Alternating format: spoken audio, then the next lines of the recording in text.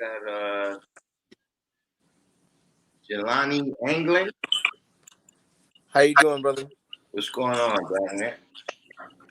Good. You here for you from the good call? Yeah. All right. Yeah, no doubt. So peace to everybody out here in the room. This is a brother right here that he has an organization called Good Call. You know what I'm saying? And they about helping you get through a situation that if you get caught up in something with law enforcement, you know what I'm saying, and tell you, how to try to de-escalate some of these situations, you know what I'm saying, as well as what to do if you or somebody in your family gets caught up in a situation. So, Jelani, you want to tell us a little bit about yourself and like what inspired you to, start this kind of movement? Yeah. So peace everybody. Hope everybody's doing well. So I started Good Call 3.5 years ago after dealing with seeing people in our community being harassed by police. I joined the incubator, and this incubator was brought together by a bunch of folks in the tech field to see if you could bring people from different walks to life to see if you could create technological solutions for our community.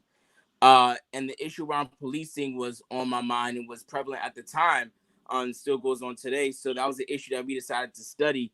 And we spoke to a bunch of folks and heard that, dealing with the arrest process, folks had no idea what to do or access to legal representation when arrested. And this was many of the reasons why folks are being sent to jail and then ended up incarcerated, was because they didn't have access to legal representation when arrested. So we went along and created a hotline that connects anyone to a lawyer 24 hours a day, 7 days a week in case of arrest. And that number is 1-833-GOOD-CALL. 1-833-GOOD-CALL, and that number is 1-833-346-6322. You can call that number and get connected to an attorney. That attorney will be able to invoke your rights and tell the police not to question you until you have a lawyer present. And what we're really trying to do is make sure that folks have access to legal representation at that point of arrest.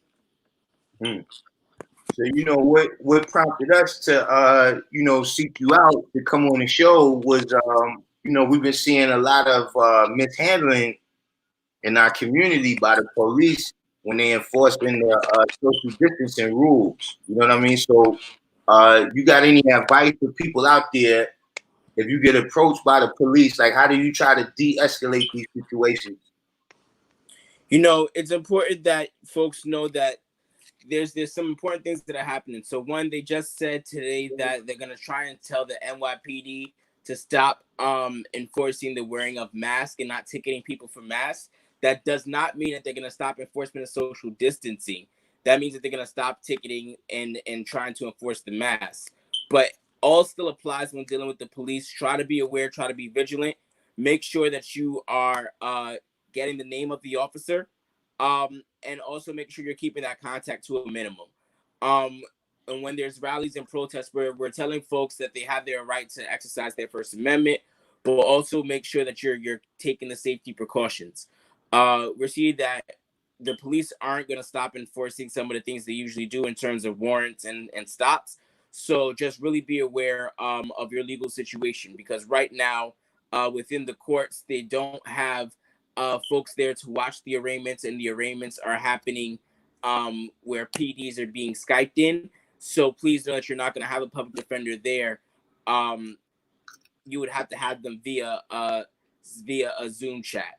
So we're saying that to try to eliminate all that, really try to eliminate your interaction with police if possible. And then also within the communities, making sure that people are taking the proper safety precautions with wearing their PPE. So we got a question right here from a brother that works with kids, right? So what advice would you give to a young person in terms of what rights should they keep themselves abreast of, that would help them to know how to interact in these situations? Or where could they study that type of thing? You see, and the thing that I'm gonna be blunt about here and say is that We're always telling people to know their rights, and that is important. But please know that knowing your rights is not going to get you out of every situation. And I'll be the first one to tell you that, and I'll be blunt.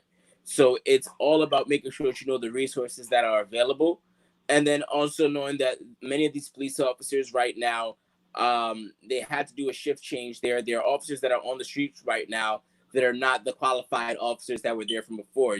The NYPD had to quarantine up, I believe they said like 2,800 officers themselves. So please know that tensions are high within the community.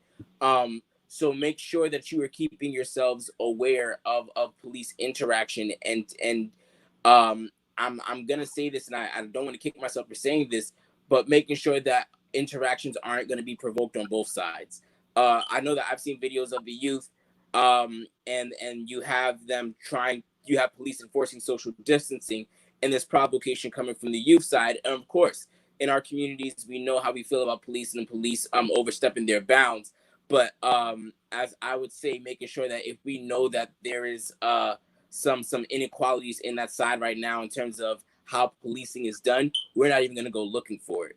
You know, we got to keep these folks out of our communities and stay vigilant, but also we're not going to go looking for these problems, because many times these officers, they don't know how to many times the way that they are rectifying these situations isn't there isn't a cookie cutter protocol to it, you know, and sometimes it can end up costing somebody their life, and it's not right. So that's what I'm saying, making sure that we're telling our youth to be aware, and not thinking that they're invincible. Not trying to talk their way out of these situations, because many times these police are wild. These police are ruthless. So making sure that you're being aware and vigilant is the number one step, and then also the resources. As I said, this number is so important, because in the event anyone gets arrested, you can contact our hotline number, and in the same call when you're speaking to an attorney, you can actually send messages to your loved ones, letting them know of the arrest. So that's huge. So if you go on our website, you can actually save emergency contacts. So God forbid, in the event someone gets arrested, they can actually send messages to their loved ones, let them know that they've been arrested on that same call where they're calling a lawyer on our hotline. And these are the resources that we're trying to provide so people just stay safe. Mm. So how do you see, your organization? Because, one of the things that I noticed, is, they released a lot of prisoners, during this quarantine. And, knowing that in New York State, at least, that the prisoners are a large source of income. So, do you foresee a situation where, there's like a lot of arrests to try to make up that difference? See, it's interesting, because I feel like I don't want to say that they're going to start trying to fill the jails because they're letting folks go, because in all reality, they're still keeping a lot of folks in jail that should be free. A lot of folks that because of the COVID situation within our facilities, folks should be let out based on, the offenses, and we're not even seeing that release of those folks. So I don't think that there's a rush to fill the jails. But what I will say is there is a la carte on policing. You know, rather than if we had some type of transparency or visibility in before, for the fact that people are not out on the streets being able to record, for the facts that there's less visibility on what's going on, it's kind of, an open range for a lot of these police officers now. So I think that we have to kind of figure out what do we mean within our communities, so that we're not seeing them refilling the jails with people based on, these social distancing enforcements that turn into something else. We heard from some of our lawyers that there was a stop that started from, trying to enforce social distancing, but then it led to a search. And these are the things that we're trying to prevent this summer, where police trying to enforce social distancing then erupts into something else. So that's why we're saying making sure that you're trying to follow all the protocols and staying out of these folks' way. And I know I hate to say that because they're in our communities, but as we're trying to fix these problems, they're predators now. So we have to see it as such, and make sure that we're keeping our youth safe, because they can end up in the wrong situation at the wrong time, and if they don't have the right support, it can be deadly. Mm-hmm.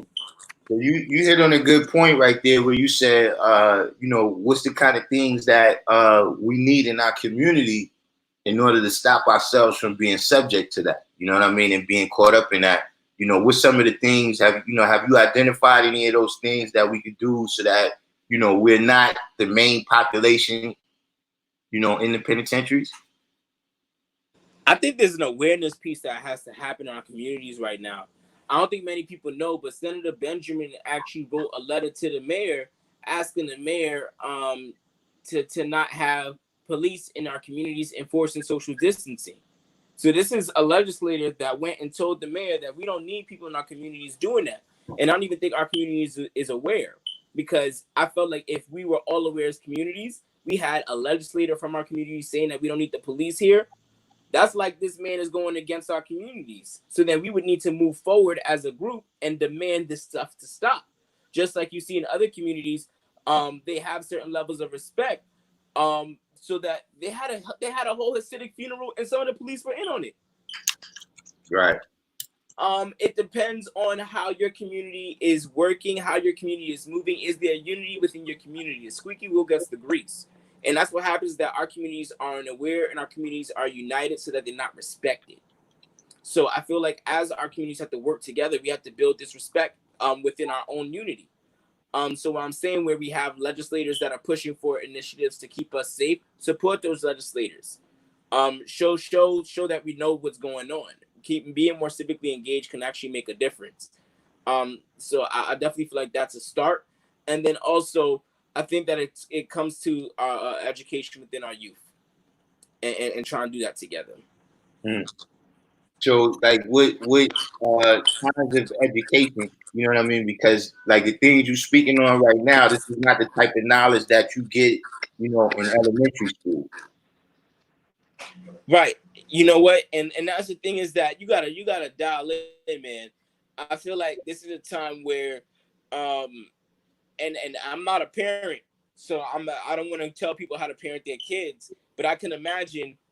This reminds me of summer vacation when I was younger. My mother used to give me so many books and things to read, and different things to dial into, and I think that these are some of the mechanisms that we need to start bringing back.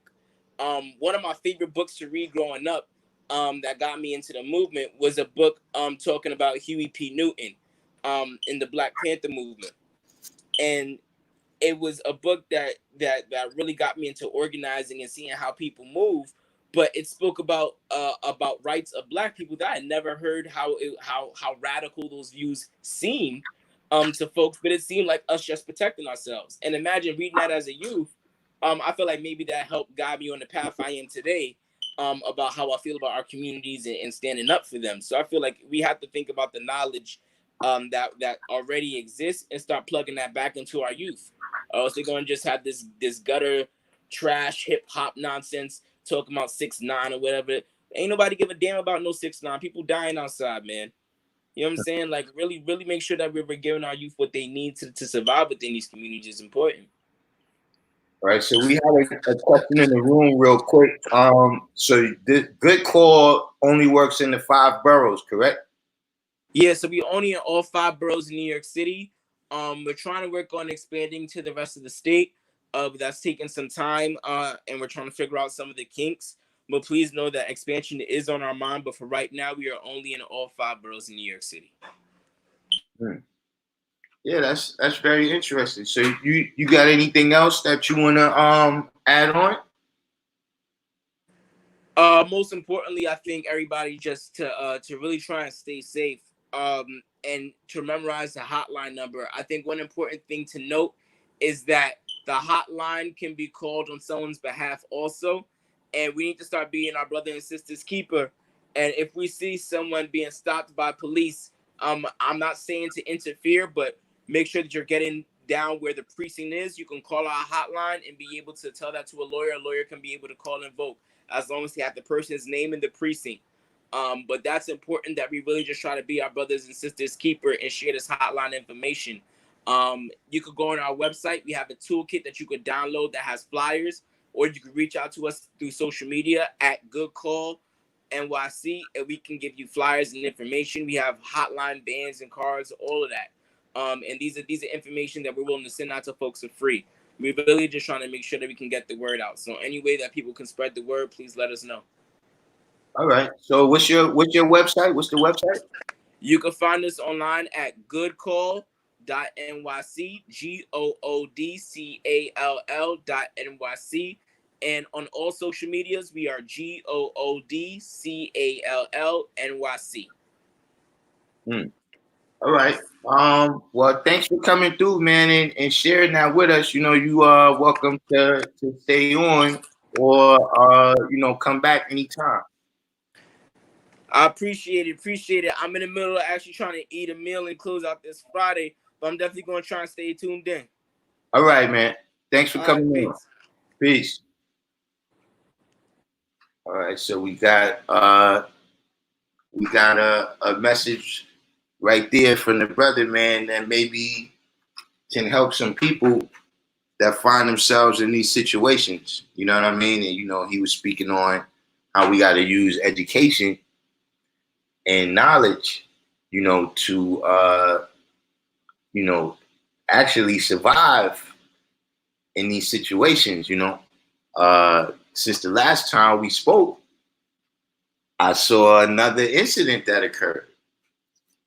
This time it was a young lady, and she was walking with her baby.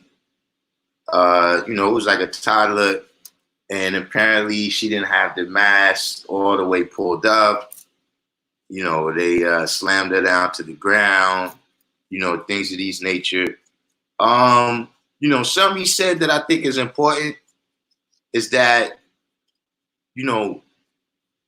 don't take things for a game. You know what I'm saying? In terms of how you addressing the police. You know what I'm saying? We at a level right now where we know who they are and we know what they're about. You see what I'm saying?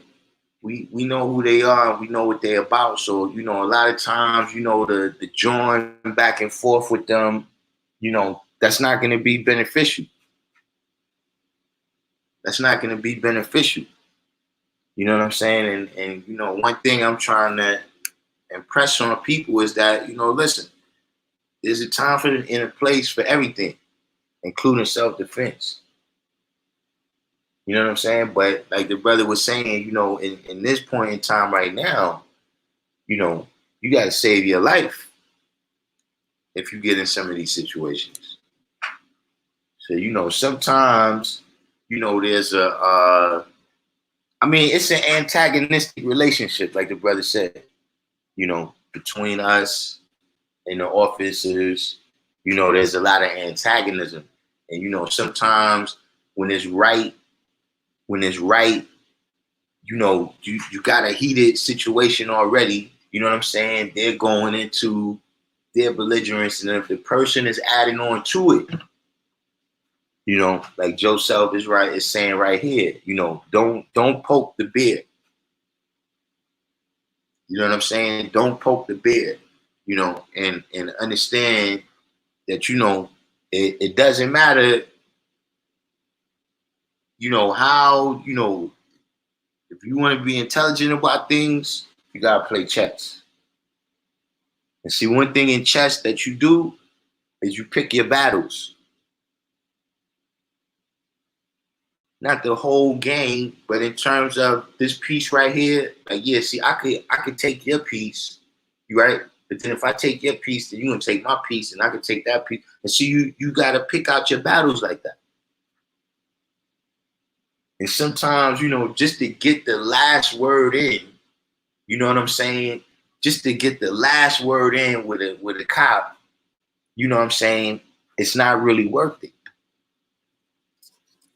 Don't depend on the city to do the right thing and give you some money, because you got into an altercation with the police, and don't underestimate the fact that, you may not necessarily survive that altercation. There's lots of things, if you go run out in the middle of the highway and get hit by a Mack truck, you might get some money too. The thing is, will you survive the Mack truck?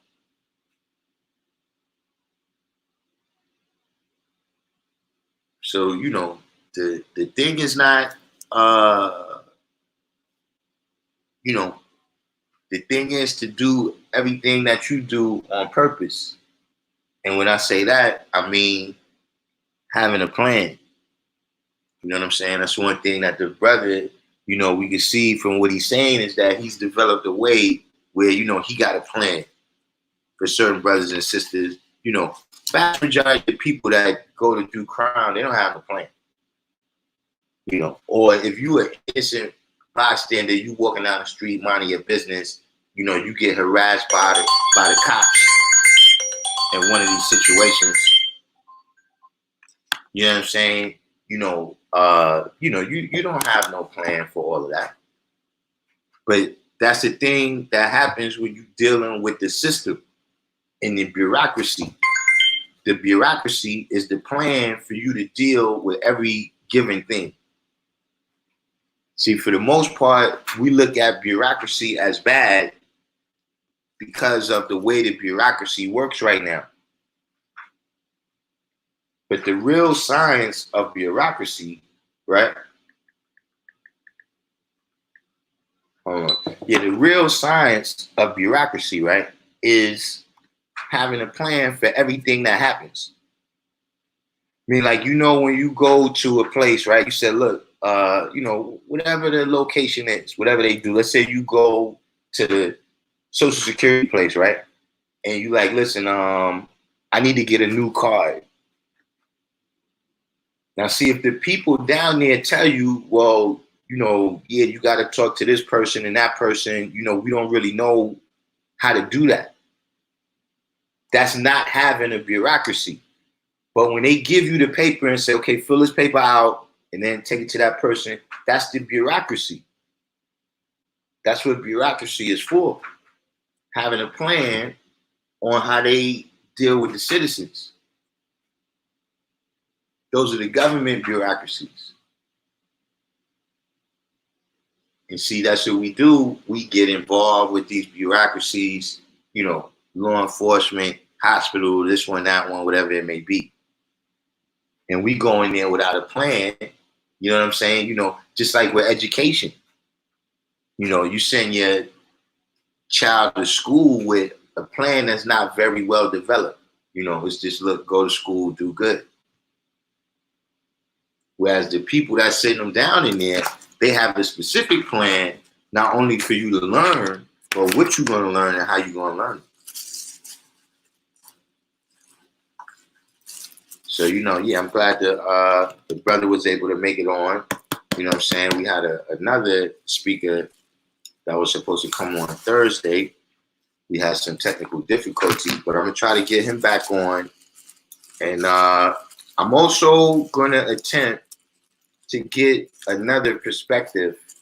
I know a brother who is an officer.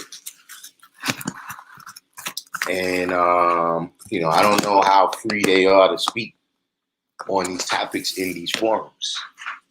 But if at all possible, I would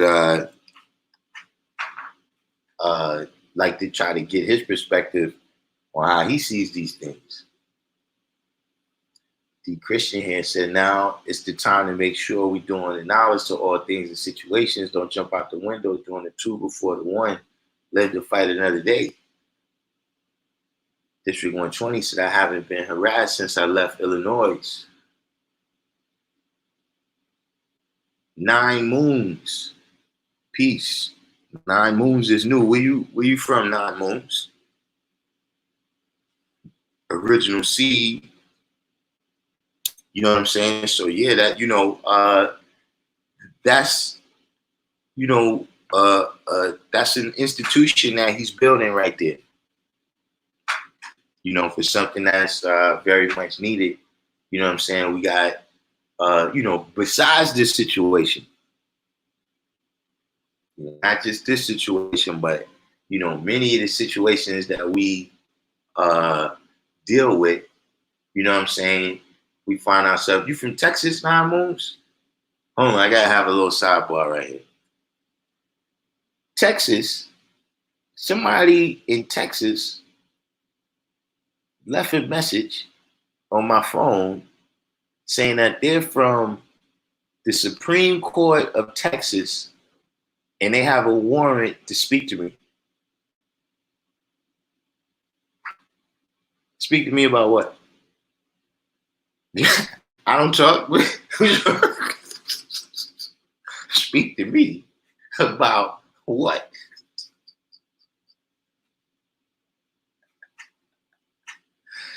So they got a warrant to speak to me. Nah, you got the wrong cat. But that was crazy, man. Yeah, but I already called. They said it's probably a hoax.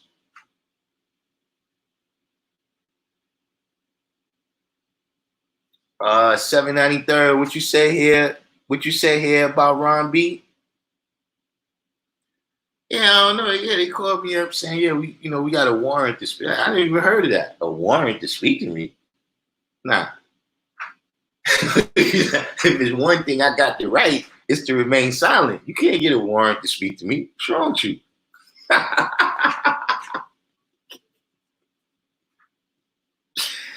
Yeah, I don't know, man. I guess it's one of the things where the state of Texas, they probably looking for a little cash or whoever it is that sent that call, because I Googled it and apparently the Supreme Court of Texas is a real thing as opposed to the Texas Supreme Court. You know what I'm saying? But they not getting that from me, man. LaFrey said you don't need a warrant to talk to nobody. Yeah, because you can't compel me to say nothing. ABS is just coming back in. He's just now coming abreast of the situation with the brother down and D Christian say you getting on them people radars with the high. I've been on the radar. They already know me. You know what I'm saying? But ABS is just getting abreast on the situations we've been developing in terms of the farmland that the brother in Louisiana have. You know what I'm saying? And the plans that we trying to build that into a little food distribution network. You know what I'm saying? At least that's, what I see. If we had a food distribution network where we could get the food from there into the cities where we at. You know what I'm saying? Where all the vegan brethren and sisters are. Then we could be successful. And of course, for me, myself, the goal would be for me to, just become independent of the supermarket for my fruits and vegetables, at least. You know what I'm saying? But, the brother has 6 acres down in Louisiana. And, the point right now is to get the labor to actually do the work and, the planning of the distribution network. So that's the stage that we in right now. You know what I'm saying? Also adding on to that, we started a little, investment group right here amongst the people in the room. You know what I'm saying? So we got the Random Jewels GoFundMe. We got it's a little less than $600. I think it's $586. So I don't know if I answered your questions. You was asking about what was the plans with that. So that's our short-term goal. I'm thinking the earliest we probably could get that together is for the fall. certain fall crops that we could get involved with. You know what I'm saying? But I really see by next spring, we should be able to at least get started.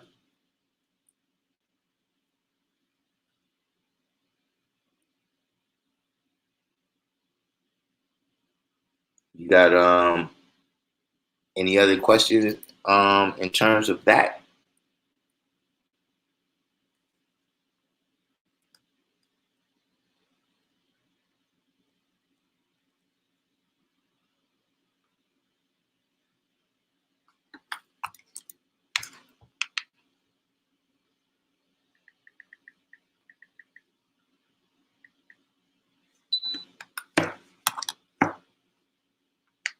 ABS or anyone else?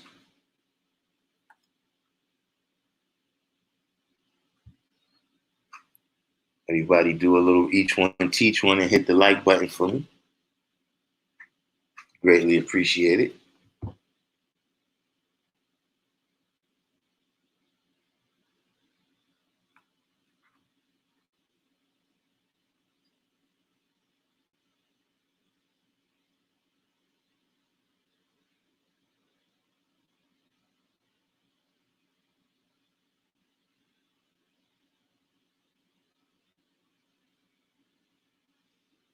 Who's been to the farm? Well, it's been about what 2 weeks since we gained knowledge of them. So no one's been to the farm, but he actually needs uh, help with the labor. So anyone can go down there. What I was gonna do, because that's what's coming up right now.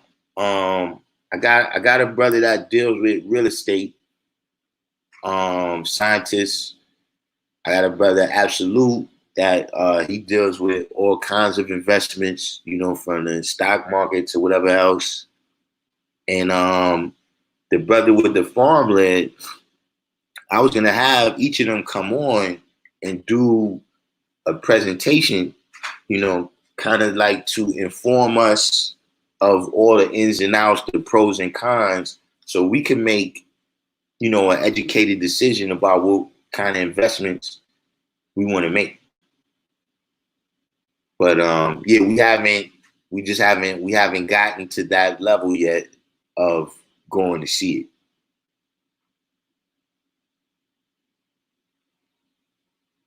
Nine Moon said you got here late. Nah, you got here this we was just starting. Universal.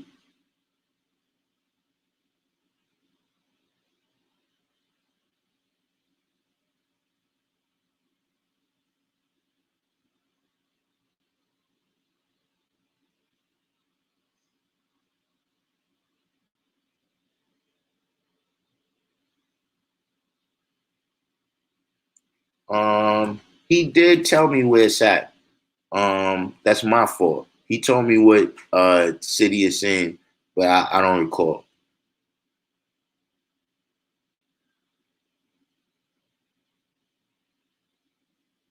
I can hold on. Let me see if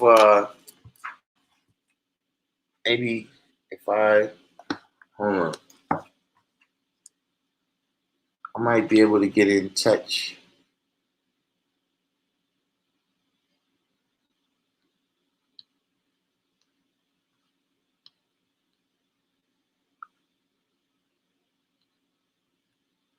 I may be able to get in touch with him right now.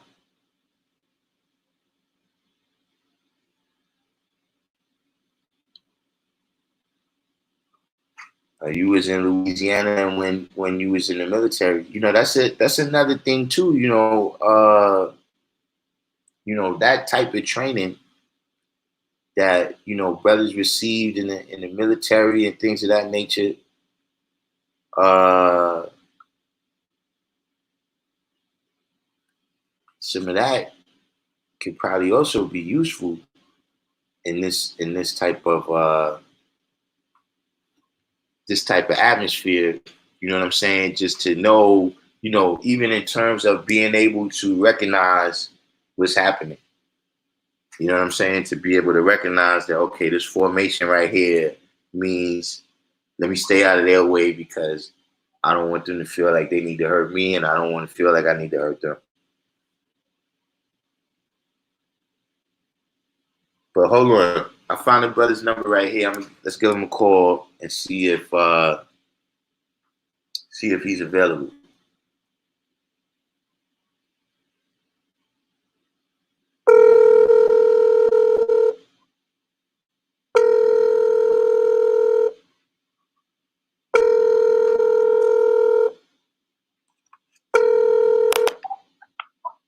Peace, God.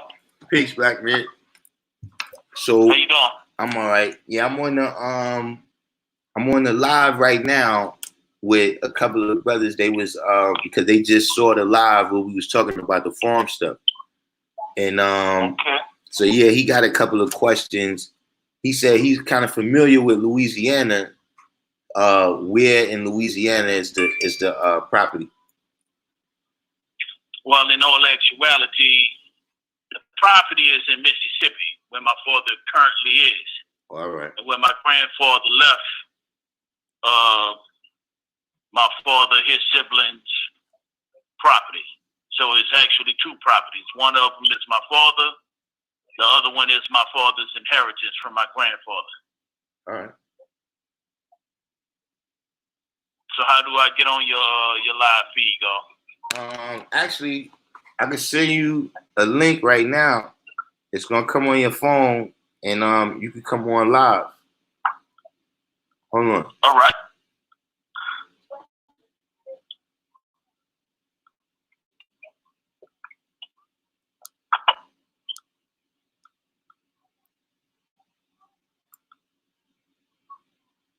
What is this? I think so look, I'm about to hang up so I can send it, and then you know what I'm saying? All right. Peace. Peace.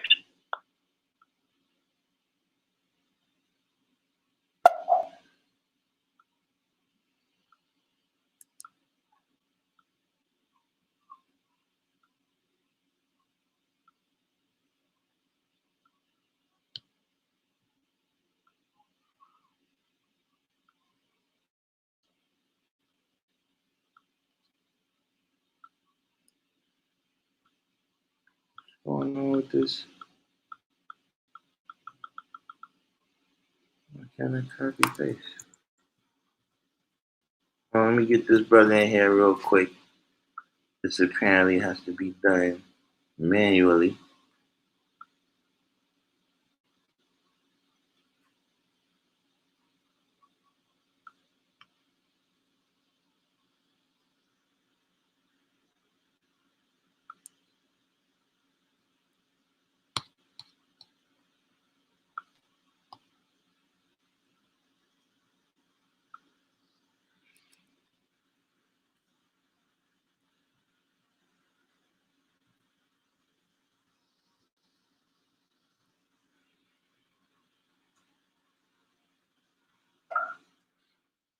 All right, let's see if we get him in.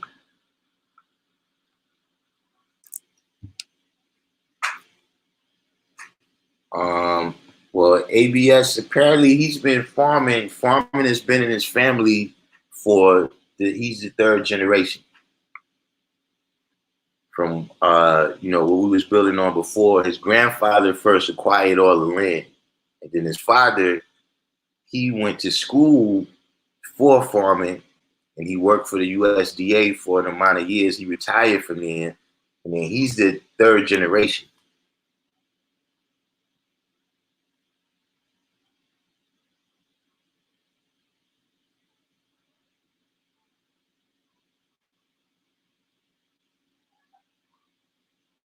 Right now, he said Mississippi ain't no place, but look, that's something we was building on, right? In terms of Jim Crow, right? In terms of Jim Crow, Jim Crow is known for being in the South, but the Jim Crow in the North, in my opinion, I wouldn't say it was worse. You know what I'm saying? But it's maybe more effective and longer lasting. You see what I'm saying? Because you could go to a lot of these towns in the South where it used to be crazy, and now they like, yeah, now that's the past. You know, we all together now. Like, you know, not that racism is cured there, but you know, it's a much better situation. And then you look at the streets of New York, you know, and it's clear that there's a different set of rules being enforced on us here than everybody else. You know, and their ability to do that with no protests.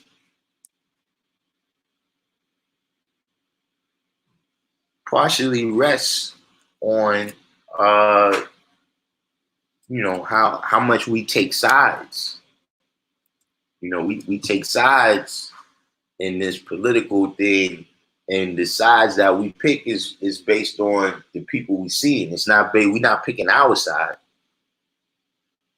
So you got some politicians that could get away with a whole lot more than some other politicians. So because in New York we got a democratic structure, a lot of people is, you know, they don't understand that we getting worse treatment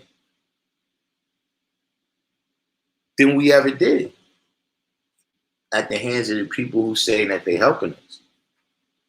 You know, I just don't have a dog in that fight. All right, here goes the guy right here.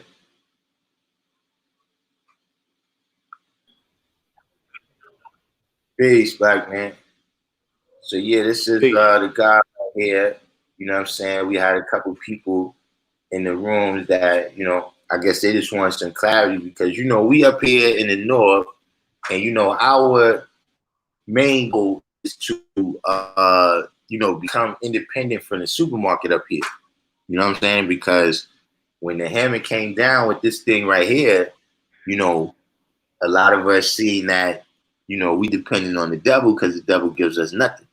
You know what I'm saying? So that's the initial goal, you know what I'm saying? But I was speaking to the brother about how, you know, we gotta build a distribution network, you know what I'm saying? So that it's worth, you know, everybody's time and everything, you know what I'm saying, and effort.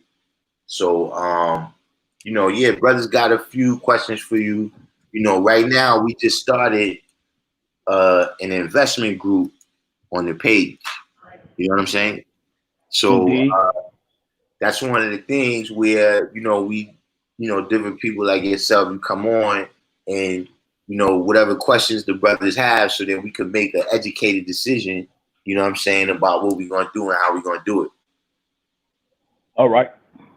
So the brothers asking how long you've been farming and what crops you currently have success with. You want to come on, ABS? Hold on, let me send you the link too, so you can talk. You can talk live if you want. That's the link right there to come into the live. But so yeah, he said how long you been farming and which crops you've been having success with. Well, to just kind of give you a brief history, when my father retired from the United States Department of Agriculture, he moved back to Mississippi after Katrina. And upon moving back to Mississippi after Katrina, he bought property out there. And it was something for him to do in his retirement. He grew up on the farm, and my grandfather was a farmer. So I took it upon myself to go learn from him how he did things. And that was over 5 years. So from like 2009, 2010 to like 2015, that's what I did. So I learned directly from him. So that's learning how to operate a tractor, learning how to diss up the land, learning how to make my rows, things of that nature. Now, the thing about farming, a lot of it depends on the client that you in. If you pull up an almanac, it'll show you certain type of things that you can grow in certain areas or certain regions of the United States, right? So certain things that grow down south that's not gonna grow up north, or certain things up north that you can't grow down here. Like I can't grow no apple tree down here. It's not gonna happen. I can't grow no cherries down here. It's not gonna happen, right? Right. But what we did grow down here, we grew watermelons down here. We grew sweet potatoes down here. We grew okra down here, bell peppers, cucumbers, squash, zucchini, red potatoes. What else did we grow? We grew purple hull peas. We grew eggplants.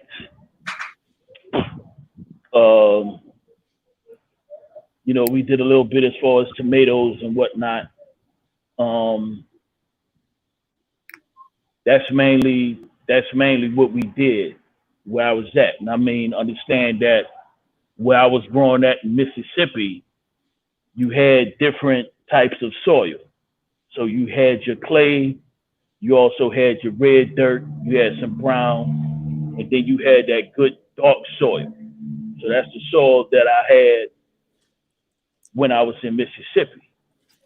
You know, now if you go further down south, like where I'm currently living at in Louisiana, you're not gonna have that red dirt. You know, you might not have a lot of that clay either. You know, you might have a little bit of clay. So that also plays a part as to what you can grow and how good it will grow. Because one thing about different types of soil is, you know, like your clay tends to hold on to the water, right? Which is good in some aspects. In some aspects, it's not too good. So you don't want to have soil that's too much clay, right? Just like you're not about to grow nothing on no white sand beach because it doesn't, you know, it doesn't hold the water. You know what I'm saying? So different types of soil also play a part in what you can grow and how well it grows, right? The main thing with all soil is the pH of the soil has to be above 7, right? And when the pH of the soil is above 7, that's less weeds that you have to deal with. When the pH of the soil is less than 7 or more acidic, you tend to have more weeds that you have to contend with. You know, crazy thing though, blueberries grow better in a more acidic type of environment. You know, so then there's certain things you got to do to raise the level of the pH in your soil. So that's when you add in the compost and the manure to your soil, or with some people, they'll add chicken shit. Some people, they'll add rabbit shit, you know, just to raise the pH of the soil. You know, some soils might be lacking, you know, nitrogen, right? And because they're lacking that, you tend to grow your sweet potatoes because sweet potatoes put that back into the soil. I think that was one of the things that what was the brother George Washington Carver, the reason why he encouraged, you know, farmers to rotate their crops and plant sweet potatoes. The sweet potatoes put that nitrogen back in the soil. And you notice with some of these fertilizers, you know, that's one of the main components. You know, you have your nitrogen, your phosphorus, and what they call potash.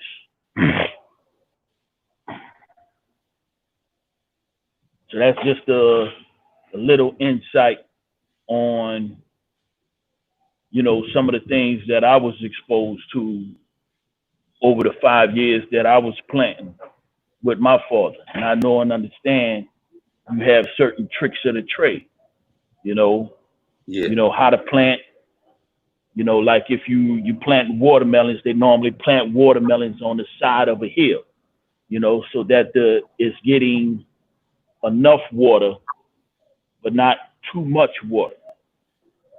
Because when you planting out in that wide open space, when you planting on acres of land, if you don't have the money for the irrigation, you mainly relying on the rain. You know what I'm saying? Once again, that almanac comes into play, because it's letting you know what the weather is going to be like, you know, for this year, next year. I think it's for like 10 years. They mapping out what the weather patterns are going to be like and what's the perfect time to plant. You see what I'm saying? Like, for instance, if I'm growing watermelons, right, the temperature of the ground has to be 70 degrees or higher. So at no point in time can you have some type of cold spell, because that'll kill the seeds off. Right. So you got to plant at a certain time of the year. And that, once again, that depends on where you're at and what region you're in. Like where I'm, planting at in Mississippi, that's north of New Orleans, right? So you might not be able to start planting watermelons until almost April, where you got to be sure there ain't gonna be no more cold snaps. You know what I'm saying? That temperature of that ground has to be 70 degrees. Mm-hmm. Hold on one second. AD, I see you in the background. We got this brother right now. He's speaking to us. He got some farmland down in Mississippi. So we discussing, how we could make a food distribution network to get some of that food up here to us in the city. Your brother came on, Jelani. He spoke with us. So, we're just going to finish this up right here, and then we bring you on, guy. So, ABS, did you getting this?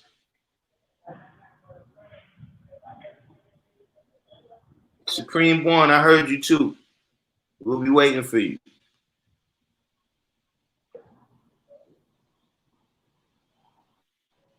But yeah, that's a lot of good advice you just gave right there. I got to use some of that in my garden up here. But can we grow sweet potatoes up here? Well, one thing for certain about sweet potatoes, sweet potatoes is what they call it's a root crop. You know what I'm saying? So you look at what root crops you're able to grow up there. So when you're talking about root crops, you're talking about, your Idaho potatoes, and you look at where Idaho is and where y'all are in relation to Idaho. You know what I'm saying? So you see that there's certain root crops that you can grow up there. You know what I'm saying? But you got different variations of sweet potato. You know what I'm saying? You got the Beauregard sweet potatoes. You got the Yukon sweet potatoes. You got different types of sweet potatoes that grow better in certain regions. But a lot of that depends on your soil, and how much depth do you have, in the ground that you're growing in.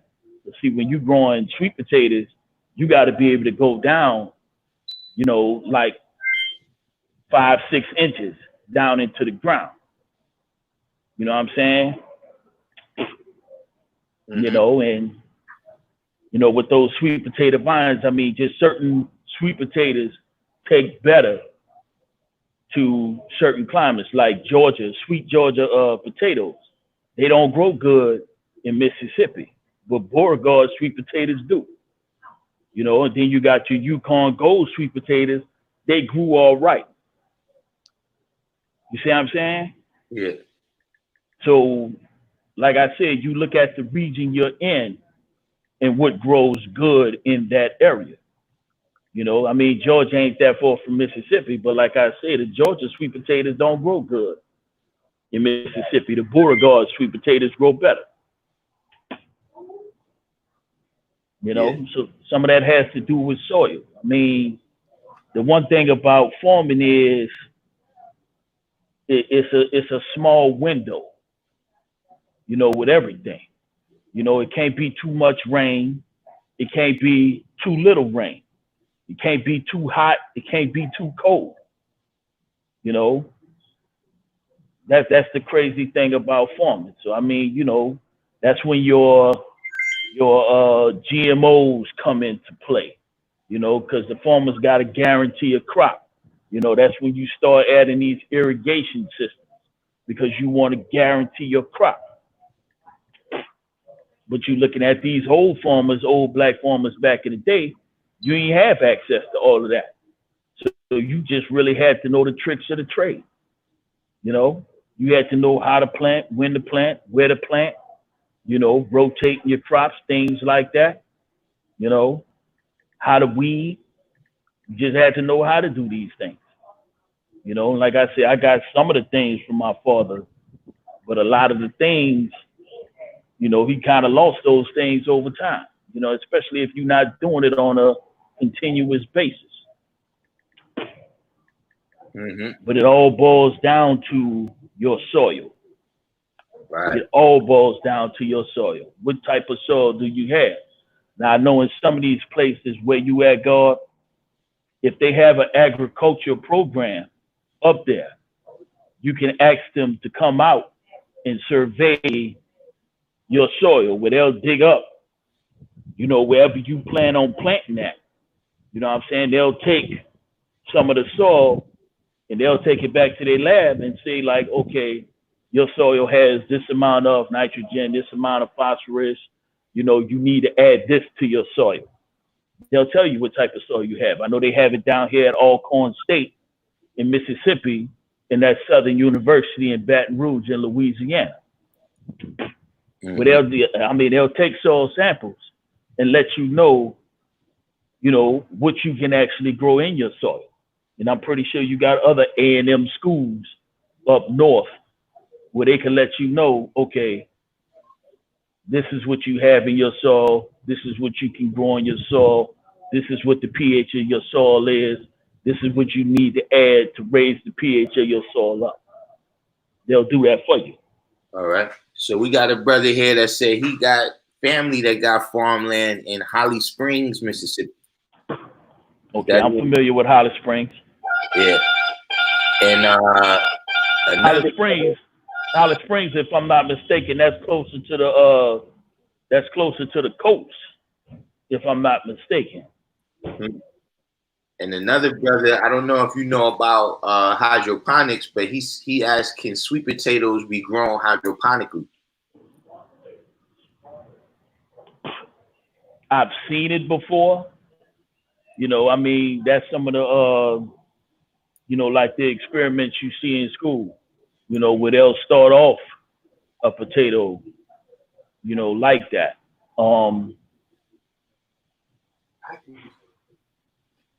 I'm not saying it's impossible. What I do know is when you growing that sweet potato in the soil, there's so much more you're going to get as far as the nutrients that soil has to offer. Because that, like I say, that soil plays a big part. I mean, with that hydroponic, you got to take into account the space. You know what I'm saying? And whatever that's lacking, you're going to have to provide that. You know what I'm saying? As far as your hydroponic. Because once again, a sweet potato is a root crop. So you planting that deep down in the soil, and it's taken from that soil that it's planted in, because you're going to see the vines of the sweet potatoes on top, but the sweet potato itself is growing in the ground. Right. So the brother ABS that had a lot of the questions, I hope he's still on there and he's hearing this.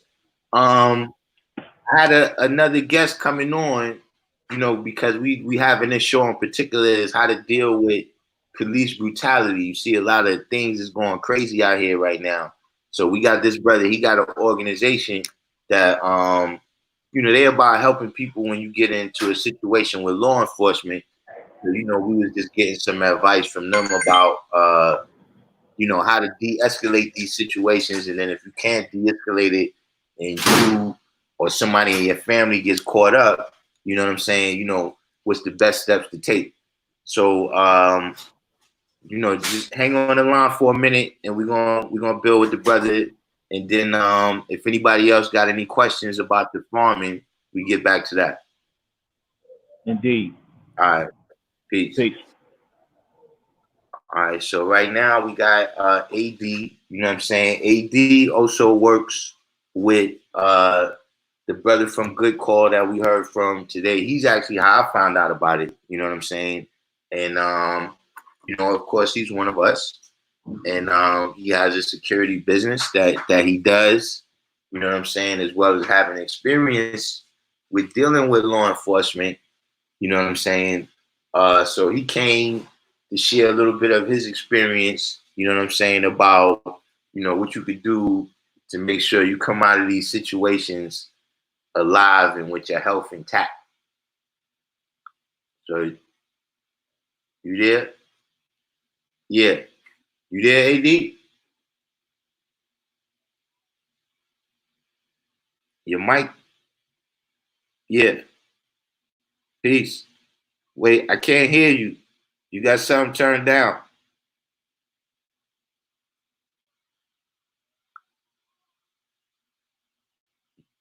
Peace.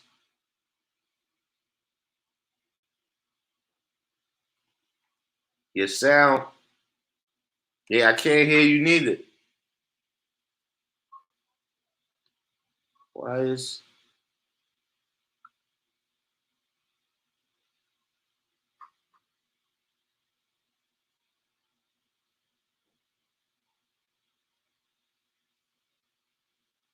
I can't hear the sound.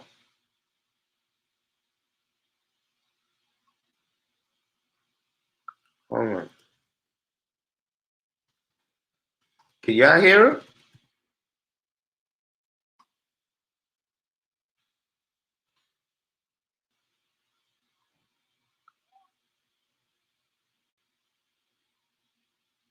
Your mic is not connected.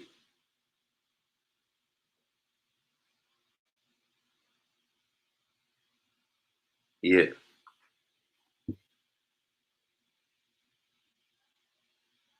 Yeah, it's saying his mic is not connected. But what happened to ABS?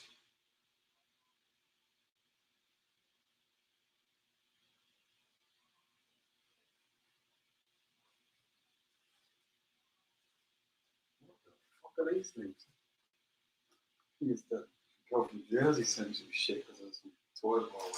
Bread? What the fuck is that? That's probably that Jewish bread. Oh yeah. You like bacon or something. It was some. Oh, it's like a dumpling. It might be. It's probably something in there, man. It's poison. Yeah, it's man. She probably stuffed it. Injected it with COVID. Yeah.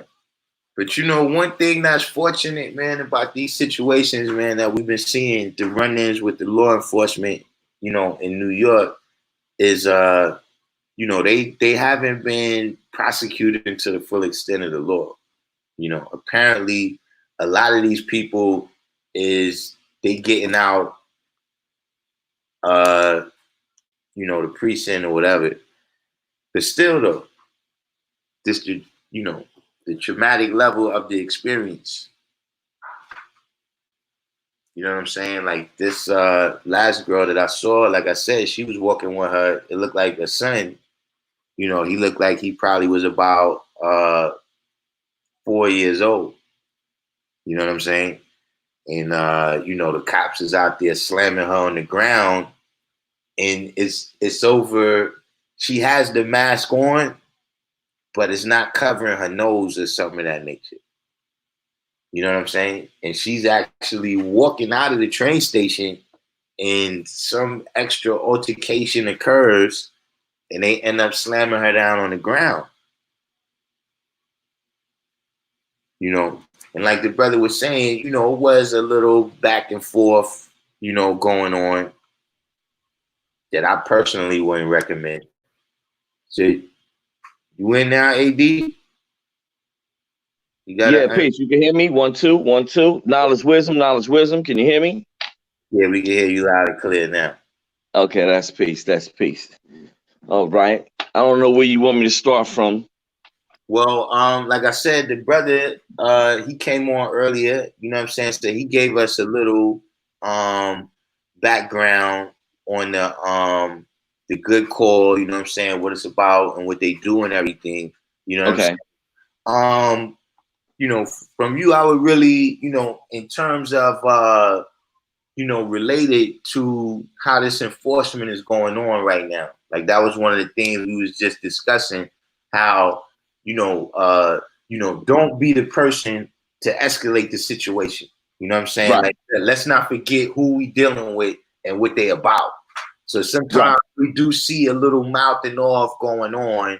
You know, what's the you know better way to Well, more or less, you have to do this. You know what I mean? You know, we know Allah is seen and heard everywhere. That's first and foremost. And we have a characteristics, right? And the characteristic of a civilized man is to what? To become civilized, right?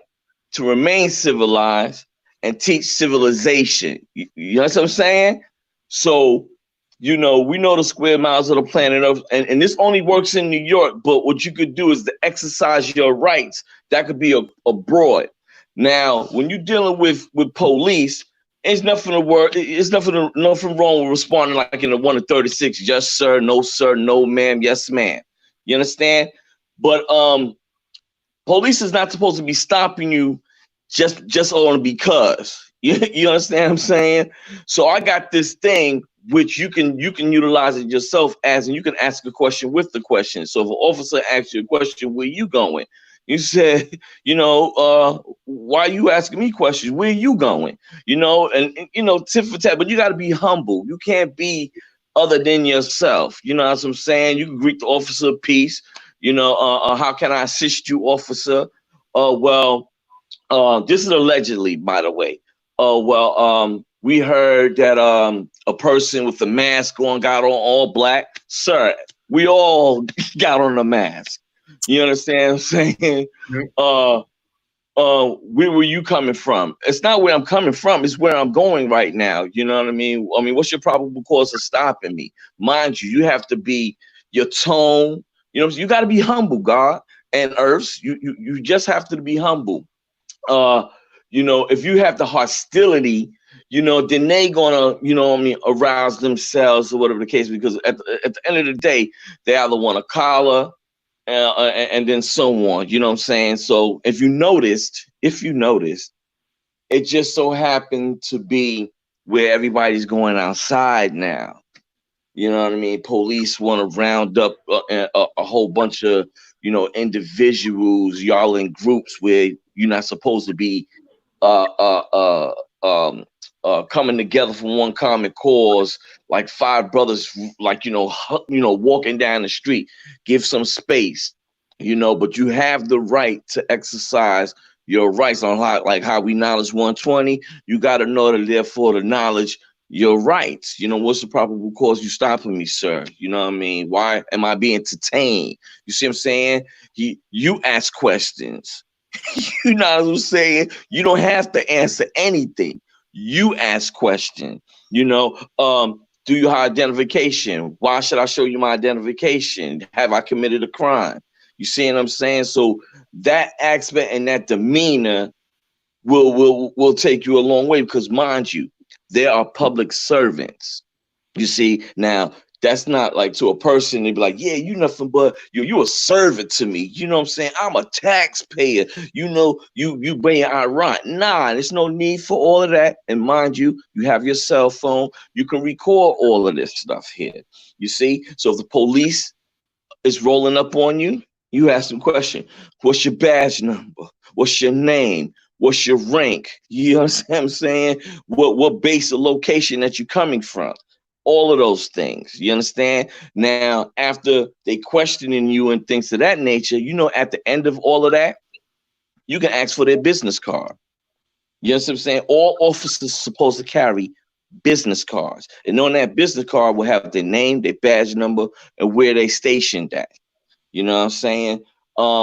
If you just so happen to see something happening, we know to understand our phones can't really zoom it but so far, you know, because you're not supposed to intervene of what's going on with the police. So you cannot take your cell phone and put it all like, yo, you know, all up on them.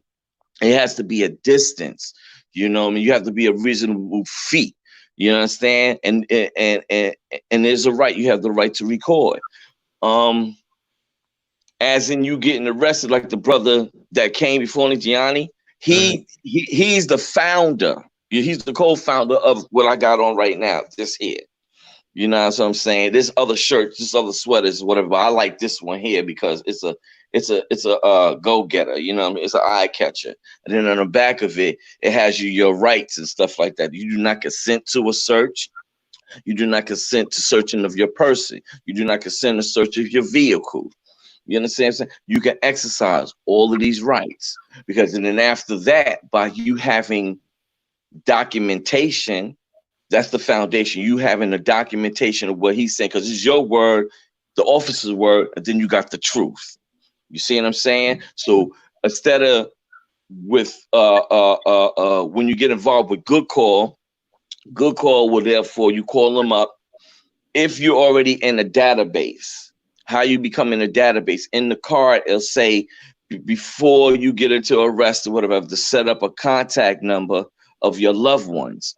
And what they'll do is you'll be directly with a DA, an attorney. You know what I mean? You automatically will be linked up with an attorney. They will tell you what you think you're arrested for. You don't know. You just so happen to be up in here. Is the officer around? Yes, because you're entitled to 3 phone calls. You know, so out of those phone calls that you're entitled to, the one will be to your attorney, and then you tell your attorney what's your loved one's numbers and stuff like that. Then they'll handle that for you. And then what they'll do is when they call, he stopped, he's under arrest, which is a minor offense. It's not a crime that he didn't have his face mask on. We're gonna deal with real-time solutions. He didn't have his face mask off, but they just want to be a prick and they just have you sitting in a goddamn cell or whatever the case may be, and decide to give you a DAT ticket after all of those hours. So you do have rights because you could have been on your way home. You had something on the stove or whatever the case may be. All right, but we know to understand that remain civilized, black man, black woman. You know what I'm saying? Because we got the knowledge of self, and this is what makes it different for others. You see what I'm saying? And that's because we have knowledge of self. And once you apply that knowledge and you know better, you'll do better. You see what I'm saying? We're not going to showboat and let the officers know, give him a hard time, and you know, so he can put his hands or give him, or just because, just to have him or her make you other than yourself. You know what I'm saying? Because your only self is a righteous individual. You understand what I'm saying? So you just got to be right and just. I can't see the text because last time I was just testing it. So I can't see any questions and things of that nature. All I can do is what I'm speaking about is my experience. You know what I'm saying? Having contact with those who are authority. You know what I'm saying? Because there's no power outside greater than you. You know what I mean? So if they tell you to step back, get back on the sidewalk or whatever the case may be, all right, then I'm on the sidewalk. Don't tell me now go way back to the sidewalk. Nah, you ain't. Nah, I got the right to observe. I got the right to record. You know what I'm saying? And at the same token, what's your name? You speaking to the officer. You know what I mean? You know, zoom in on his badge, zoom in on the vehicle that he came up in there. And then at the end of the day, with that information and you witness this, you can file a complaint. That's all that you can do. But this next day and time, I spoke to another officer that's in our nation. I was hoping that he would be able to come on. Hopefully, if the guard broadcast tomorrow, then I guess you can hear the officer side. Because you got to hear the civilian side and you got to hear the police side. So hopefully, the guard reach out to the said officer who happens to be in our nation, and he could break down on how the officer side is, because I built with him yesterday, and it's coming from the higher ups. it's coming from the higher ups. Say they ain't trying to put hands on individuals and whatnot, because at the end of the day, them themselves have a family. They trying to go home. You know what I'm saying? So that's more like this I could build about. Anybody any questions, concerns, or anything? One thing, it seemed like you saying to not become too emotional.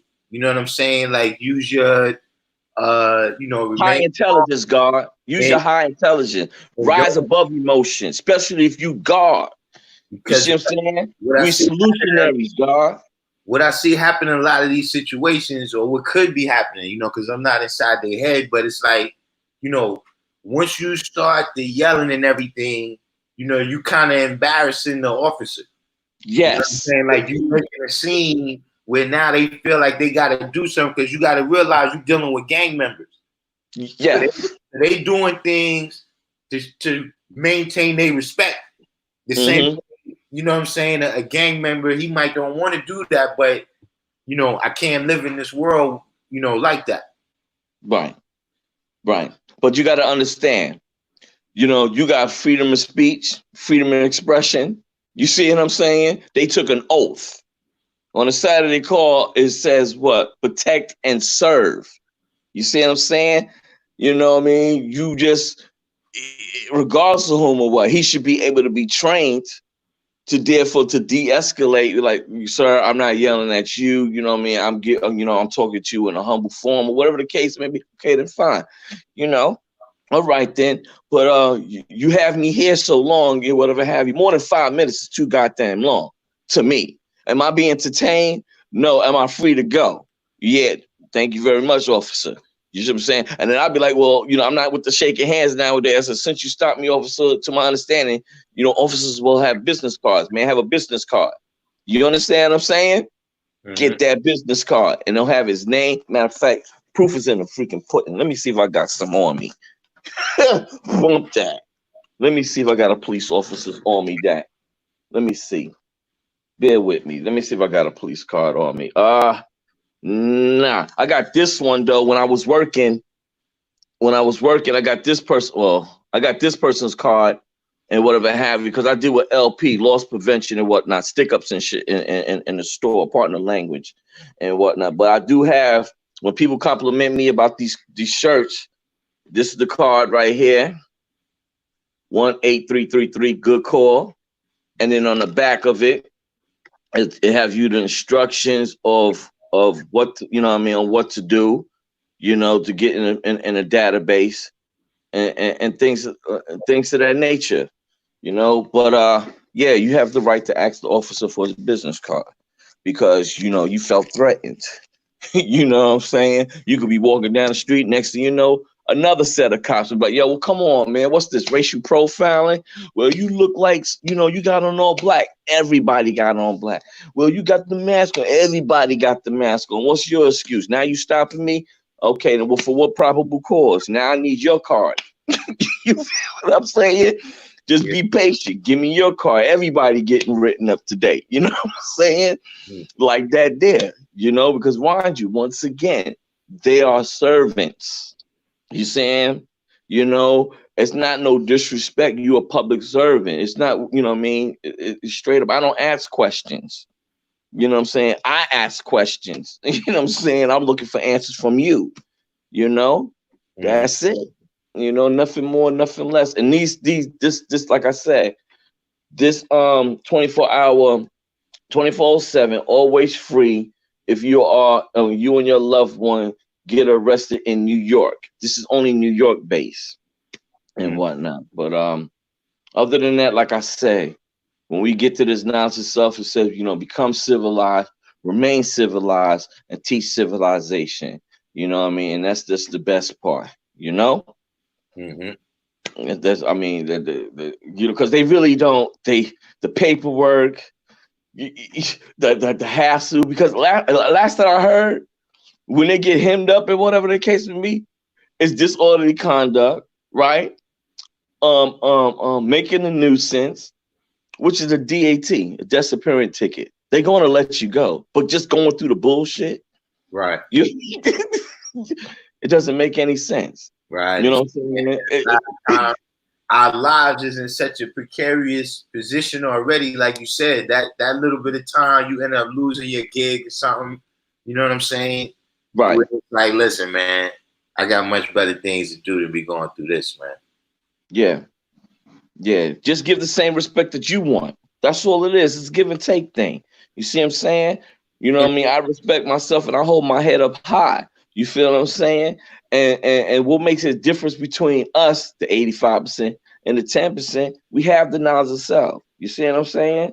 They have a job to do and you have the job to do. You know what I'm saying? What's our job to do? It's to teach civilization. Sometimes these officers just don't know. Right. You know what I'm saying? They don't know the things that they supposed to do. Like, for instance, the brother you was talking about, that's an officer, he told me times that he had to tell the officer, like, listen, you can't do that, you know what I'm saying, until certain criteria is met. You know? Right. Right. But, yeah, you know, that I think is important, you know what I'm saying, to let people know how to express that they know they have rights, you know what I'm saying, and Yes. you know, not become just a victim, but at the same time, not to exacerbate the situation. You know? Right. You know, Right. like the brother right here, he had a different approach. Fly phrase, he said, all you got to say is, I don't answer questions. They ask why you say you don't answer questions. But yeah, Right. you got to because anything you say or do will be held against you in the court of law. Yeah, you know what I'm saying. So yeah, Straight up. And before I let it slip by, we got a request. Somebody wants to know how can they get one of these sweaters. Okay, then you can go on Instagram and whatnot, and you can follow Good Call on Instagram and place your order, which would probably, I don't know how much they charge or whatever have you, but mine was a blessing. It was a gift because the avocation that I have done for the community at the law school of Mecca, you could pick up these cards and stuff like that there. They don't just have sweaters, they have bracelets, they have lighters, you know what I'm saying? You know, ski hats and things of that nature. So you just got to check up their website called Good Call. Go through Instagram first and whatnot. Follow them, and you can hit on their bio the t-shirts. They got this one. Then they got this is straight up like, you know, real. Then they got some other one which I didn't mind because I like this one because it's straight up. You know, in your face. You feel what I'm saying? Yeah, you know, and like I said, you don't have to necessarily have ID. It makes it easier to have it. You feel what I'm saying? An EBT card, a library card, you got a like high blood pressure, you walking around with your meds in your pocket, anything to identify who you are. But you don't have to give it up until, you know, yeah, we heard that somebody looking like such and such. Where's the crime man? Where's the complainant? You saying? Where's all of this? I just came up out of the store. You know what I'm saying? Am I being entertained? Listen, you know what I mean? You know, we're going to figure it out. Give me 5 minutes. You said 5 minutes. I'm going to give you 5 minutes. You know what I'm saying? You know, just like that there. And then after you calm and cool and whatnot, you know, if they sit up here saying you can't answer the phone and, you know, your phone is ringing and whatnot. Nah, you can answer your phone. You know, all of that. Call your mom, call your wife. Listen, I just got stopped by going to the store and whatnot. And, you know, police hemming me up or whatever the case may be.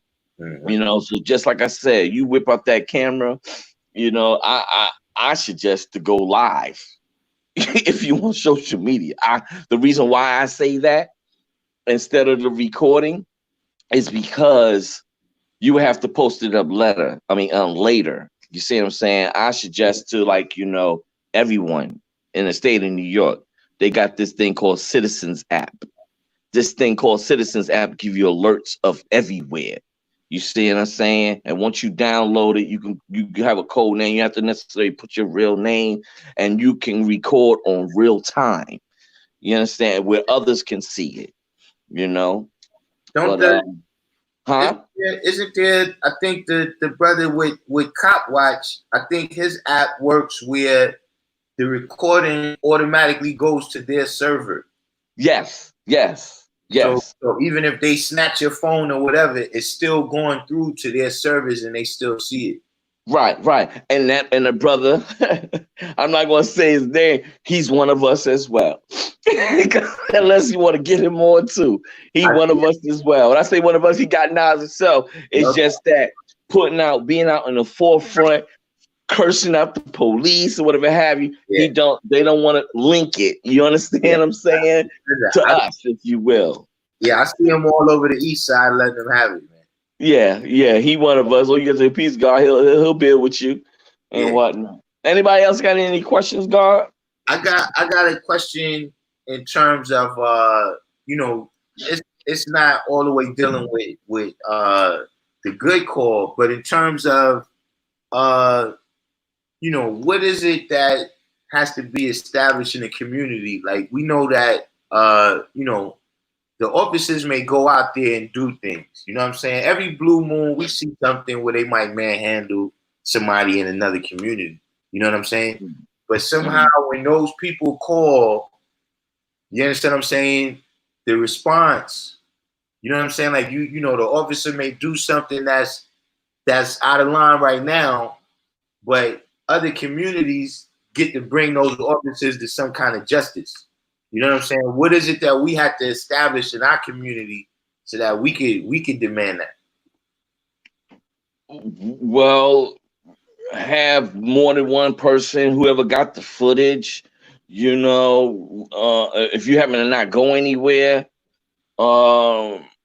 it's when you say the community, I only could use it like this here. This is real time, like the law school in Mecca and whatnot. You know how people walk by and stuff like that, we say peace and whatnot, but we know what I'm saying. We can't shake hands or whatever have you. How you doing? Introduce yourself so you could be recognized as a community. They will let that individual know that's AD Law. That's the guard that used to be doing the fish. Nah, he didn't do that. You see what I'm saying? Because you're known. You see what I'm saying? So by you being known, the community could back you up. But if they don't know you from a hole in the wall, oh, he live across the street in the building. They don't know your character. You see what I'm saying? But this is, like I said, it all goes back down again. When we say Allah is seen and heard everywhere, like, oh, he guard body, but I don't even know his name. Or I should, pardon me, I don't like to say guard body. He guard mind, because I'm guard mind first. You know what I'm saying? It's the mind that control the body, not the body that control the mind. So you have to make yourself known to the community to therefore to have the community to back you up. You know what I'm saying? So if you happen to get in confrontation with the police, once again, your man may not, you know what I'm saying, he don't have to jump in. Yo, man, start recording this. You see what I'm saying? Record all of this. You know what I'm saying? And if your phone don't have the date and time, mention the date and time. Document everything. You see? Because at the end of the day, once you go through the system and you get out, you know what I mean? They're gonna tell you how you be not guilty, whatever have you. Well, he was ironic, he was this, that, and the third officer. I have a friend of mine's, I do have footage, so we could take this to trial or whatever have you. Well, we're gonna release him in the R&R to the next court date. The next thing you know, you don't want to bring your cell phone. So what you do is you go to the local photo place, download onto a CD 4 parts, one for your lawyer, one for theirs, for the prosecutor, and one for the judge. You know what I'm saying? Exhibit A. You know what I'm saying? Yeah. So it's just the hassle you going through, going through it. You know what I mean? So with the community, they could back you up. Listen, would you like to be a witness? You understand what I'm saying? You don't even have to come, but you could just make a statement. You understand? So this is how when you get, calm friendly with your community, they'll back you. You know. Mm-hmm. You know, I So, mean, yeah, that's peace. but also, I'm saying in terms of, we because I understand what you're saying with that too. That a lot of it is just the unity. You know what I'm saying? When they come into the community and they see that it's unified, you know what I'm saying? Right now we so disconnected with each other. You know what I'm saying? But I'm saying also from a state of mind where part of their activity is to create X amount of tension. You know what I'm saying? Like we growing up under so much tension that a lot of times we don't even realize it until we might go somewhere out in the country and we like, wow, man, it's mad peaceful out here. You know what I'm saying? Mm-hmm. We gotta do some things to stop our situation from being so tense all the time. You know what I mean? Because a lot of our behavior is because of the situation that we in, as opposed to it just being natural to us. But that's the kind of trope that goes out there. You know what I mean? These people are violent and angry. You know what I mean? But they can't see that's being judgmental. You see what I'm saying? You gotta hide, you the best know of yourself. So you gotta hold yourself in a certain standards, man. I can't everybody can have an opinion. It all goes back down who you are, who who you say you to be. You know what I mean? That's how it goes back down. Everybody can have an opinion. Well, he this, that, and the third. Well, let's check my rap sheet. Let's go through all of this. But I'm telling you, we going through all of this stuff and whatever have you. I'm going to file a complaint. You know what I'm saying? I mean, that's how it goes down to. Even if you move like where I'm at,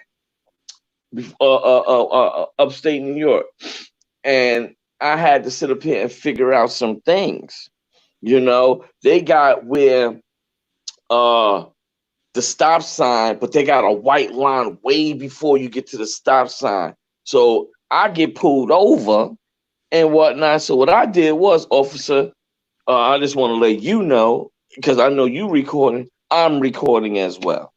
You know what I mean? And then by him recording, you letting him know at the door, his demeanor and everything it'll change. You see what I'm saying? It all goes back how you handle any situation. You God, you earth. You see what I'm saying? There's no power outside greater than you. He just have authority. You know what I'm saying? And his authority is to exercise, crimes, but you haven't committed a crime. You see? He's trying to create a case. This is why you got to say, you don't answer no questions. You want to answer me questions, and then it's either you're going to arrest me, you have to speak to my attorney, like the brother said. You see, it's not being, he took an oath. It's an oath in here. You know what I'm saying? You forgetting there are a public servant. You see what I'm saying? You can't just be rolling up on everybody because you just want to. You see what I'm saying? Once they know that you're recording or whatever have you, getting pulled over, you know what I'm saying? All your records about the vehicle is right, and he's like, would you like to step out of the car? No, I don't want to step out of the car. Why am I being entertained? Well, it's a drug known area or whatever. Okay, well, I didn't know that. You know what I mean? But my stuff, everything is right and exact. What's going to happen? What's going to happen when these vehicles need your fingerprint to open up the door? When you close the door and you take the key, but it doesn't match their fingerprint. Let's talk about that. You understand what I'm saying? How you going to get in the car? You know what I'm saying? Now I got to submit myself to fingerprint my car key to get you to let y'all in the car. Nah, get a warrant. You see what I'm saying? Right. It's a way out of, you ran a red light, license registration. Okay, then boom. The car, everything is legit. Your license is all okay or whatever. Okay, means would be well. Okay, and we see 4 or 5 people in the car. One of the passengers, we see your ID? No. You know what I'm saying? I just recently heard that the passenger, he doesn't have to. Am I being detained? Nope. The passenger can leave, step out the car, and record what's going on with you. You see what I'm saying? Mm-hmm. It's all about you exercising. See, for those who don't know, that's when they get in the young ones, because the young ones only know partial. You see what I'm saying? Give me your 3 forms of ID to an officer. What's the 3 forms of ID? Okay, you got a badge. Okay, you got the badge. The badge has a number.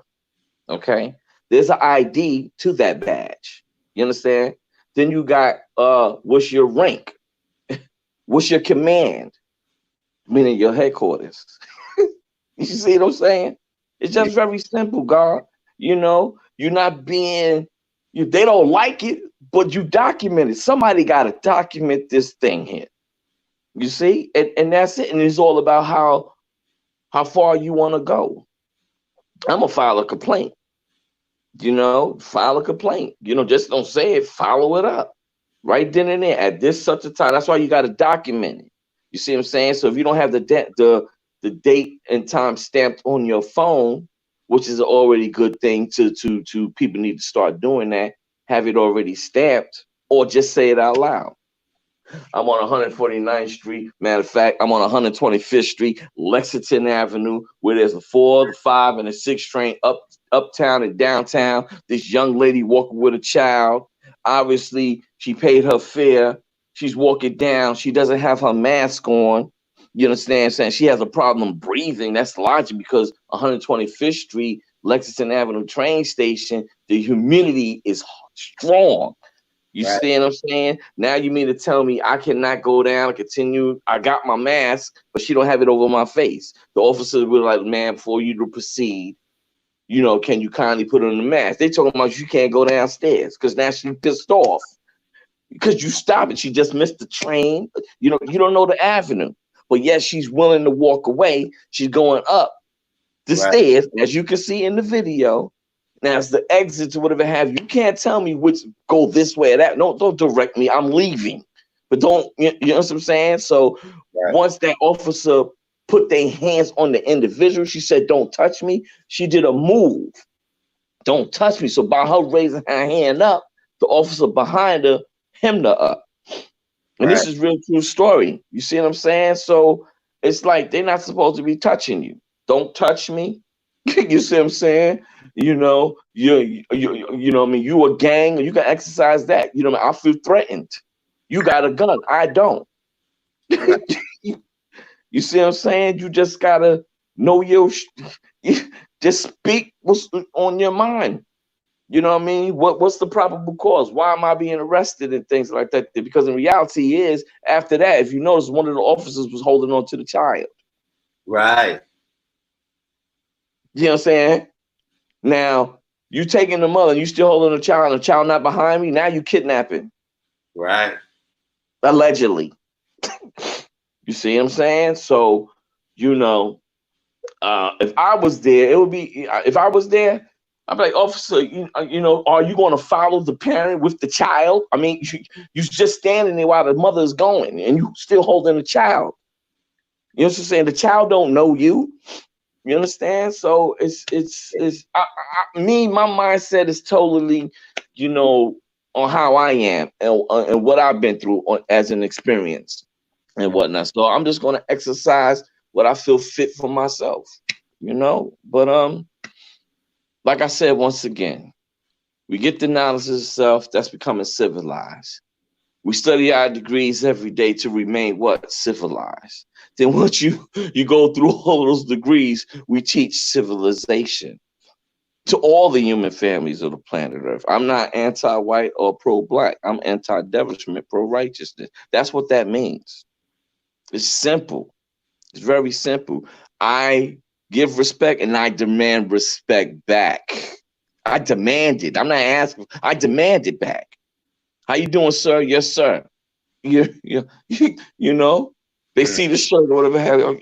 How you doing, sir? And then on the back, it got protect your rights. Do not consent to a search. You know what I'm saying? You ask no questions. All of that, the other person who was saying earlier in the text, it says it in the back of my shirt. Right. You know, so this how the reason why, you know, when they made this shirt, which is a good thing, is when they tell you to turn around, put your hands behind your back. You see, so they behind you, so they could clearly see what it says in the back.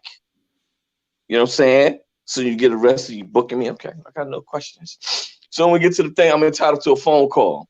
Nowadays, there's no pay phones in the cell. So you obligated, hey, give me a phone. I want a phone call. Soon I call, first call, the attorney. You know what I'm saying? After the attorney and whatnot, I can't memorize numbers or whatever the case may be. This is what I do. I write numbers down on a piece of paper and whatnot, and I keep it in my wallet. And then if a situation happens, I take it out the wallet to remember numbers, because they'll take your phone. You see what I'm saying? So this is how what I mean with this organization. All of that is in a database. We're gonna call your black woman. You know what I'm saying? You know, yeah, this is an attorney such and such.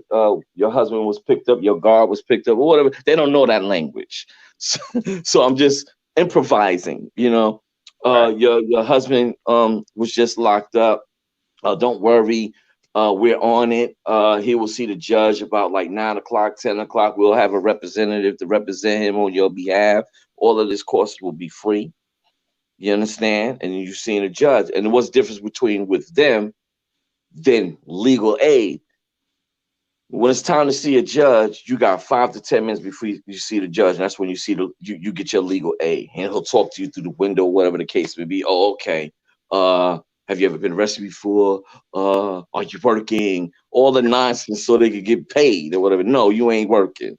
You know what I'm saying? Especially in the state of New York. And since I'm down here, I don't have no form of transportation. I would like to have a Metro card. Did you know that? Did you know that? They got to give you a Metro card for you to get home.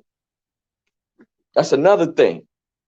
You know what I'm saying? So, you know, all I can do is speak to of the outcome and whatnot. But once again, I don't know how many times I got to keep saying this. You know, you got the knowledge of yourself. You know, become civilized, remain civilized, and teach civilization. I'm going to run that through the whole, because there's no excuse to be acting other than yourself. Yeah. Please. that's definitely, you know? Thing, you know, and but I'm more, you know, for me too, I'm like, you know, be yourself in the times when this is not happening too. You know what I'm saying? So that you, like you said, you could establish, you know, good practices, you know, a good nature, and like you said, a good track record, you know what I'm saying, that people know as your character, you know what I'm saying? Right. To you know, say you a good person or a bad person, and also to be prepared, you know what I'm saying? Because like I said, you know, other communities, they already prepared, you know, with their social, you know, political, social, economic, whatever situations that they use, you know what I'm saying, where they could say, well, listen, you know, I donated $500 to your campaign or something last time, you know what I'm saying? You know, if you want to see that again, you better make sure this situation over here goes justly. You know, other communities is more entrenched in that. Right. But just to add on, if you was humble enough with the police officer and you got their business card and whatnot, their name and their badge number, and you were so humble and whatnot, you could be walking down the street and some officer just wilding out and whatnot. Do you know Steve? You know Steve Bryant for the 7-2? Right. You know what I'm saying? Where you have liaisons down there, you know, I've seen that done. You know what I'm saying? I've seen like police on the scene, and dude make a phone call, you know, and the cops leave. Yeah, and I'm saying you popo, and just said, yo, you gotta know this brother, man. You know Sergeant such and such, such and such. You know what I'm saying? You know, like I say, man, it could go a long way because they got a job to do, and we have a job to do. You see what I'm saying? No matter how you look at it, what's our job, man? Teaching civilization to all the human family on the planet Earth. You know what I'm saying? The day you lay off, it ain't gonna pay off. So that's why you stay on it. It'll pay off. You know, I mean, I don't know what more to tell you, brothers and sisters. I don't know what to tell you. I know there's a lot going on, and my mentality is I'm not having it. You know, I'm gonna give you a run for your money. I'm not gonna be showboating. When I mean give you a run for your money. It's like, what are you stopping me for? I'm gonna exercise my thing. What authority do you have? You know what I'm saying? It's a complaint, really? Where's the complainant? You know what I mean? Where did this happen? You know what I mean? I'm being entertained. For what cause? You know, you took an oath. You know what I'm saying? Under that oath, we got, you know, rights. You know, I'm not trying to hear, well, the rights don't count to the original man. Nah, I don't see that. It counts for all people. Mm-hmm. You know what I'm saying? All. That's what all people. You know, so like I said, it's all at the end of the day, you're gonna get sued. You know, so I don't know. I don't know. Anybody got questions and answers over there? Yeah, we got, hold on, this brother right here, ABS. Can you say something? I had to reboot my phone for this to work. Yeah, I think that might be what he got to do. Hold on. Let me know what's up. I'll mute my mic and then black out the camera if need be. Nah, he should be. I think he got to reboot his phone. Yeah, that's what I did for it to work. ABS, you might have to reboot your phone. Yeah. But I hope everyone is well out there. I hope y'all, you know what I mean, taking things for your immune system, a lot of turmeric, you know, ginger, making some tea and whatnot. I'm surprised, you know, do that. I'm sitting up here making sure I got some cards. You just made me recall, man. I got some leaves that I got from the backyard. The mint leaves. Yeah, I put some at the law school too. They're gonna grow though. I need somebody to cut them when they start growing. I got some of them. Oh, That's that's the leaves I got. They're gonna grow wild. I ain't, you know what I mean? You know, yeah, make some tea out of that. You know what I mean? Boil it. That's what I'm about to do. You just reminded me just now when you brought up that tea. Yeah, man.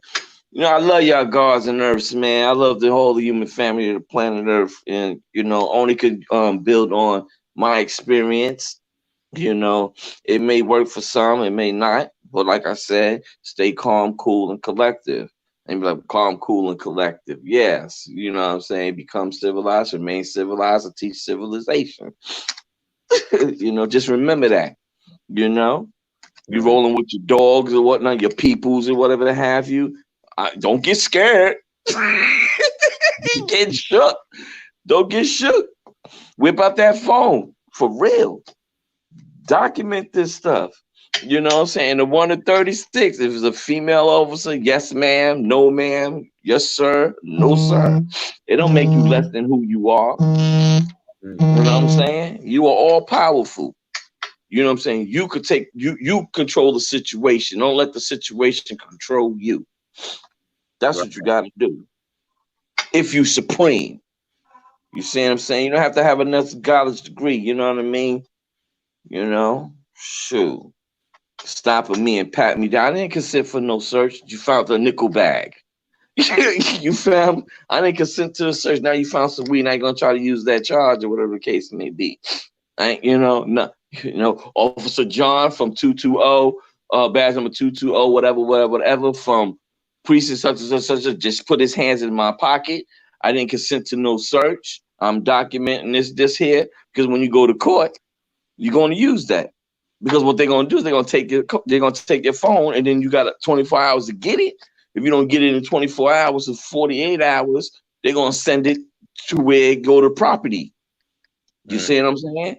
So, you know, for real, document that. I've been racial profiling. You know, I've been assaulted. You know, so like I say, you know what you're supposed to be doing, man. Just, you know, don't give them just because you had no, you know, you touching me. You know what I'm saying? You in my space now. I need 6 feet, officer. You in my space now. You know, you running up on me. You have no mask on. That's another thing that I've been looking at where I'm like, listen, man, you know, you on here to enforce social distancing rules, and then you start wrestling with me. Dude, why are we doing this if this is dangerous? Yeah. Yeah, you a swine eater. You ain't following the dietary laws. You sweating. Yeah. You feel me? Yeah. No. No, sir. That's unacceptable. No, sir. No, sir. No, sir. You know? No, sir. The sad thing though, man, is that, that's gonna end up being a big story, because in another, format, they got the people in the stores enforcing all of this. Yeah, because you have to enforce it. See, now I just seen they just posted up where they're not gonna be giving out tickets or questioning you because you don't have a mask on because you're walking in the public. You're only supposed to have the mask on when you're walking into public places. That's the difference. You see what I'm saying? You choose to walk around with the mask on because some people say it's airborne. You know what I'm saying? So they just want to walk around the air. Man, nah, I could, walk without it, but soon I go inside the store, you know what I mean? You have to put it on. Yeah. It's the new thing for you to shop. You gotta have it on. Yeah. I don't know. I mean, let's not give people a hard time.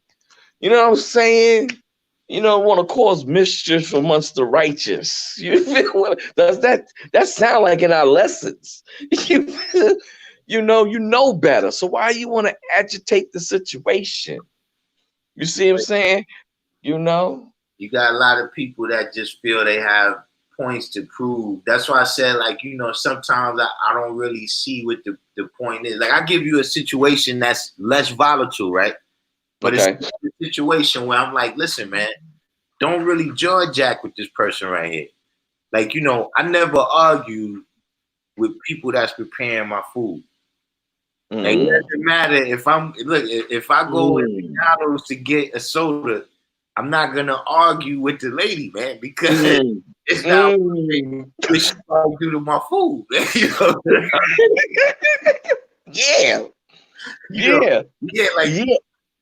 Yes. If you don't like it and it's a restaurant, just leave, man. But arguing with people and they're eating here is not. Word up. Even if you go into the front, even if you're going into the fast food restaurant or any place, man, how you feeling? How you doing? Peace. You know what I'm saying? They may call it flirting, and I don't know what you've been going through, but all I know is you're about to go get my food. I want to make sure there's love, peace, and happiness between you and I. You understand what I'm saying? Yeah, that's how I want you preparing this food with love right here. I don't want you preparing my food with hate. I don't want hate on your mind when you prepare this. Exactly. You sitting down in a restaurant, how be your server today? How would you do? Yeah, I'm doing well. I would like to have a hot glass of water and whatnot. And what's the hot glass of water? So I can rinse out my silverware, put it in hot water, let it sit there for a little bit and things like. Are you ready? Nah, I'm not ready. But man, we've been on the phone. I've been building, man. I've been talking. Brother ABS, he said he wanted to build with you, but he having a hard time getting on. Well, we on Instagram and whatnot. I want to make things really clear. I'm not a master, I'm a master of myself, and I hold myself highly when I'm out in these streets. It's just that I'm not trying to go to jail. You know what I'm saying? I'm not, I don't want the hype. You know what I'm saying? I don't know what's on this officer's mind. That's why I comply. Yes, sir. No, sir. Can we? No, sir. You cannot check my. No, sir. You may not check my person. No, I don't give you consent. You took an oath. And they hate that when you ask, didn't you take an oath? You see what I'm saying? They stand still and they think about it. Because for you to become who you are as a police officer of authority, you know what I mean? You are, like it says, on the back or on the side of your vehicle. You know what I'm saying? Protect and serve. You see? I haven't committed no crime. You know? Mm-hmm. And after you get sharp with it, then you can add on some other stuff or whatever have you. I'm gonna charge you $5,000 for you holding me up on my time. You know, that's when you get, hey, don't take heed to that, but when you feel confident within yourself, you know what I mean? Like, I'm gonna go out there. I'm not breaking any rules, regulations, and you're not breaking any laws. Like, for example, did you know jaywalking? You can get a ticket for jaywalking. You know what I mean? Let's say you license to carry. You shouldn't be jaywalking. You should be abiding by the laws. So walk your butt to the corner and then make you wait for the light and walk. You see what I'm saying? Because when you have privilege to carry and stuff like that, you're not trying to have anything, having it taken or, revoked, having your carrying license or anything revoked. So you try to, exercise your constitution and things of that nature, and everything will be well, man. We ain't out here causing trouble amongst the righteous people, man. We have a duty, and like I said, I'm gonna run it whole again. What's that saying? Become civilized, remain civilized, and teach civilization, and everything will be good. Because at the end of the day, I want to go home. You know what I'm saying? I don't want to eat no ham sandwich. Not even ham, a bologna sandwich, peanut butter jelly sandwich with freaking milk. I don't want that. You know what I'm talking about? That's one of the things that's been marketed to us. You know what I'm saying? A lot of young brothers, you got some sisters getting caught up in that now too, where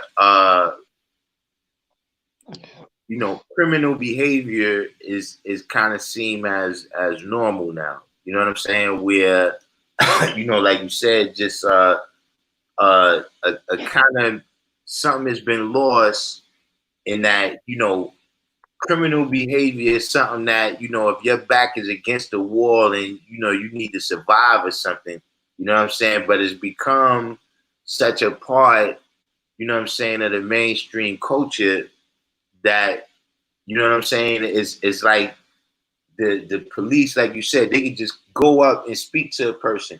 And if this person doesn't know their rights and they, get into a search situation or whatever, they could almost be guaranteed of finding something that they can use to make an arrest, you know what I'm saying, if they really wanted to.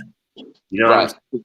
Because so what can we do? What can we do for those who don't know to know their rights? I got an answer for that one. Easily. Google your rights. You know what I'm saying? When encountering the police. Screenshot it. Then save it onto put that as your screensaver of your phone. How about that? You see what I'm saying? And try to memorize that, gurgitate that, you know what I'm saying? Draw that up as a sponge. Let that be, and right now, yeah, we know your C's and your queen and your God is magnificent. You got them as a screensaver of your phone. I suggest to change that.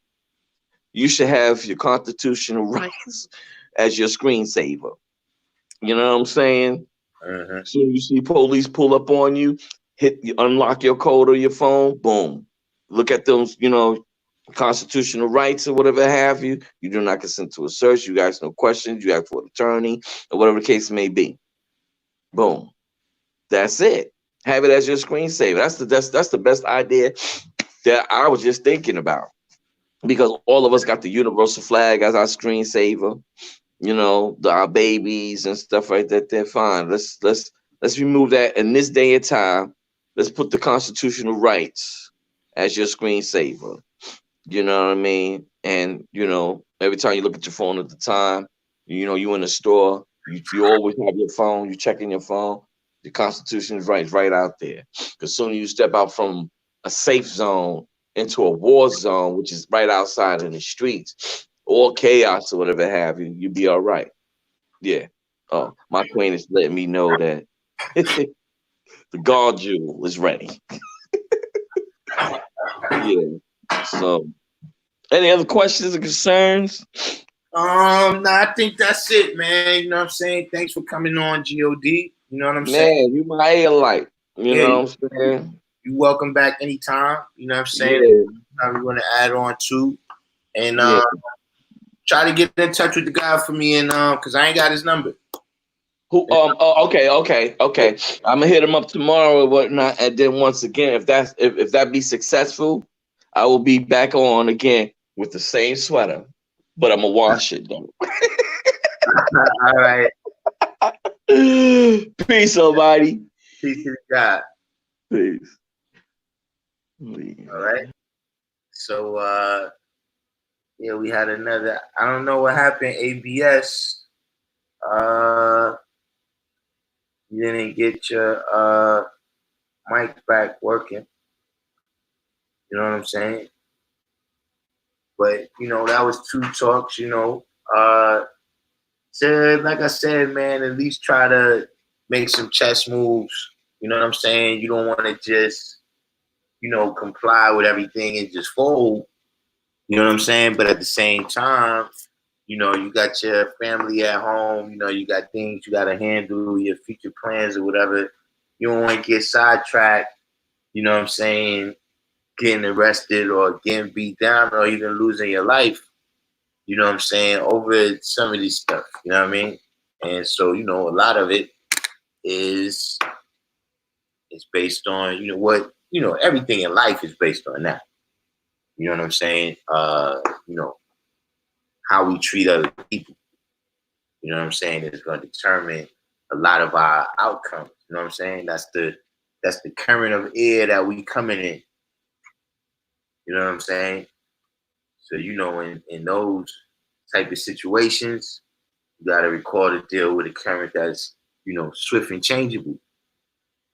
You don't want to be there smiling with them. You know what I'm saying? But you don't necessarily want to create a cold current either.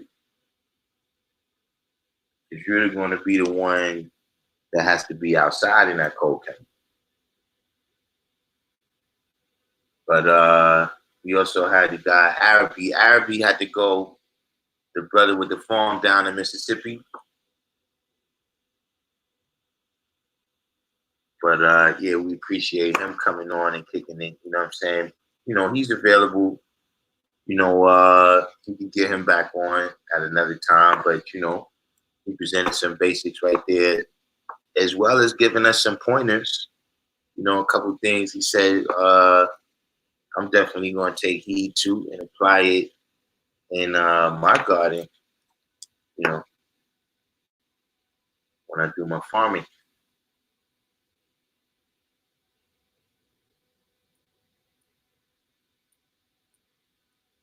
So who else we got in here? I guess we could go. We could go to question time before we wrap everything up.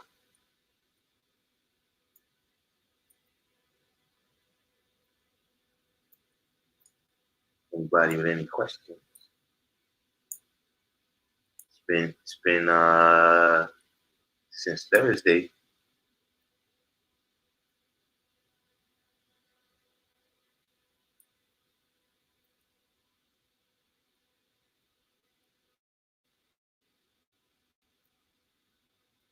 I gotta get this camera fixed too, man. It's not fixed. I just gotta figure out how to use it with this program. I had it working that day, and then after that, every time I plug it in, it's all this feedback.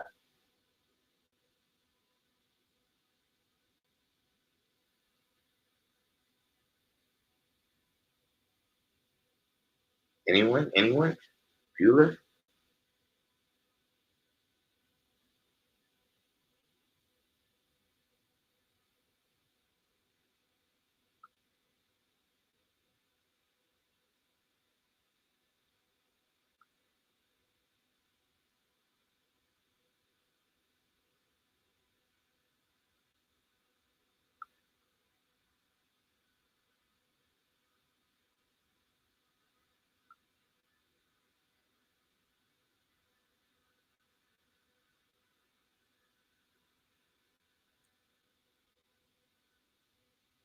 The boss said, I think it's also a good idea to have the Constitution booklet in pocket when you out and about, so that you know the laws and your rights. Yeah,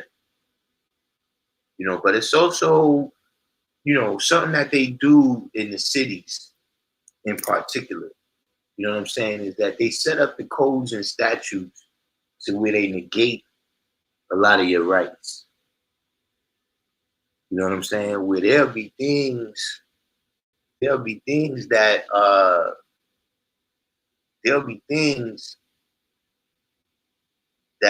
the Constitution says you should be able to do that. But then according to the city ordinances, this would be against the law.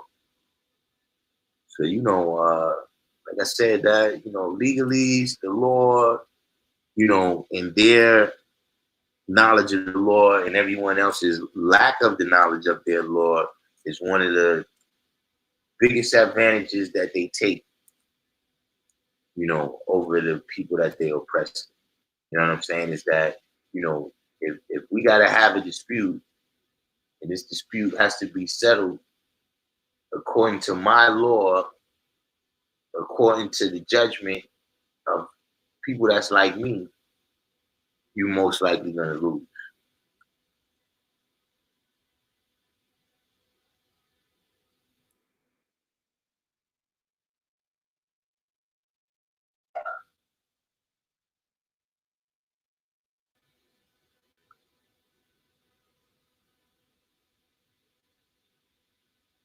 But just in terms of knowing it, you know what I'm saying, and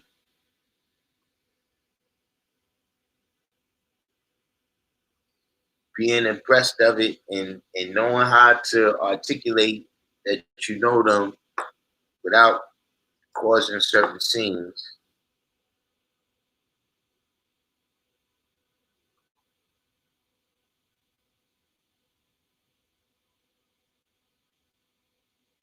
Sim said, yeah, they seem to make it super hard to enforce your rights, make it real expensive and time consuming, only entitled to the rights we exercise to the fullest extent. Yeah, I mean, well, the main one, the which that's one of the main ones regardless. But the right to bear arms is for the most part negated in most cities, where you find a large amount of brothers. You know what I'm saying? Freedom of speech. There's freedom of speech, but then there's statutes and codes about, public gathering, you know what I'm saying, and where you could do it and what time, and they got the barricades or whatever they put up so that, effectively, like I've seen situations where it's like you can protest, but you gotta protest inside the barricades, right? The barricades are nowhere near the people that you're trying to protest. Now, I'm not gonna say nowhere near, but the people that you're trying to protest or the event you're trying to protest is so far away that the people could go handle their business without knowing you existed.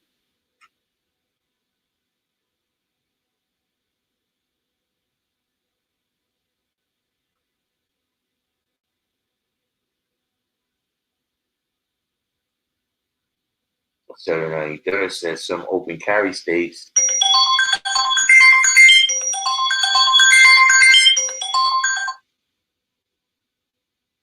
Peace. Peace. What's the deal? Who's it? Life, my nigga. Oh, what's going on? Yo, let me call you right back. I'm on live right now. Go ahead. I meant to call you too. I seen Sinister the other day.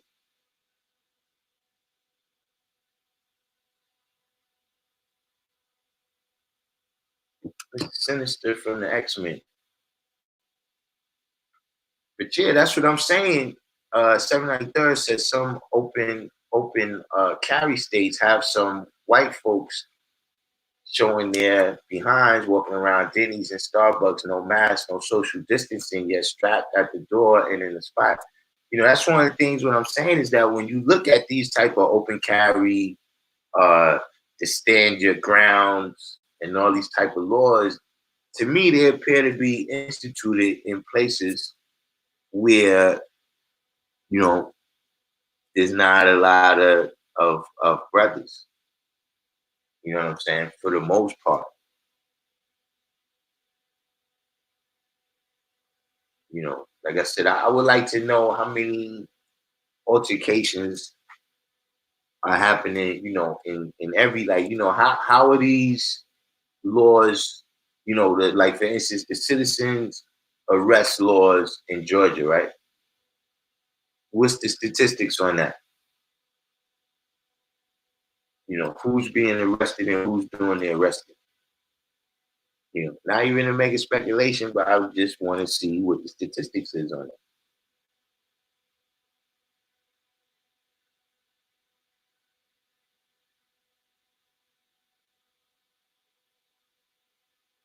For instance, that's what they did with the Panthers. They found out they had the right to bear arms and was out there heavy with the guns, so they changed up the law on it. Yeah, you know, um, and you know that's always been a thing. You know, disarming brothers. You know, keeping you know black people disarmed has always been a thing.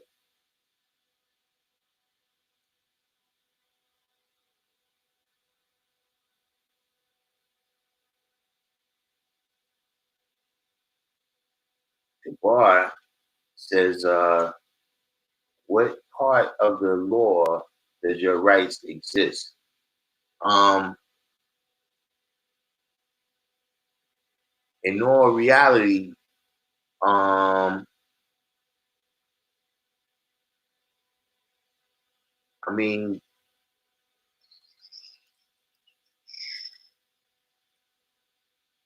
you got a couple of rights in the Constitution. You know, I guess you could say those are your rights, but see, really, what's in the Constitution, like your Bill of Rights, like the Bill of Rights, for instance, is what the government cannot infringe upon. But in reality, you know, but for the most part, the Constitution is the laws for the government. And then there's a clause in there that says whatever rights are not enumerated in the document belong to the people. But even that's been kind of usurped now, right, by the states. So a lot of rights that's not enumerated to the federal government, right? The state governments have claimed those.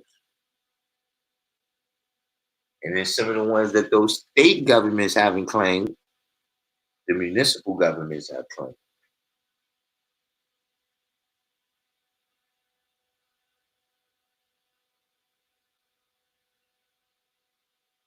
Mr. Green one.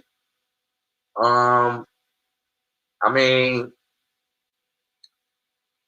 6ix9ine situation, man. You know, I don't really, you know, for me personally, and I think that's just my own bias, but I don't really see him having staying power.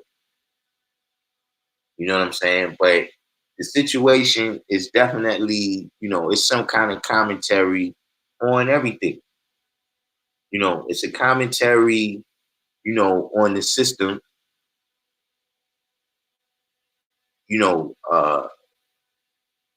because I haven't seen him, you know what I'm saying? But some of the things that I was hearing that he's doing, you know what I'm saying? You know, that, you know, the government can use this person's testimony.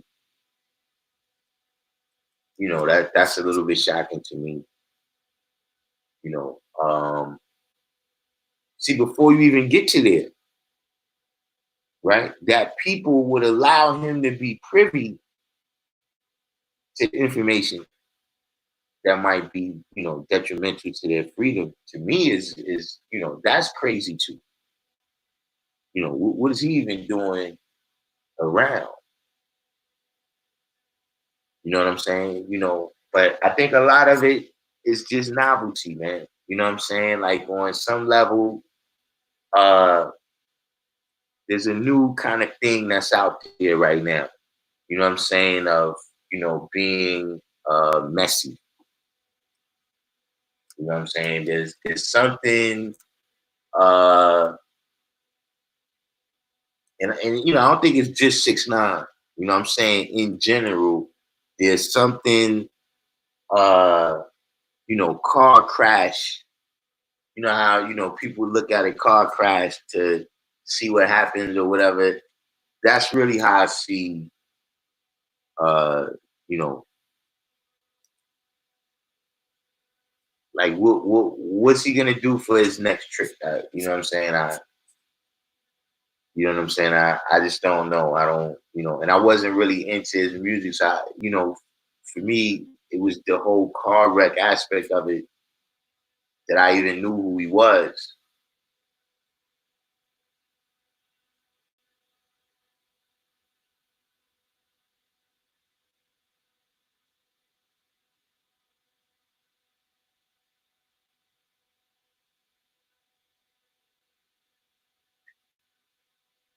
See, 793rd, you know, another thing. See, that's another thing that, you know, that's a reality in these other places. You see, just like we're saying with, you know, how, you know, a lot of these open carry you know, statutes and the people that, you know all about them, you know, they in these other communities. So, you know, just that alone brings about a lot more respect from the police.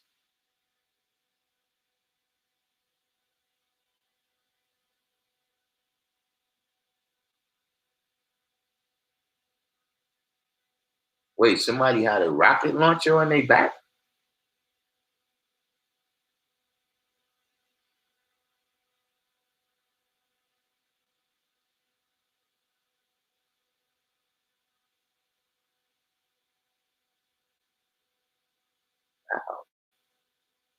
You show up somewhere protesting with a rocket launcher on your back, you know it's serious. Jasim said, this is far beyond my leg, but there's a thing called common law that supersedes even the Constitution and the human rights or something. Now, the British, the American law is based on the British common law, but it doesn't, it precedes the Constitution, but it doesn't supersede the Constitution. You know, in the British common law, there's not really that much laws. The British common law is basically, you know, be honest. You know, don't fraud anybody, and don't damage anybody or their property. That's pretty much the common law. You know, there's no statutes. Well, you know, you don't have your mask on. That's not a part of the common law.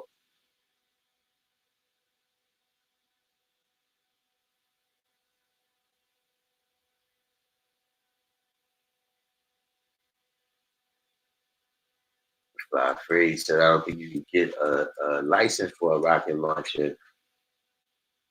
Uh, yeah, I don't know. I'm saying, what's the laws like in Rhode Island? I would think they would be pretty lax up there. Maybe not in Providence per se, but that seems like a state where they probably get a lot of hunting in.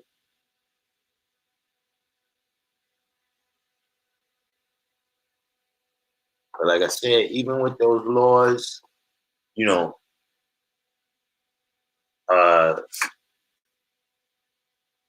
you know, uh, stuff like voting, and you know, we going to court and we trying our case. That's all the retail level of the law. That's not the wholesale level or the resource level of the law. or of politics.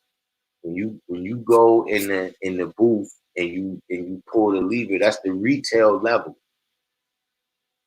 It's like when you go in a store and you buy something, right? You can only buy the merchandise that the store has there. They've already chosen for you what's the potential is. And then you can pick out of that. So it's the same thing when you deal with voting. And by the time you get to the booth, you know what I'm saying? You've had all the donors to the campaigns. You had all this other stuff happen that made this selection for you.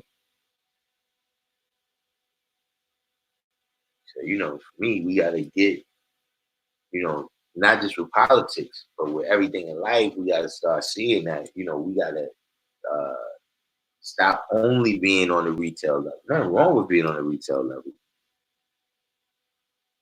But see, we end up on the retail level, right? When, you see the brothers in Africa right now, they appear to be, gaining some understanding that, wait a minute, the resources are ours.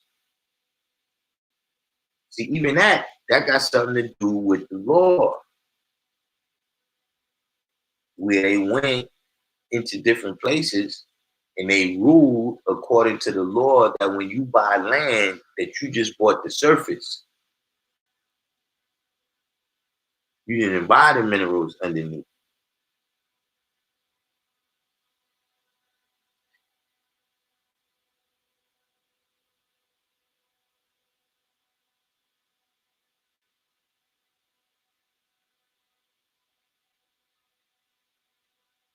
So you got to get in at a higher level. You got to get in at the level where the laws is being made and where the laws is being interpreted. Ray said they were protesting to open a gym or something, and dudes were out there open carrying rifles and the whole nine, and some dude was in line at Subway and had a rocket launcher on his back. I mean, the last thing I saw, was the guy went in the store with a Ku Klux Klan mask on or something. Yeah, I'm out the loop on that.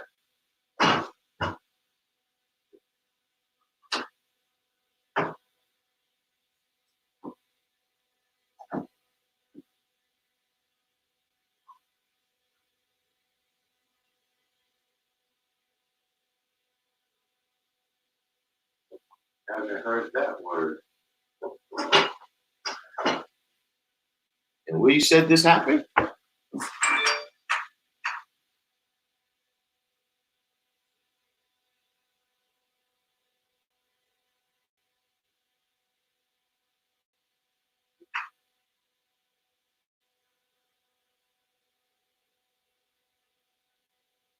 Who's Rondo number 9? He's a rapper son, right? Oh, the Chicago rap youngin' had a rocket launcher.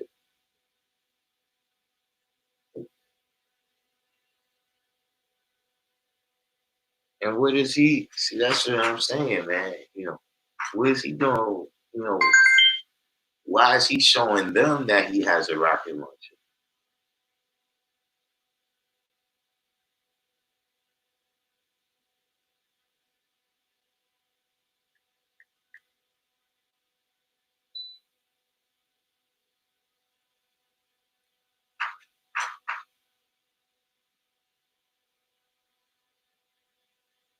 So this is.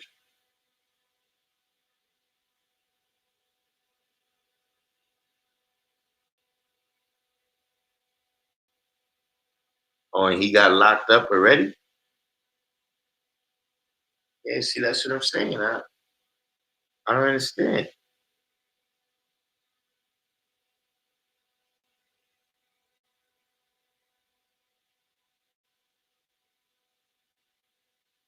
He showed the rocket launcher years ago.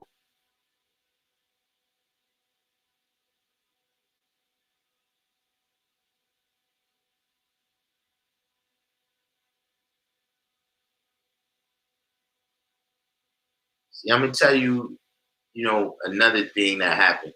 You know what I mean? And even dealing with the brother asked a question a minute ago about 6ix9ine. You know what I'm saying? You know, there's a lot of things, man, that uh, you know, see the streets and social media really just don't mix.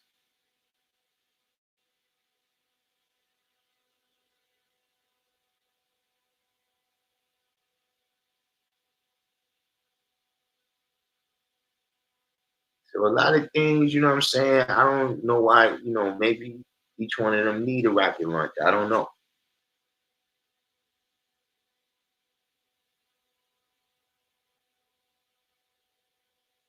But going through all that and however everybody found out that he had a rocket launcher, you know,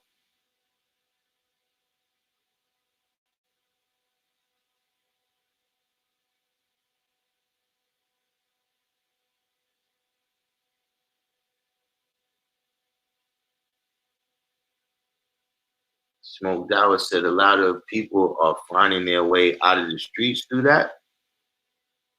How you mean?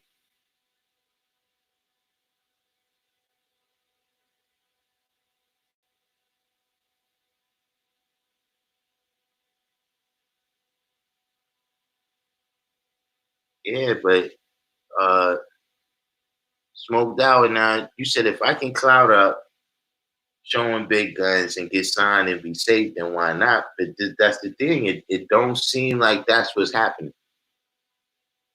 It seems like when people get signed and they get the money, their behavior becomes more destructive. Smoked Out said, I think that's the motive behind a lot of what we see on social media. I mean, yeah, guaranteed, but I'm saying at some point, right? Um, it has to come in time when you analyze what's the real outcome of these things.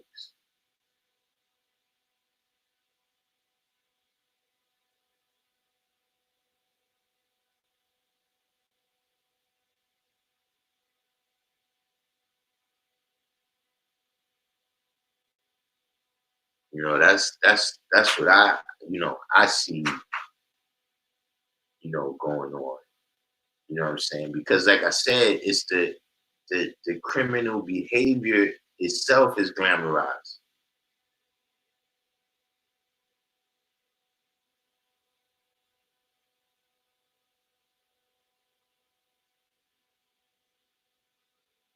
So when it's like the individual now sees getting a lot of money is like, okay, now that's enabling him to live the criminal lifestyle.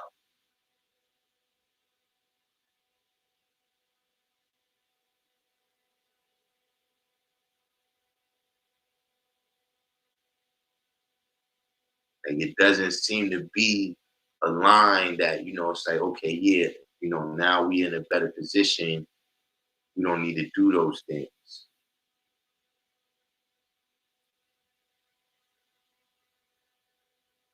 You know, like even when you listen to, you know, a lot of MCs, right? And they'll be talking about, like they might be talking, for instance, about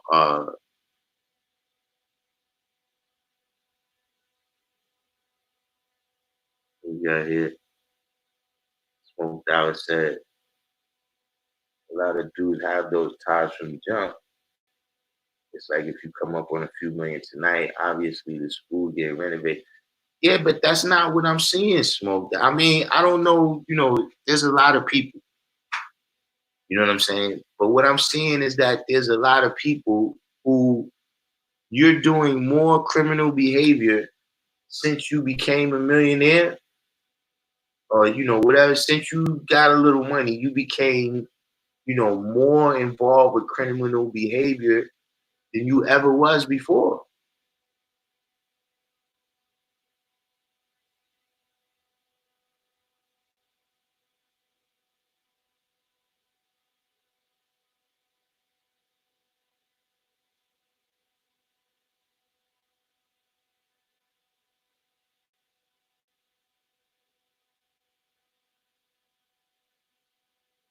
And just in general, you know, like I said, when you hear people talking, right, uh, a lot of the people, like you hear a lot of people saying, like, yo, they the new Death Row, right?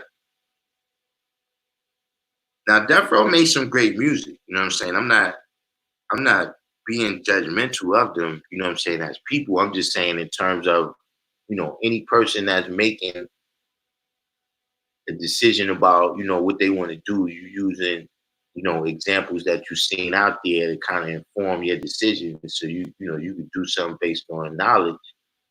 You know, Death Row didn't really come out good.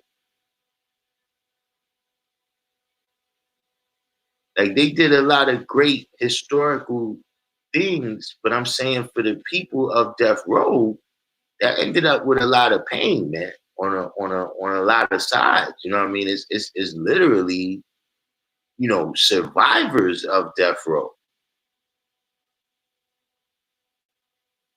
But this is what, you know, you'll commonly hear brothers saying, yo, we the new Death Row, you know, they applying all the things that Death Row applied.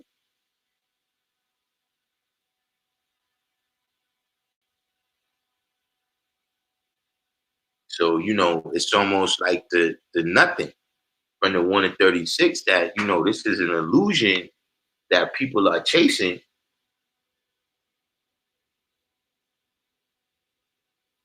You know, like remember, I think it was it last year? You know, you had quite a few young brothers, man, pass away. You know, I know in the last couple of years, you know, you've had quite a few young brothers passing away.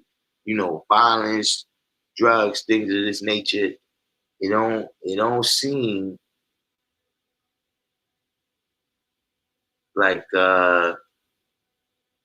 it's working out very well.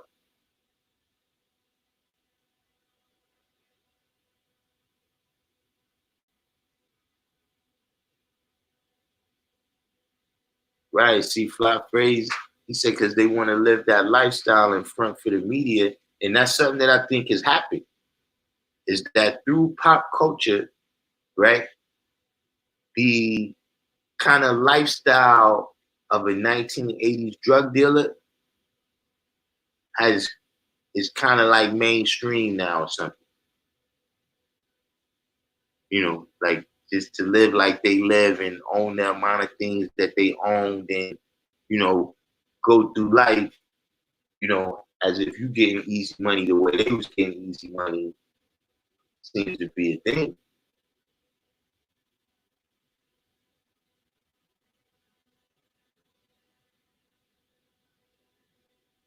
So Dallas said lack of alternative role models. I mean, you know, the righteous way shouldn't even be the alternative, bro. What they're doing should be the alternative.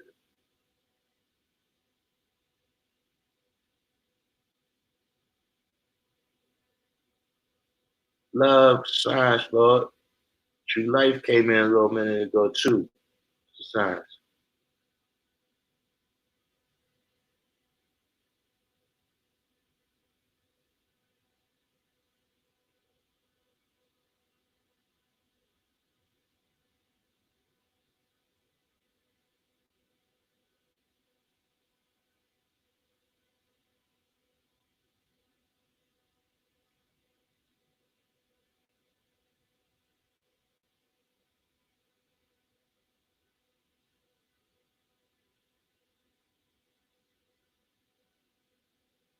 Yeah, that was a horrible situation too, man. You know, I mean, all these dudes, man, because you know, these guys are like 20, 21, 22, man.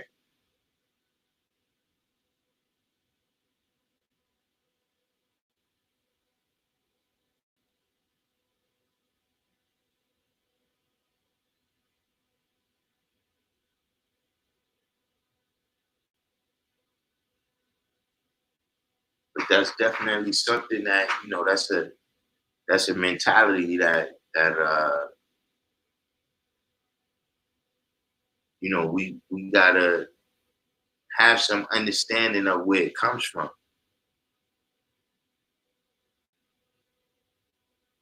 You know what I'm saying? Like I said, being in the wilderness of North America, dealing with hard times, hunger, nakedness, out of doors. You know what I'm saying? This is where the mentality that, look, I gotta survive any way I can. You know what I'm saying? And then once you go in that world, you gotta,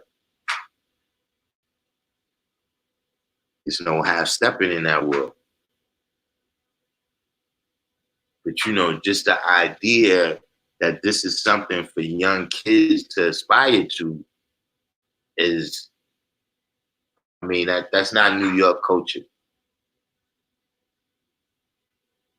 You know what I'm saying? That might be the culture in certain places, and maybe they better prepared to deal with it because it's their culture. But out here,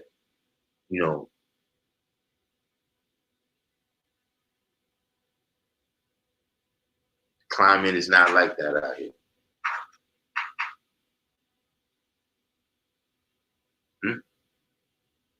Yes, you missed everything.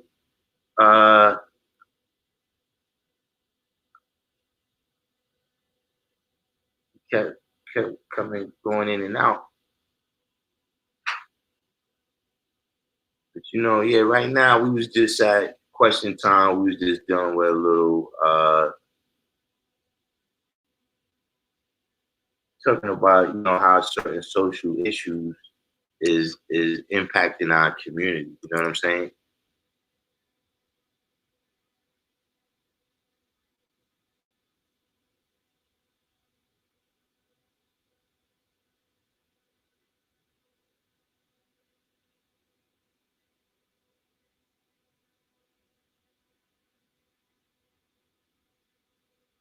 But we definitely can't keep losing all the young brothers to that kind of thing.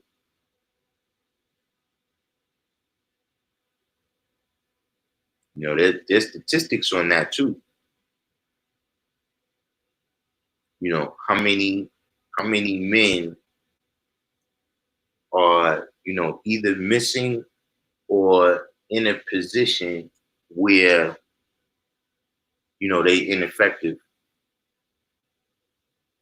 through being killed, incarcerated, drugs, all these different things.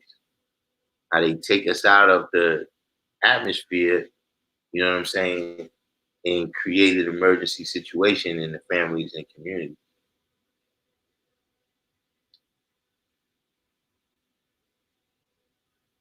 Smoked Hour, Sean Reed, the brother that got sent back in Indianapolis.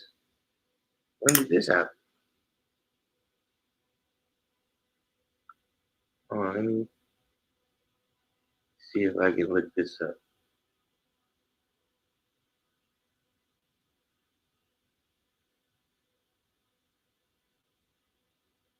Is this recent? Yo, that's when it gets bad. When there's so much stuff happening that you can't even keep track of it. Oh man, something happened.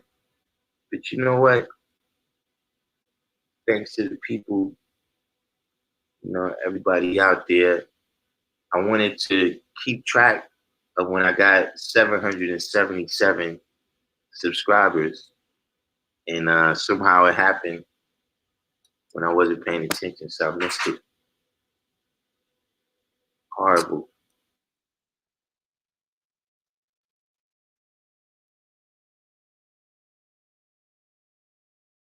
Oh, this brother right here. Oh man. Yeah, I didn't know this was the brother's name. So uh what what ended up being the circumstances of this? This was just one of those situations for me where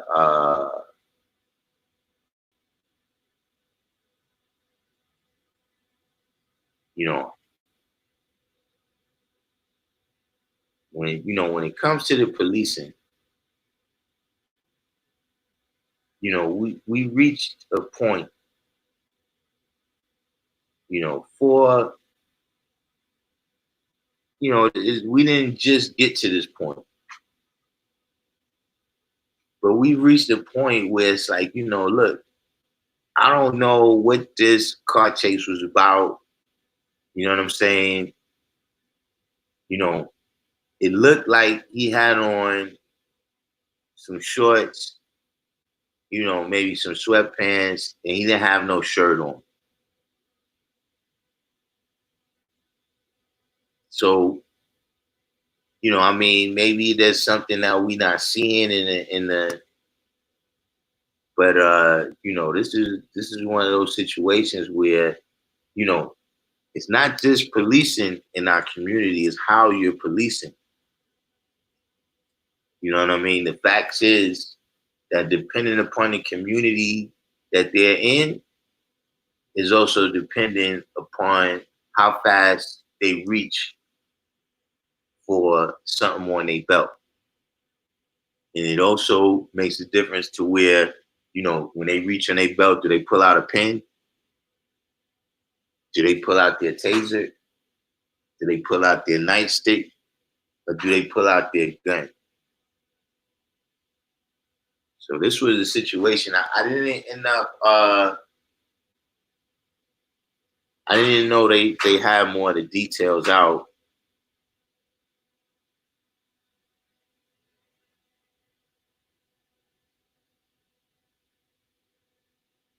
Oh man, they said one of the detectives said, I think it's gonna be a closed casket, homie. Oh,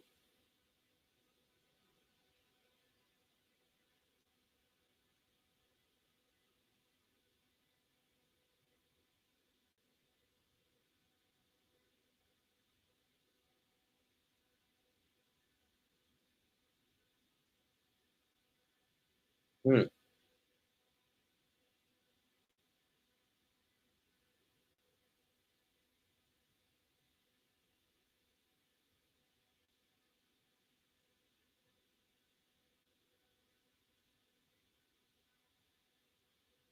So this was this is not a good site necessarily what I'm looking at to get this kind of news from.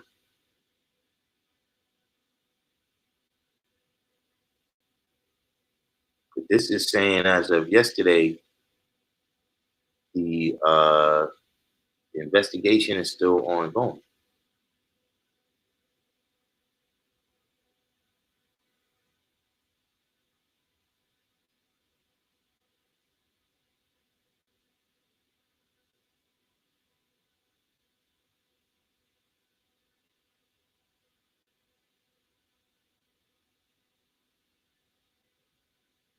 Right. So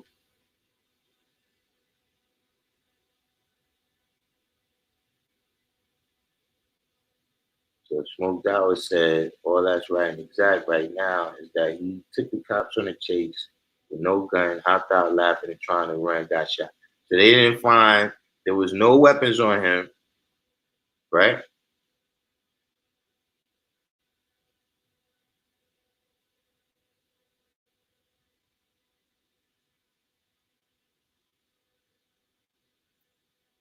Smoked Out said they, and I do mean they, put out a video of him making a Facebook skit that involved him shooting at a house. They're using that to go that he was a thug route.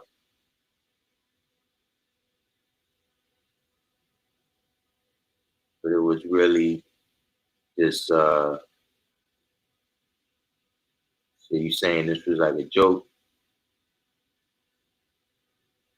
Yeah, I mean, yeah, that definitely was something. I don't know how things go down out there. And we said this was Indianapolis.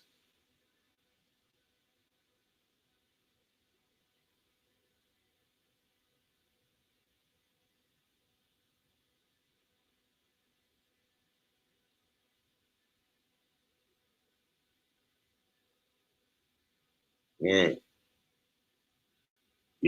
that's just it's a product of the kind of image that they put out there of the original man. You know what I mean? Where uh, it's easy for society to believe that we're dangerous. Smoke Dawah said original people got it real tough in the Midwest.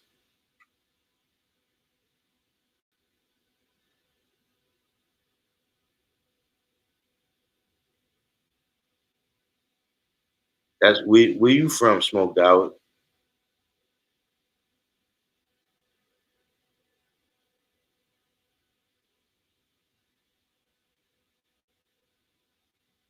But that's one of the things that the brother was saying earlier. I don't know if you was on here when AD was speaking, when he was saying that we gotta carry ourselves with righteousness, man, because that's the that's the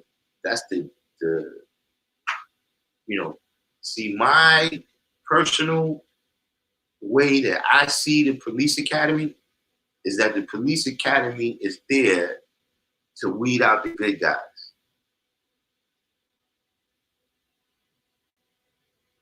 So like with that situation, when I was seeing it, it's like, yo, you're not looking at this. You're not looking at this. It's serious. You know what I'm saying? You're not looking at this as serious and understanding, man, who these people are and what they're about. You know what I'm saying? Like we can't, the younger brothers got to start understanding, man, that if you're gonna take a risk, man, at least take a risk for something. Back in the day, they used to say, look, if you're gonna steal, don't steal a pencil.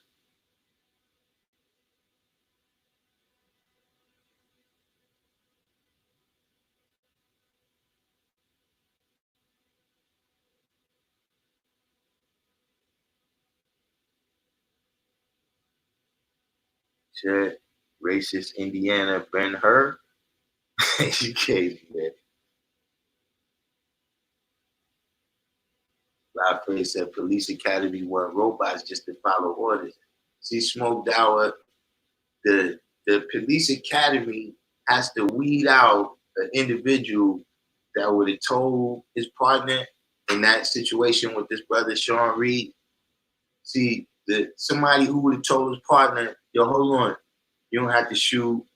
We got him in sight. Let's just, chase him until we get to him. They can't use you, Smoked Out. See, like they jumped that girl. They jumped that girl on the train station for not having her mask on. You can't be a person who's going to say, nah, wait a minute, hold on, you got to do all that. You can't be that person. See, just like the brother was describing, the first dude tried to grab her. She knocked his hand down and said, don't touch me. Then the other dude grabs her from behind. They take her down. You got to grab her from behind. You can't be thinking, yo, that's just a woman. She got her baby. Well, see, the things that we all look at, and we said, listen, man, it's only right that you didn't grab this girl and slam her on the ground with her baby right there and everything. That she was already walking out of the train station. You could have just let her walk out. Why's Asia? What's going on? The police academy is there to weed all those people out.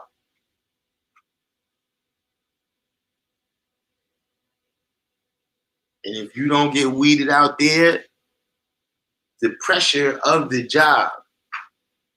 See, like fly phrase is saying, see, this how I see police officers.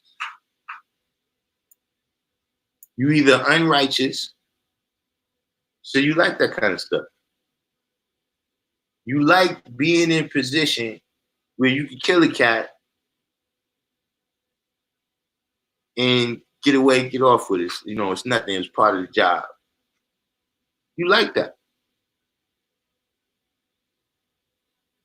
You see the cops that choked one man out there on Staten Island, you could see they was about that. They was with the business.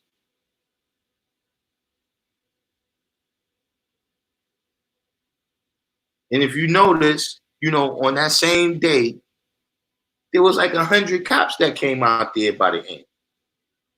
And not one of them was like, yo, you know something, y'all saying this dude is alive, man, but you might want to double check. How come none of them didn't have enough humanity to do that?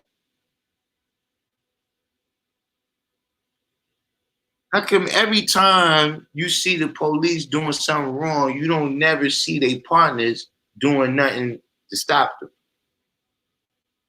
That's because you've been weeded out. If you that type of person, you've been eliminated. And if not, you know, let's say you make it through the academy. You know how much turnover it is with the police? By turnover, I mean people that come and they end up having to quit because they realize that that's too unrighteous, the things they have to do. Or some of them, they might try to get put in a particular unit.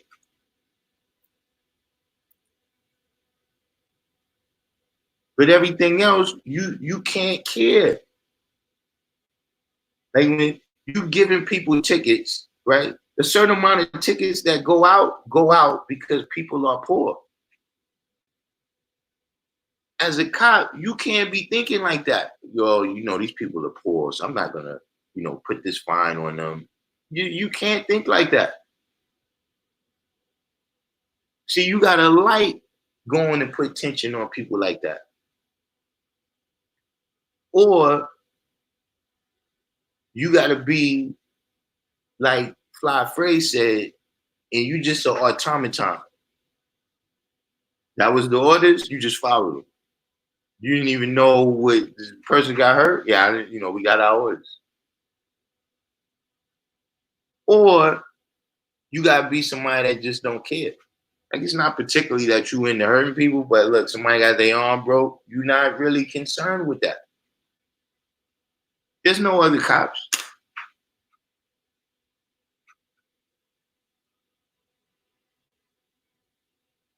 Not that I really know of.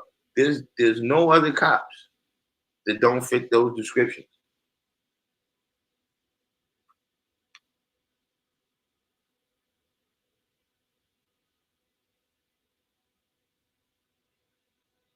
It's 10 o'clock.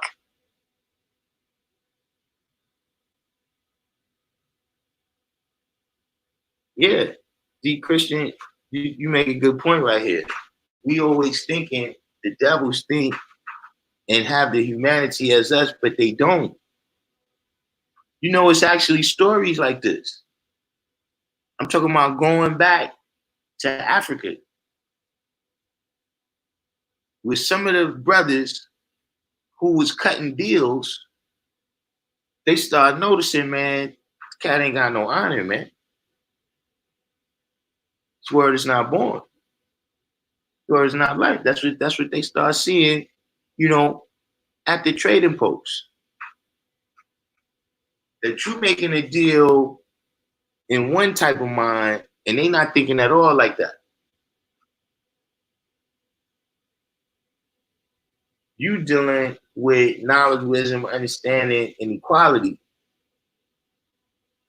And they dealing with trying to master you. But there's stories, man. I saw a thing one time where the leader of the country, he wrote to the leader of the European country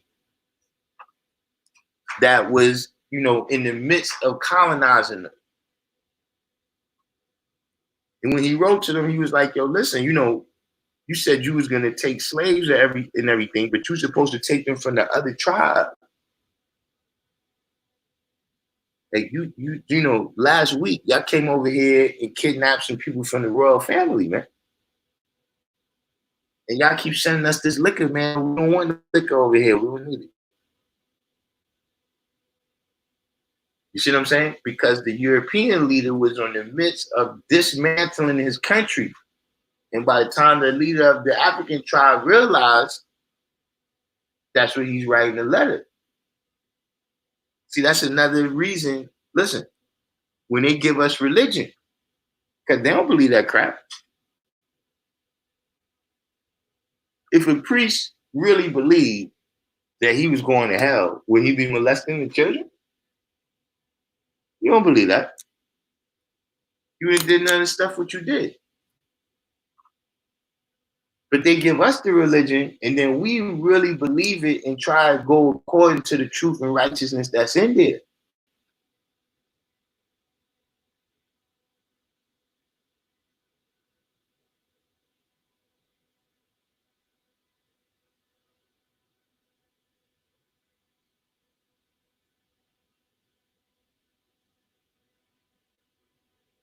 Godfrey says they got stories to tell after that. That's why 20 police show up on a traffic stop. So they could be a part of busting some dude's head so they could talk about it like, yeah, you should have been there when it went down. That's what I'm saying. When they show up on a scene like this is already in the tactics. They got different tactics precinct to precinct.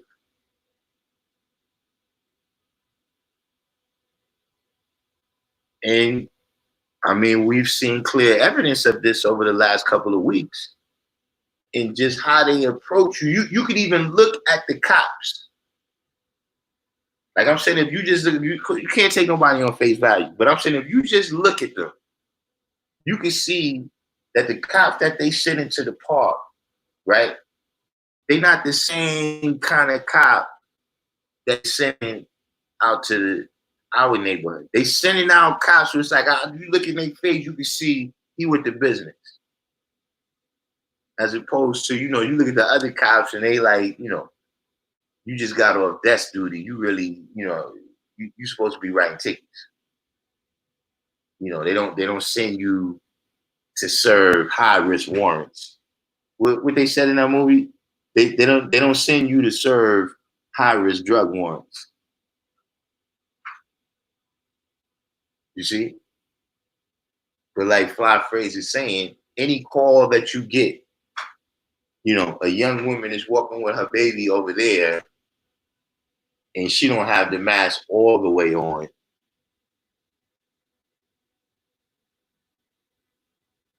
Yeah, we're gonna roll over there, surround her and take her down.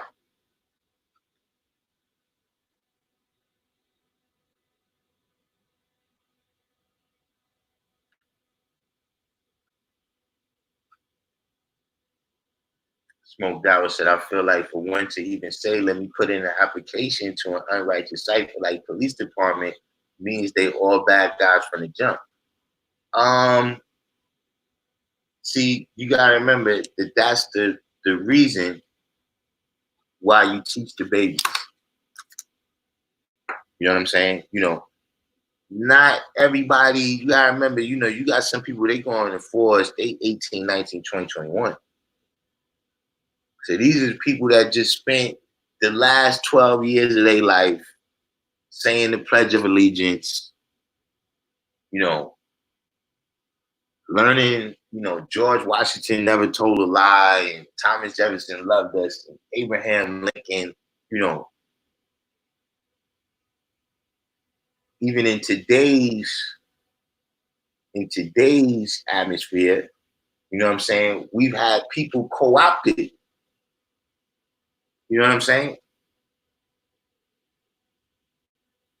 Most people, they look at, say, like Martin Luther King, and don't understand that, yo, they hated Martin Luther King so much they blew his face off, man. But now he's used as some type of, way to soothe the community into allowing the status quo to maintain. You know what I'm saying? They use him to direct the dissent. You understand what I mean? Meaning to, it may happen in a way that we can't control. So let's invoke Martin Luther King right here.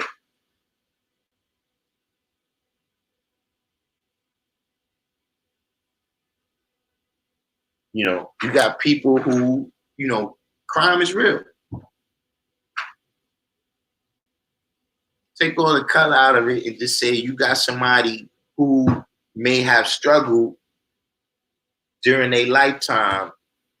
You know what I'm saying? Like, for instance,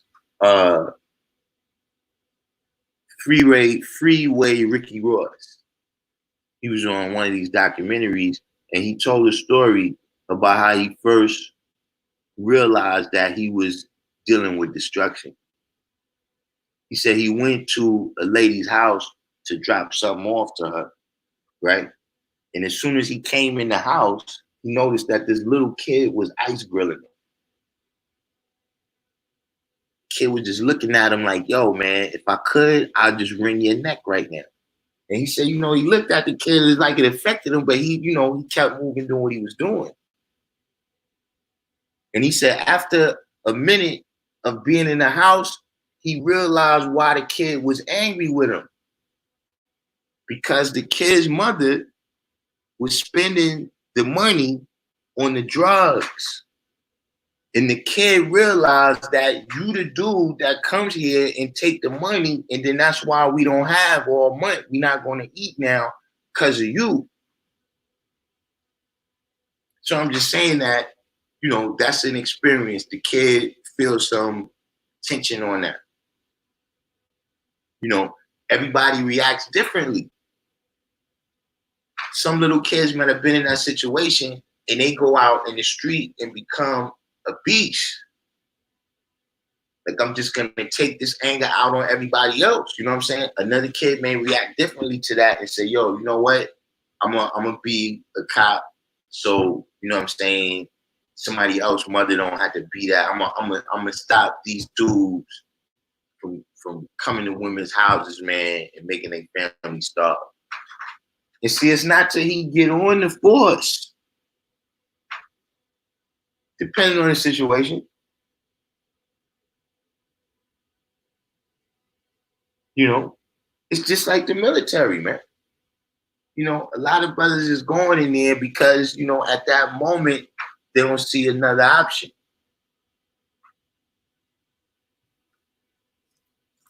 So, you got a lot of people that apply. I wouldn't say, from the jump, because everybody don't know the history, man. You know what I'm saying? Everybody don't know the history of where police come from. When we had the knowledge, especially we had the knowledge for a period of time, sometimes you don't realize, man, what, a lot of people don't know, things that have become basic to you. Other people are not aware of that.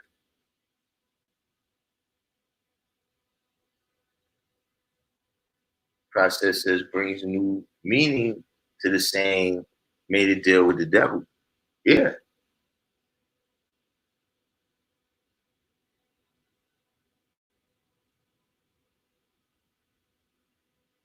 Smoked Out said, I believe the letters you're talking about were the Nzinga letters to Jao, the Portuguese premier at the time, in case anyone wanted to check that out. You see how you had that knowledge right there? That's what I'm saying. Everybody don't know that was a situation. You see? See, now you got some brothers over there that know their nature. Like, what's my man, I think is Julius Malema? He cursed them out every week. He don't care who you are. Then you got the guy from Tanzania that just caught them, sending them fake tests for the sickness that's out. They gave them some tests, and apparently the test ain't work.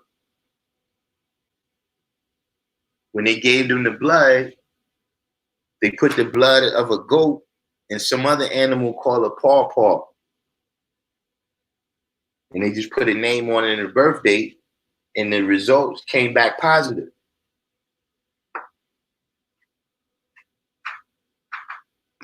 A lot of this information, everybody don't know this.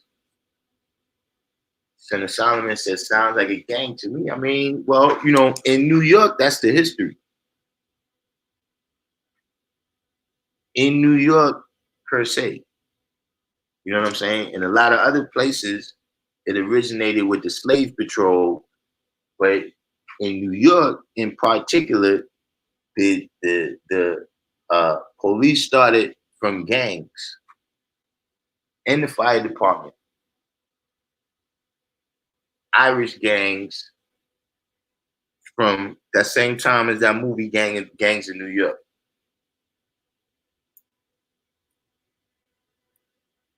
So, perhaps that's why that element still exists, per se, in the New York Police Department. But in other places, just like that brother was running, they started chasing down fugitive slaves.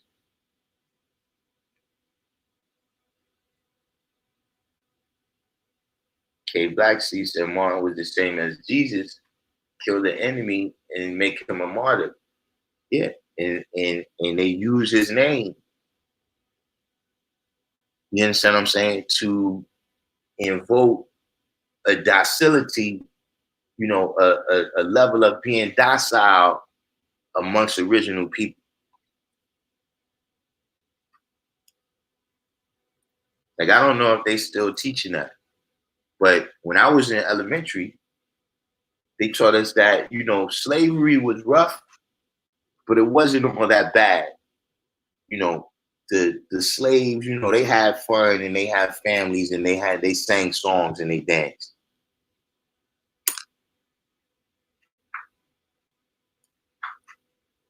And then, out of the kindness of our heart and the righteousness of our being and our democratic system, we freed the slaves.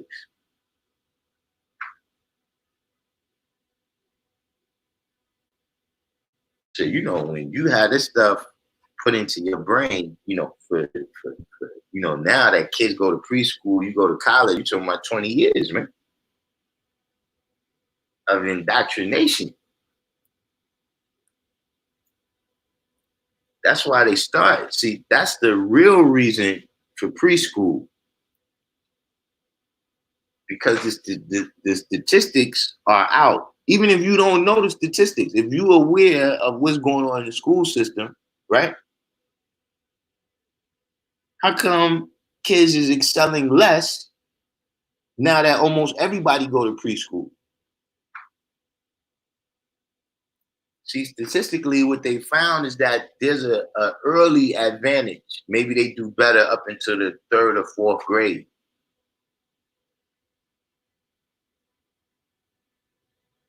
But after a while, there's no real difference in them excelling. The difference is that we're getting you before your parents can instill the ideas in you. By the time you 5 years old, your taste buds is intact.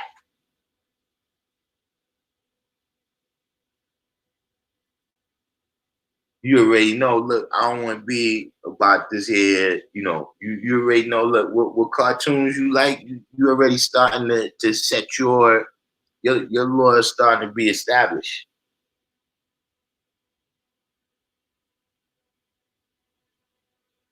See, they got to get you before, by the time you get 7, 8, 9, 10, and start questioning stuff that people been telling you, it's too late.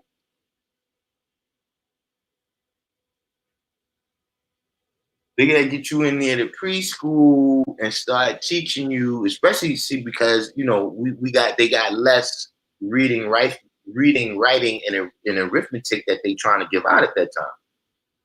So a lot of that learning is social.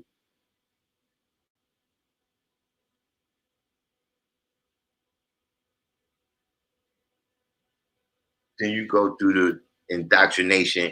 First, you go into social studies, and you learn about your state. You hear these saying, what's that saying? God, country, and family, or something.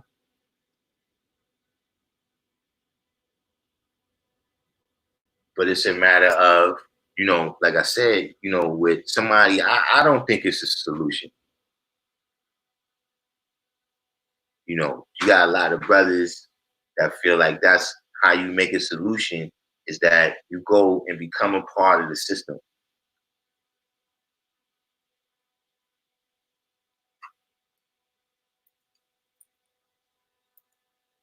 I don't think it's part of the solution.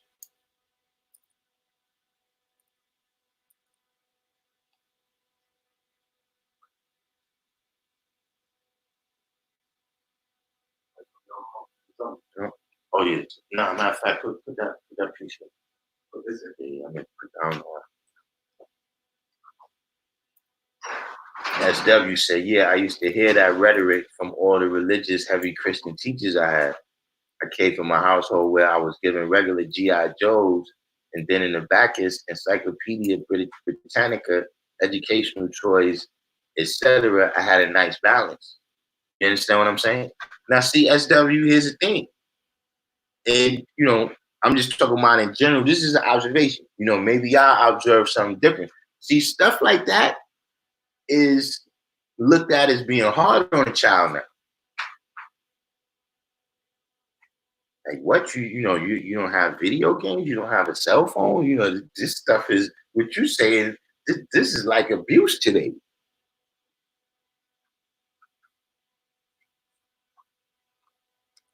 When that was just how we grew up.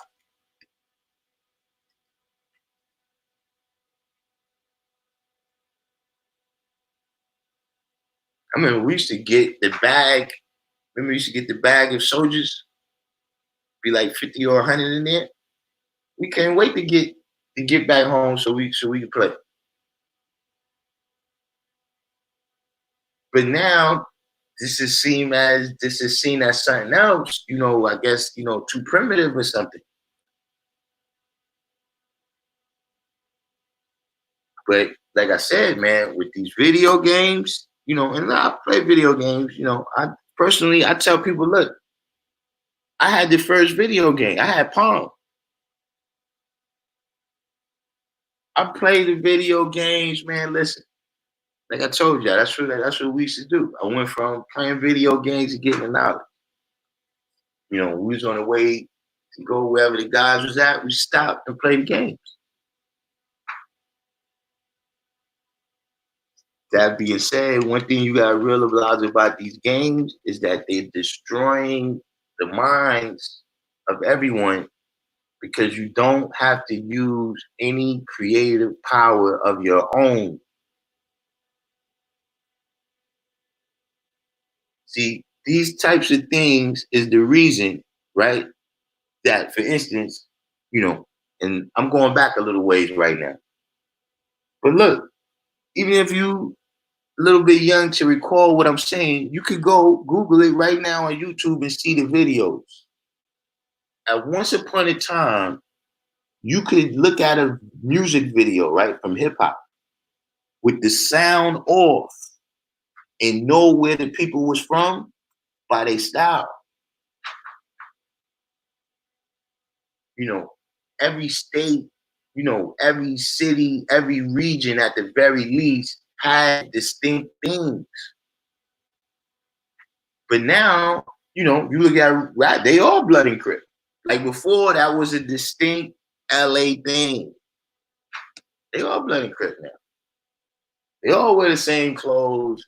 They all got the tattoos on their face. They all got their hair dyed.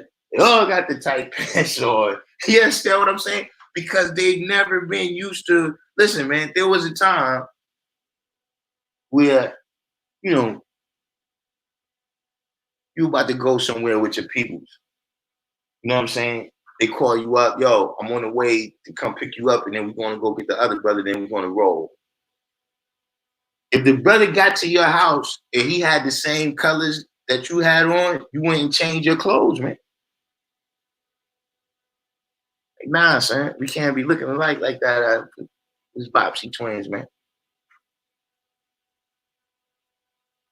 But now, because the creative power has been destroyed, because you never have to, you don't have to sit there and come up with nothing. All these interactive experiences that you have, and where you don't see, when you play a game like G.I. Joe, we gotta make up all the rules. Like, all right, look, you can't dive off the table though. You know, like somebody was saying, yo, listen, man, we playing dice. Yo, look, the crack, nah, that ain't no good, son. Nah. Fell on a rock right there, the pebble, nah. But if you playing on a computer and you just press the button and some random stuff come up or whatever, you see if you win, you don't have to use no power. And that's the more and more the situation they want you to be in, because that's how they make money. That's how they survive. K Black C Supreme said, look at the black dog test they've been doing on little black girls for the last 60 years. Yeah. And I don't think it's ever been a time, has there ever, like, what's the statistics over the years? Meaning, like, I know the first time they tried it, you know, it was horrible.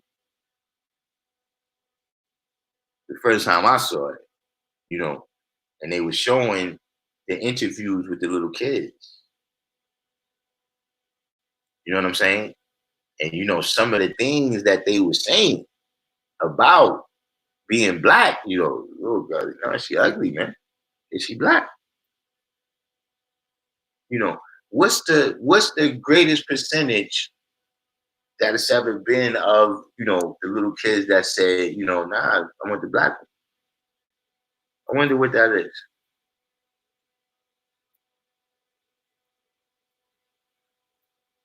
Right, K Black C Supreme said in almost every test, the little preschool age black kids always pick the white doll as the most beautiful.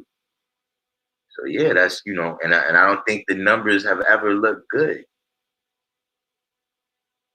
Bob Fraser said teaching them self-hate.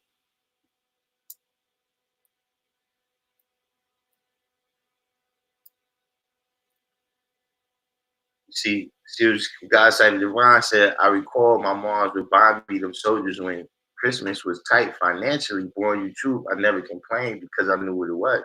Saying, when I got the soldiers, man, see, it's games, y'all. How many people remember Lego, man? How many people remember Lego, man? See, Lego was something you had to use your creative power. Putting together puzzles. You had to be able to see a picture in your mind of what the puzzle you putting together is.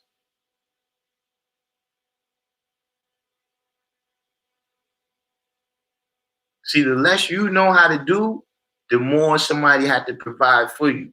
And that's when you get charged.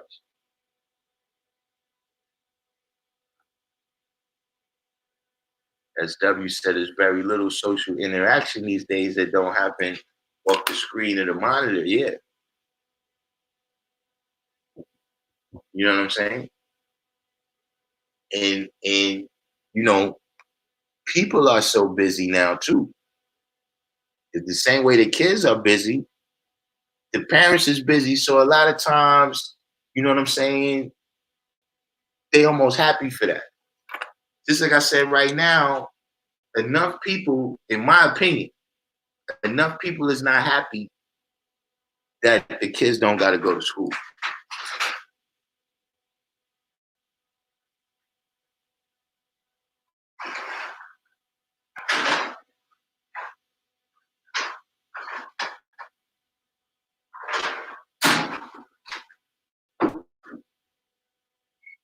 See, that's probably the difference between me and a lot of other people from the jump. See, I've been to the school and told them that several times, man.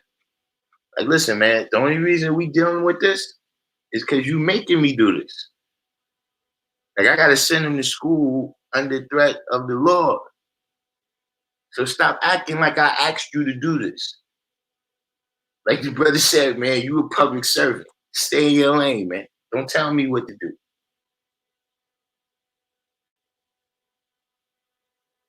But these things, because they can keep them quiet, keep them out, you know what I'm saying, out of mind, out of sight for a certain period of time, you give them the cell phone, you give them the pad, you give them the computer. And already right then, see, it's something else about the computer, right? See, the computer makes it hard to deal with reality.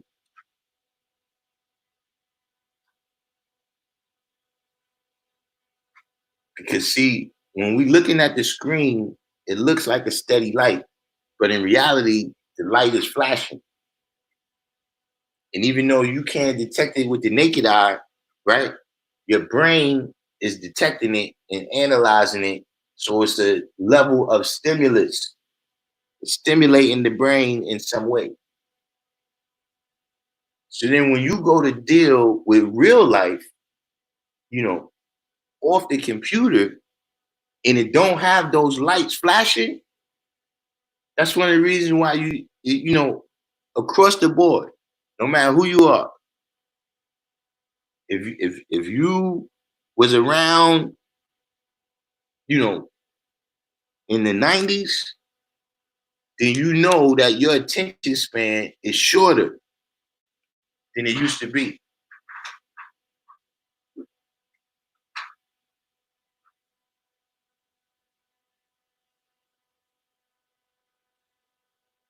That's one of the reasons for that. Because when you go to read the regular book, it don't have the lights flashing. When you go to have a regular conversation with somebody face to face, their face don't have the lights flashing.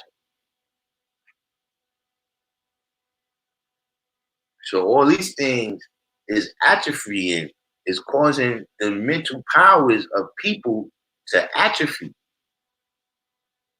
Because you don't have to use, you know, when you read in a book, you got to imagine how the people voice sound, you know, how they look.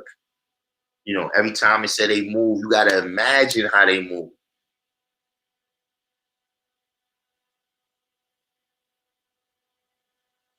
But when you just put them in front of the cartoon and everything is there and the people is all jumping around, see, even that, the cartoons we used to watch, they didn't hardly move. Scooby-Doo ain't hardly move. Only thing be moving is their mouth. See, now you see the cartoon, everything is all jumping around. All of that is overstimulating the brain of children. And once they've been raised like that and they brain has reached some type of equilibrium like that, that's what they're gonna need to pay attention.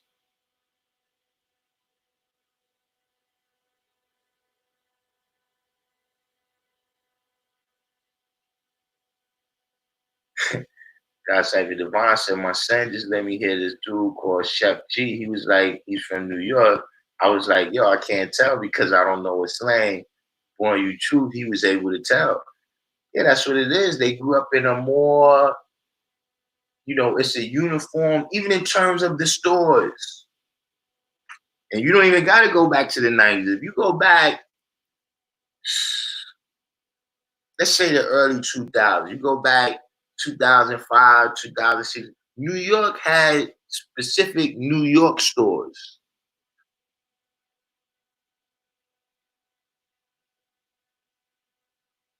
We didn't have certain Walgreens and all these type of mall stores that you see. Nah, New York had specific New York stores. That's another thing they've done. That's what I'm saying. This is something that they've done in total to society because this is how the businesses market and make money. How many people notice that anytime you go into Walmart, right, it always looks exactly the same? That's so that you can recognize the store and go according to whatever is the plan they got mapped out for you, no matter where you at. That's how it is now. You know how like when you ride on the highway, you get off on any stop and it look almost the exact same? Like if you're not from around there, it almost look the exact same. All the same stores, the same people. That's how the whole America has become.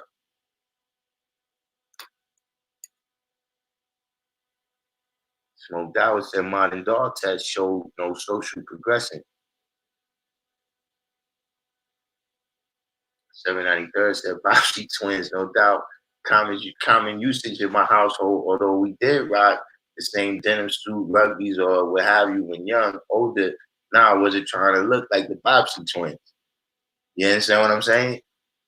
That was a thing, the originality in itself.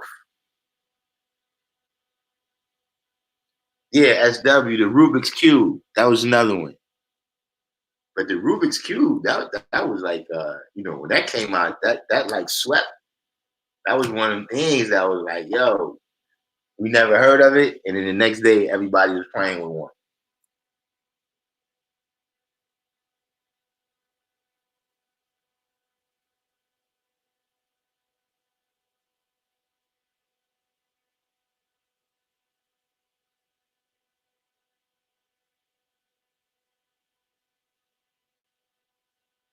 Yeah, Lincoln Logs, all that type of stuff. But you know what was one dumb thing that came out back in the days? But no black people had it. They came out with something called Pet Rocks. I'm dead serious. It was something called Pet Rocks. During the time when I was out, I didn't want no pets anyway. I was in my big wheel phase. You know what I'm saying? They had something called Pet Rocks.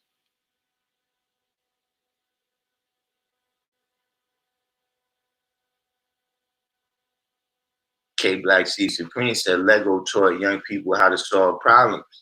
Yeah, and how to build, and you know what I'm saying? We used to play with the pickup sticks and building card houses and all that type of stuff. All that requires you to be bringing something out of yourself. You understand what I'm saying? With these video games, just require you to memorize which button is which.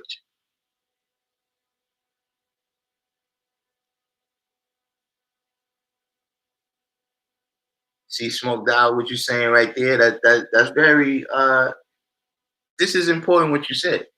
When he said to God Cyber Divine, sometimes the music isn't for you. As a 27-year-old, I can very easily tell the difference between Chef G and say NLE Chopper or a Southern artist. See, that's why the young have to build. Y'all gotta, you understand what I'm saying? Because that's I'll be telling people too, a lot of stuff, see like 704 is saying you don't recognize the slang.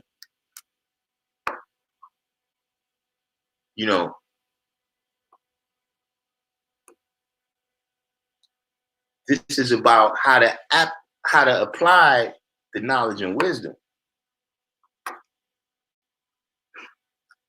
Hey, we got the same knowledge and wisdom. We deal with the same science, but we don't all know how to apply it. You understand what I'm saying? In every situation. That's why Allah come in his own good time. And he come in his own good place too. You understand what I'm saying? So, being that you understand them, that's what makes it incumbent upon you, that's the people you got to go back and teach. You see what I'm saying? Because you understand them and they understand you. Y'all spoke the same language for whatever period of time. Smoked Out said, whereas to me, ghetto boys sound like a West Coast. Yeah, see, right. Look, this is exactly what I'm saying. See, like to us, yeah, it was clear that they was from the South. You know, I don't think, Ice Cube and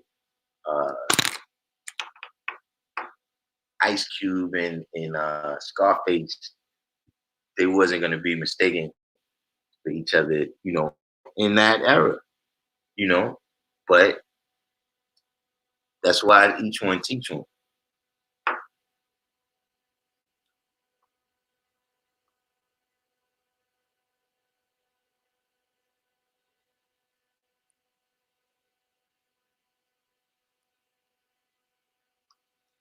Yeah, 793rd, you brought up the Godzilla flicks. You want me to tell you something about the Godzilla flicks? I don't like the ones where they use too much technology. I like the old ones where it's the man kicking down the toy buildings. I don't like the one with all the technology. I like, when he's fighting with Mumra and them, I like the old style one where they punching each other in the face.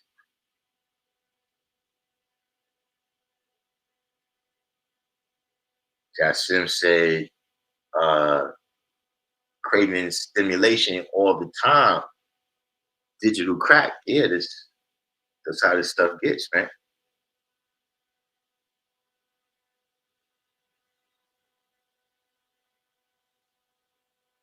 Get out of here. Scarface from Jersey? Never knew that, man. I thought he's from the South Park.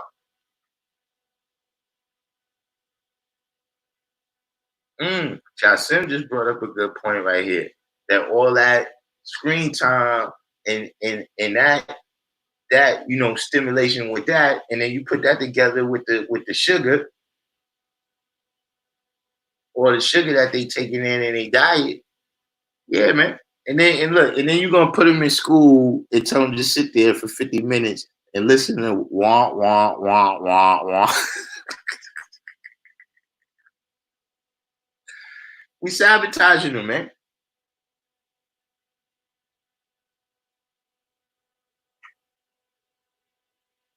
SW said, things in the past wasn't as bright and pixelated. Now it's like virtual reality. That's why they got rainbow and colored hair now. Yeah, now that's something. There was a point in time where I looked at the music industry and I was like, yo, every person that I see on top got strange colored hair. And, the not the girls so much, but the dudes, tattoos on their face. Like whether it was 6ix9ine, Cardi B, what was the brother name that he got killed in Florida?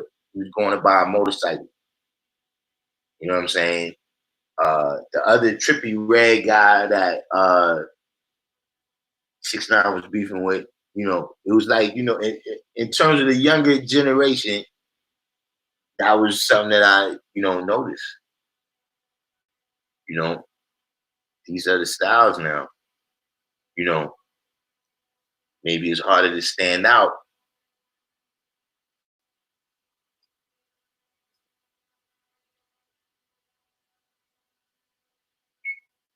Yeah, Smoked Out, right? He's not even 5 years older than my son.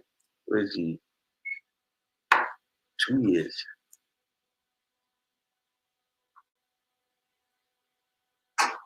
SW says Chef G is what they call New York drill rap. Yeah, I didn't really, that I think that kind of goes in with what Smoked Out was saying, when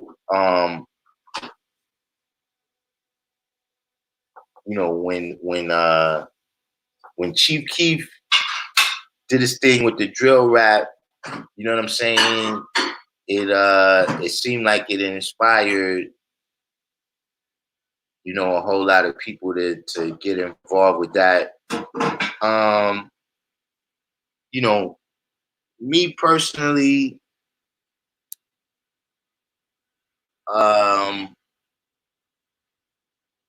just in general, you know what I'm saying? My opinion is that I liked it better when the music was more regional. You know what I'm saying? When, you know, like when I heard, you know, NWA for the first time, you know, the perspective was totally fresh and new. You know what I'm saying? But like I said, at this point, everybody's the same kind of gangster. You know, all they work is impeccable. You know what I'm saying? Um, you know,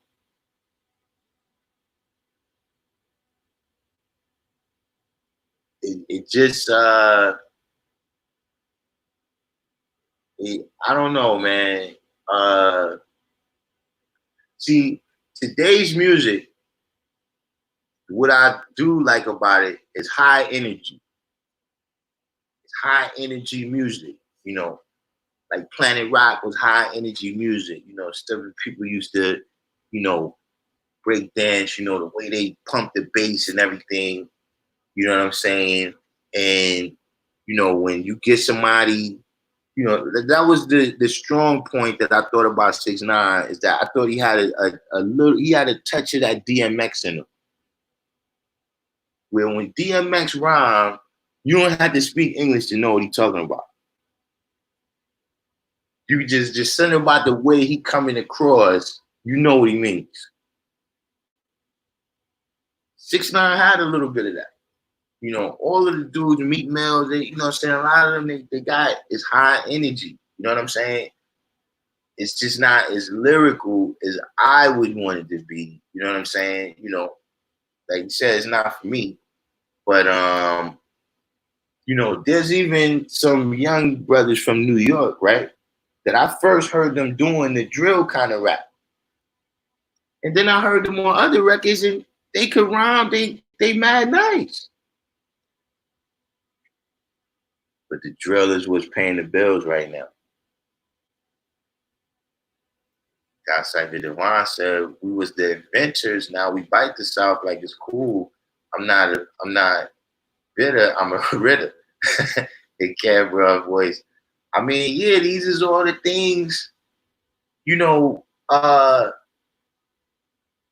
can't call, you know, at one time, this kind of thing was considered New York hate. Was that, you know, there was a time when we didn't accept nothing.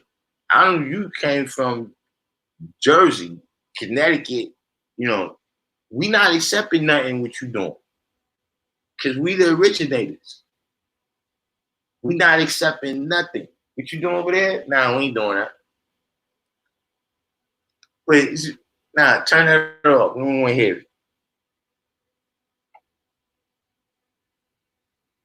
But there was a certain you know, pride in New York about being an originator. You know what I'm saying? Like, question, Smoked Owl. Is the term biting even in the lexicon anymore? Like, do y'all have an equivalent term? Like, see, for instance, now, right? Y'all say no cap. We used to say word to the mother. Like, even when I was at 85 before, that was yo word to mother. That meant yo no cap. Do y'all have an equivalent term for biting?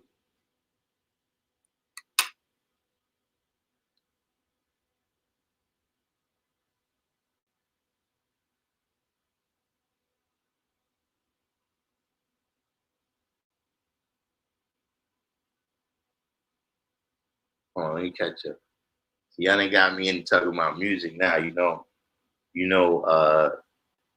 Then I start talking too much.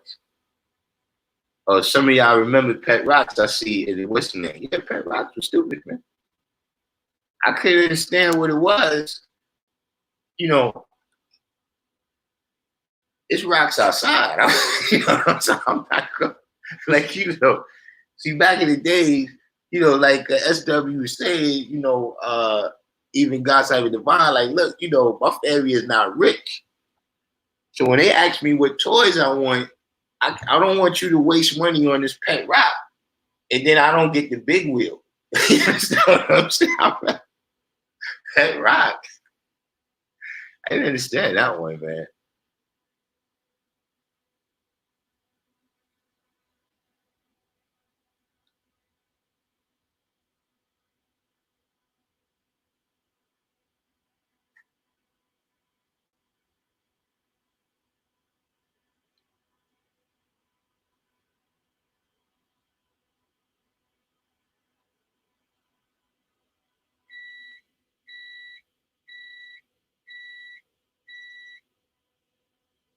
Wait, what you said? I think you got some typos in this. You saying you've been to Walmarts all over the United States, Musa D? What does Walmart by far in Florida?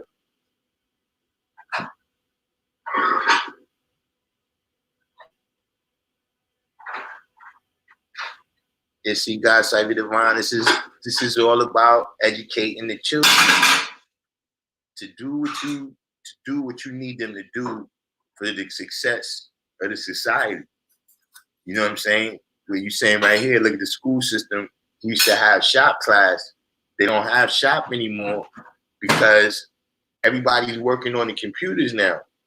They want to train you to work on the computer. See, we had to take shop class because we was coming up at the end of the Industrial Revolution. You know, when, you know, getting a job at GM was, you know, that was a thing. You know, if you had a you know, not a corporate job, but you worked for a corporate entity, you know, even a city job at one time, you know, but all of these things required you to know how to use machinery, know about safety, and all of these different things like that. So they prepared us, you know, because school, like I said, you got to look this word up: workforce training.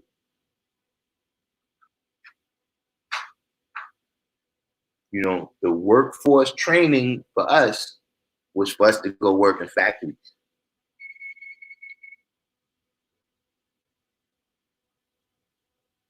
King Me, what you saying? What Snoop definitely did?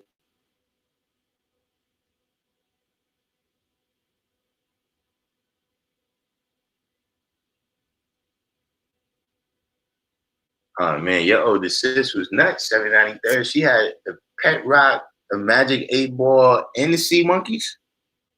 You know, I never believed the Sea Monkeys was real. That used to be in the back of the comics and stuff. I never believed none of that stuff. The seahorses and all that stuff. I never got none of that stuff. Right, D Chris, that's what I'm saying. Freeze tag, double dutch, slap boxing, wrestling. See, all these things was things that, you know, you had to you know, something had to come from you.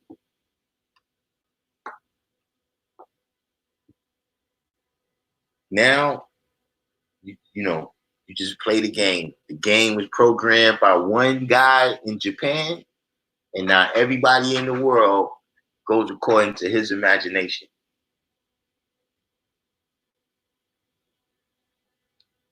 Right. See, look, process is, you know, look, even though it's just a Source magazine, you know what I'm saying? Even that was still reading the newspaper, you know, all these different things, man. SW said, I remember when the Source was a newsletter. I barely recall that.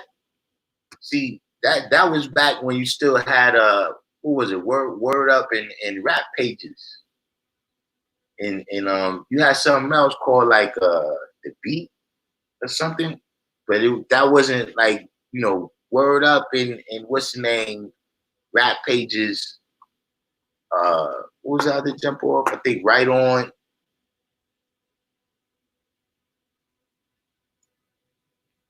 And then the Source just came out and like killed them. Willie D not from Texas?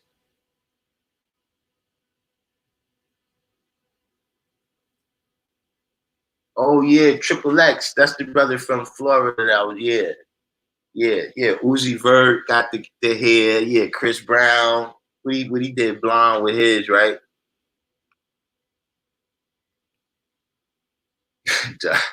D. Christian said Lil Wayne, they daddy.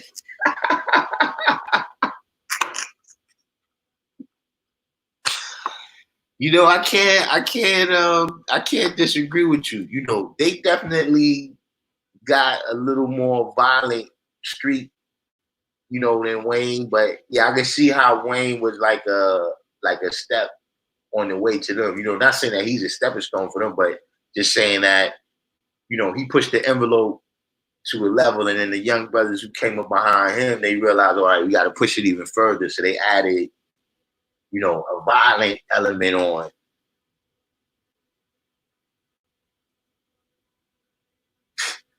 793rd, will you stop it with this Reverend Kardashian stuff, man?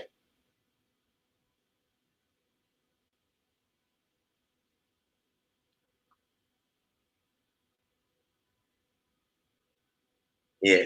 Now, I'm going to tell you something. See, Drill, District 120 said Drill started in my state, Illinois. We was on that type time before Keith blew up. You know, to me, now look, and this is something, you know, District 120 smoked out.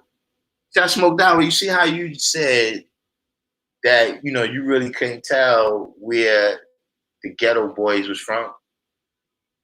To me, drill is just a different kind of trap.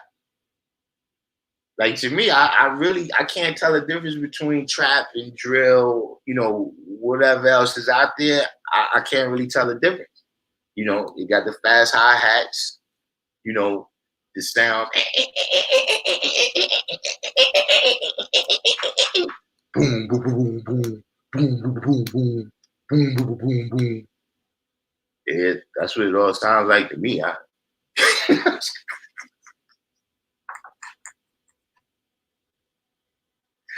I can't. I don't know. You know, like I said, the drill just seems a little more violent, whereas the trap is a little more hustle based. But you know, like the people and the sounds and everything, I can't tell the difference. Smell Goods came in.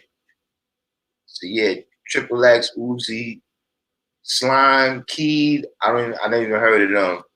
Yachty, I know who he is. Trippie Redd and Juice. I guess that's Juice Man. Yeah, listen. I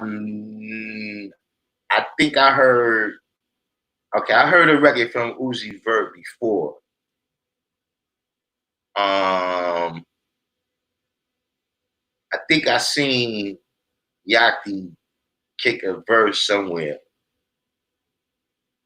and I think I might have heard 2 records from Trippie Redd, but the rest of them I just knew they existed. I never heard their music. 793rd said drill popping and took over the youth minds worldwide. Yeah, I was seeing somebody saying that they got drill in the UK and all that. I seen some of it, you know, but that's what you know. I don't understand why, you know, how it really went all over, you know. But that's something with the music in general and with the atmosphere that we in, where originality is not a thing. Like, one of the reasons that hip hop grew and developed is because the DJs they had their level of originality too. Where I don't want to play the record you playing. I want to find something new that ain't nobody playing. and be the first one to rock it. But now I don't want anything new. I want something from, the well-established guy, man, so that, I could have clout with him.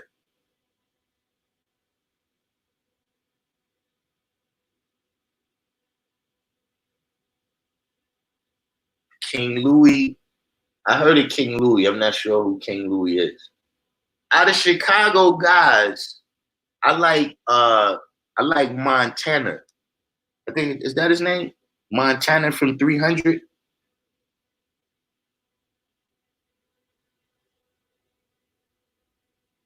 He do the drill stuff sometimes, but he got a lot of versatility, man. I don't know, I haven't checked up on them brothers in a while. But that was like out of all the guys that was coming out of there, I thought he was the best. Right, fly phrase. They follow trends now and ride whatever wave is hot at the moment.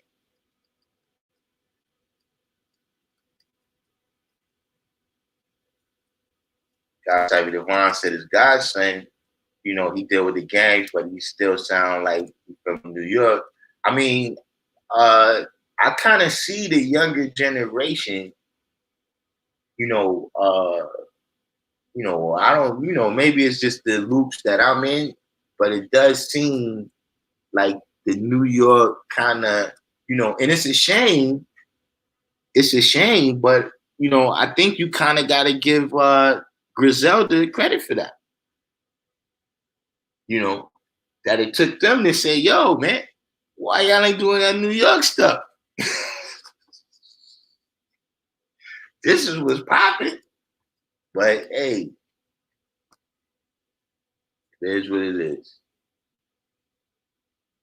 Smoke Dower said, production is a huge issue for us right now. Young brothers don't have a DJ premier. Wait, hold on, let me read this here.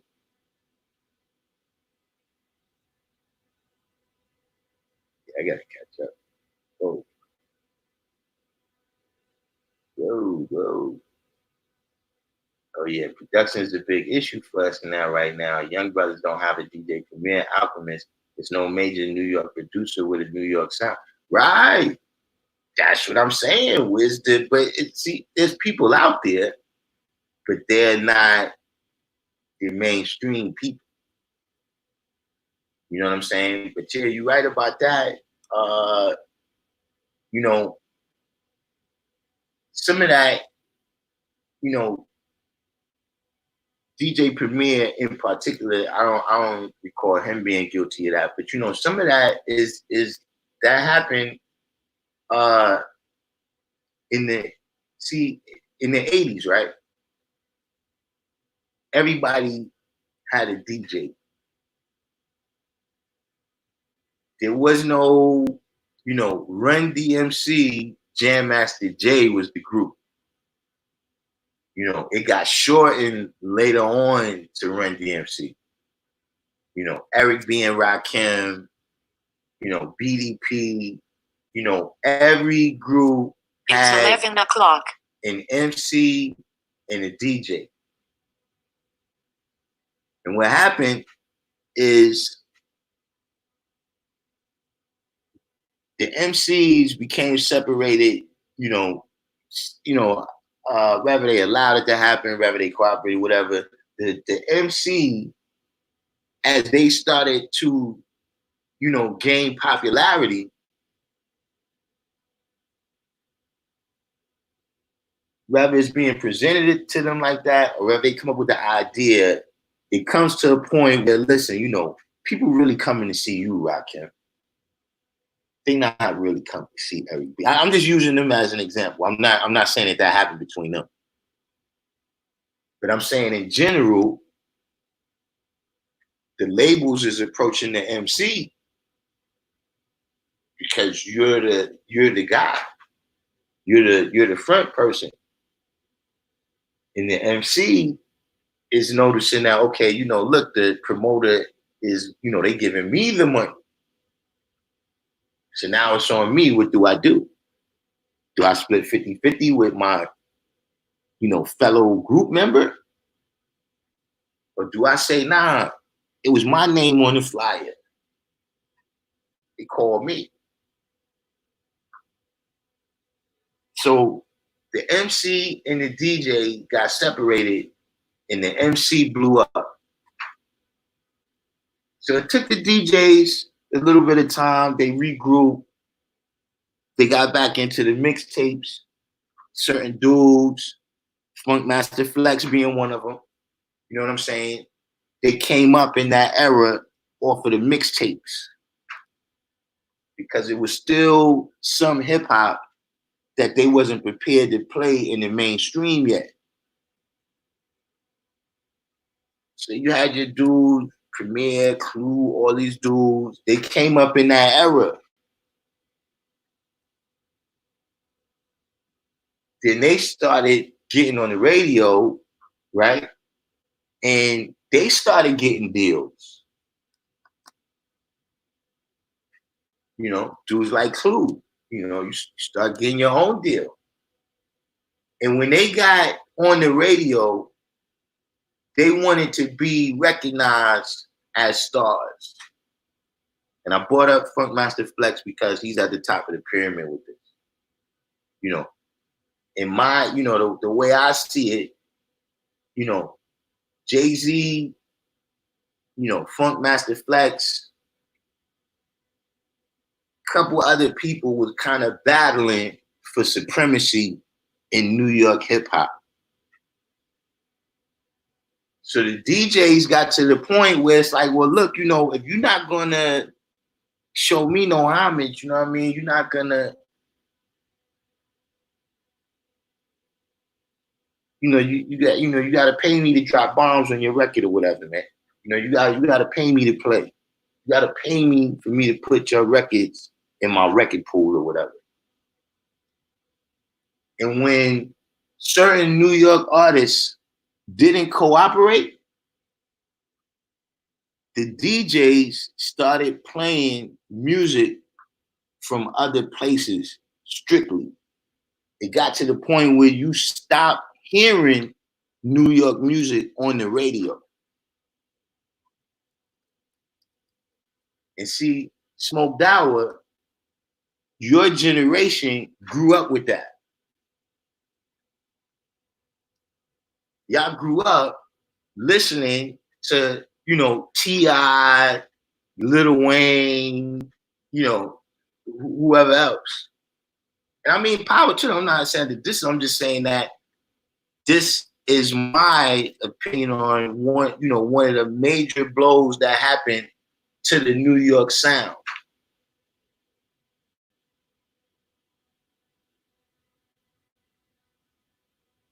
You don't have a group of kids that grew up listening to Marley Marl, who was making a quintessentially New York sound. So generations of producers grew up looking up to Marley Marl. See, now cats look up to Young Chop. I'm saying nothing wrong with looking up to Young Chop, but I'm saying that, Yada, I can't really think, like, who's the New York artist, like I could give you 50, artists from almost any other era. But, who is the New York artist, besides 50 Cent?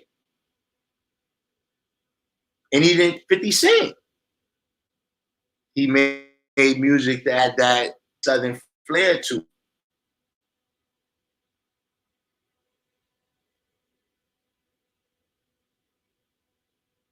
So, I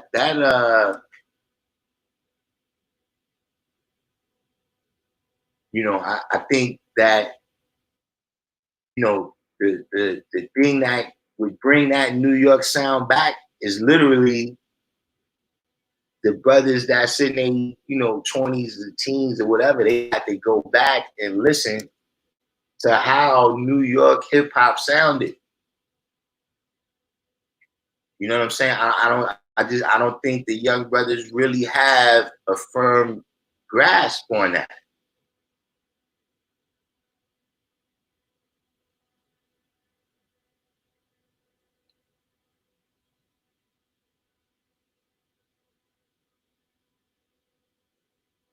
Shot Sim said brothers bite rhymes like Jamaicans bite beats. So Smoke that. See, now this is what I'm saying. See, Smoked Hour said they still use biting. Nothing really comes to mind. That's what I'm saying. Why y'all ain't upgrade that? Everything else has been upgraded. Everything else has been upgraded. You know, the enemy is the ops. Where the mother is no cap.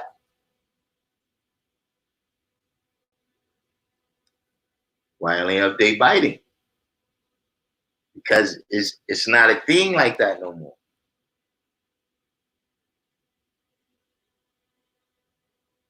That was like almost number one.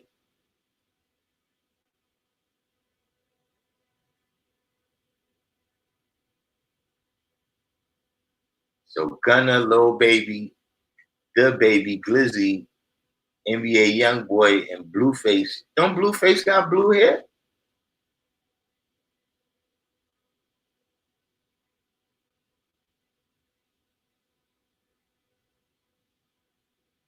Rob Frey said cats don't care if they bite anymore. They got no shame. So that's what I'm saying too. That's another thing that, you know, I've seen a trend where it's almost like a virtue now for you to reach the point where nothing embarrasses you.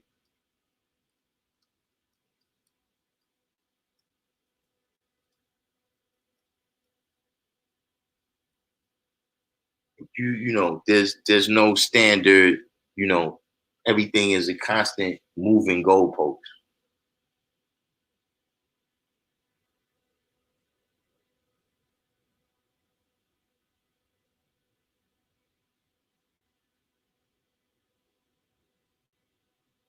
Oh, I see now. So, but see, that's old school too, though. Smoke Dower said dudes wouldn't really say biting; they'd just say, "Yo, all these cats is my sons." But that, yeah, that's old school. We say that. You know what I'm saying?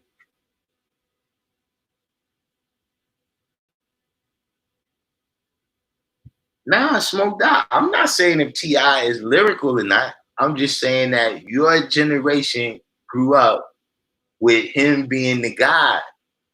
You know, him and Lil Wayne, you know, they was like the Rakim and Big Daddy Kane of your era. Well, listen, let me say from the outside looking in, you know, for me looking, I'm saying like in the early 2000s, you know, like who else I got? Ja Rule, Nelly. These was the dudes that I recall from that era. You know what I mean? By then, Jay-Z was doing his commercial rapping.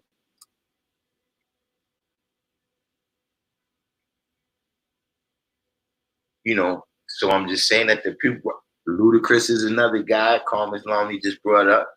You know what I'm saying? Those was the guys that was doing.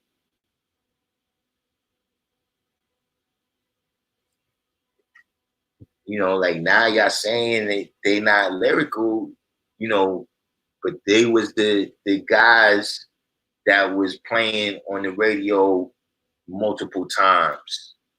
You know what I'm saying? You know,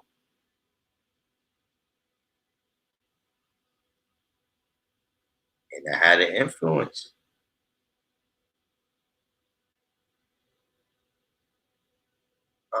Scar. I mean, yeah, I like Scarface. You know what I mean? I agree with Scarface being the king of the South and all that. You know, but I don't. Was Scarface putting out music in that era? I know Bun B always doing his thing.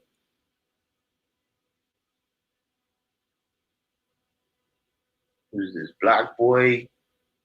I don't know who that is. Kodak Black. I heard one thing from Kodak Black one time. Who's this West Side Gun? Jack Pre-Magnetic. Which you talking about Japreme in DC? Q the Fool. I heard his name, but I don't know who that is. T Grizzly, I heard that name, never heard nothing from him. 21 Savage, never heard nothing from him. You know, and actually, you know, when I really found out about 21 Savage, it was this other kid named 22 Savage. And I thought they was a group until one day I seen a video with 22 Savage. He's outside with a shotgun or something, I think. You know, talking about he's waiting on 21. It's like, yo, what? That was crazy. But yeah, these, you know, I gotta admit, I don't even try, man. You know what I'm saying? Like Smoke Dawg was saying, I just look at it as, you know, look, they're not doing that for me. You know what I'm saying? You know, and they're being successful enough where, you know, it don't matter what I think. So let them do what they do, man.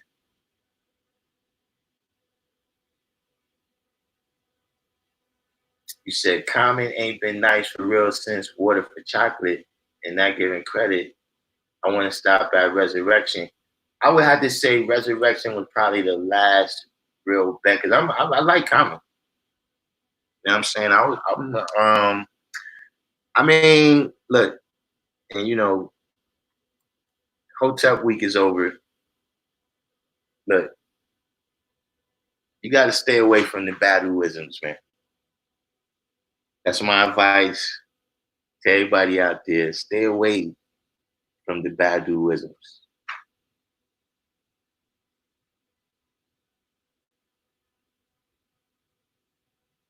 Never was the same again after that. Process said, I think Black people love Black culture wherever it comes from. The youth are just like us as youth, but the industry emphasizes one thing, the most commercial. Right.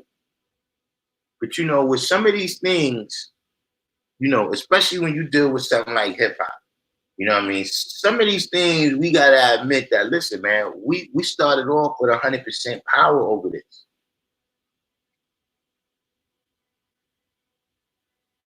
You know, there's also something to be said for that.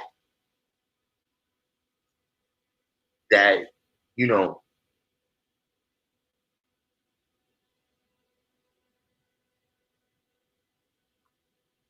at the very least, we voluntarily cooperated with this marketing strategy.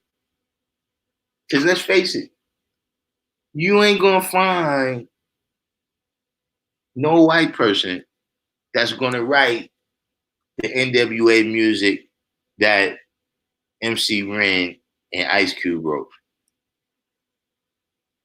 And you can go down the list, man. And I'm saying, not saying that NWA and Ice Cube, but I'm saying that that became one of the images that they continue to emphasize.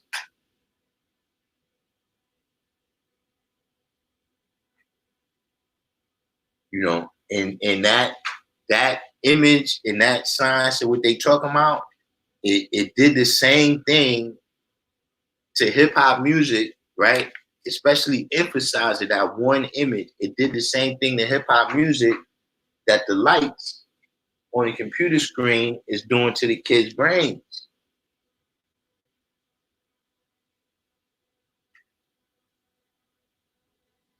You know, it brought something in that, you know, now, you know, after, you know, NWA comes out, people don't want to hear, say, Biz Markie as much no more. Biz Markie ain't talking that gangster stuff. You know, the labels, they don't want to put your new album out because you're not kicking that gangster stuff that is selling like crazy right now. You know what I'm saying? SW hit it right on the head. Keyword is programming. You know, yeah, that's what I'm saying. You know, people have been programmed as followers, as consumers, and as adolescents. Like children are raised in this day and time to be adolescents. not to really be adult and learn how to deal with things in an adult way.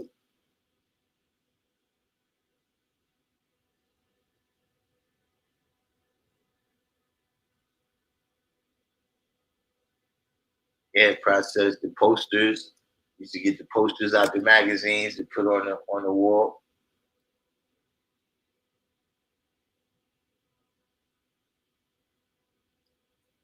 Process says, to me, drill comes from Waka and Gucci.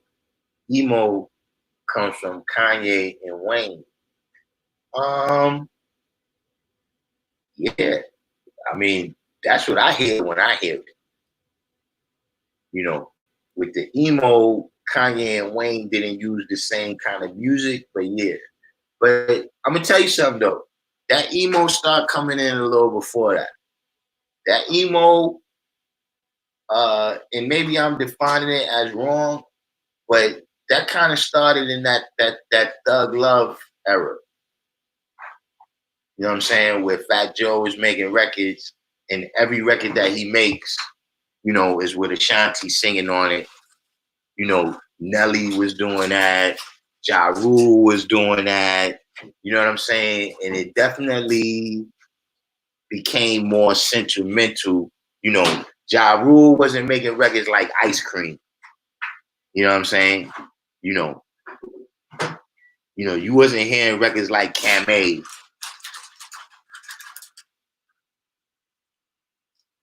It became a different kind of thing.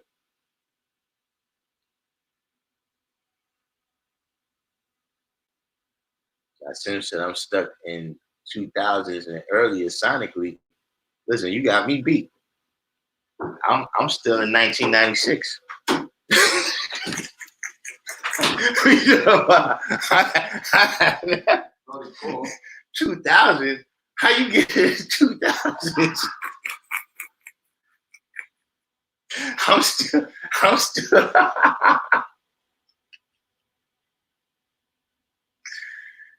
Because it said Bismarck, yeah, man, yo, Bismarck is my dude, man. Let me tell you something, man. Bismarck is going off is one of the top albums of all time.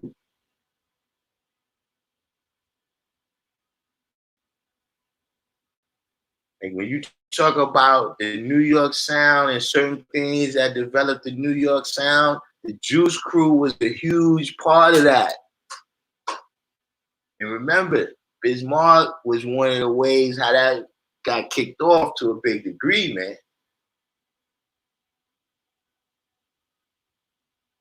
Trippie Redd got some fire. See, that's what it is. I'm gonna tell you, man. It's just some people, you know, and I shouldn't be that way. But some people, I just look at them like, all right, I don't want to hear what you got to say. You know, I'm not sure. You know, and sometimes, you know what happens too. That happens to me too. Well, it might not be necessarily I don't want to hear what he got to say, but it's like I got introduced to him through his with 6ix9ine. And that happens to me a lot now where I see people, right? And they'll be, you know, but I don't know what to do. Like there's people on Love and Hip Hop that I'm like, I don't know what you got to do with hip hop though. Like, do you do something that's in the elements of hip hop? So, you know, sometimes I think I might get caught up, you know what I'm saying, in the side image that's projected and let that affect me from not hearing the music. You know what I'm saying? You know, I might look at something else to hear or something, you know what I'm saying? But look, I always been like that. Like, look, the first time we seen MC Hammer out here, I didn't hear what he said. I just saw him. He came out. He had a video talking about, yo, people in Chicago love us, in Detroit, in LA, and yo, the only place they don't love us, man, is in New York, man. So we going to New York and we going to show them all this stuff. Hey, Scans, turn this off. I don't even know what the name of that record was. I just remember that's how it began. I saw the pants, man. I don't see nobody wearing pants like that.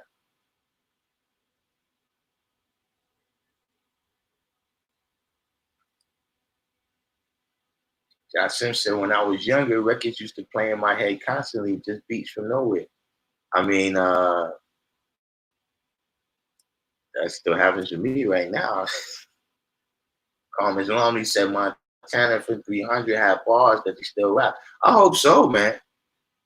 You know, so much things happen in the entertainment world, you know what I'm saying, to discourage people.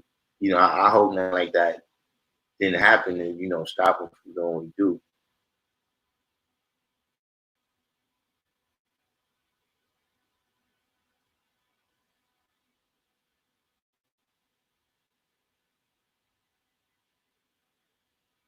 So that's not running my mouth today. You don't know.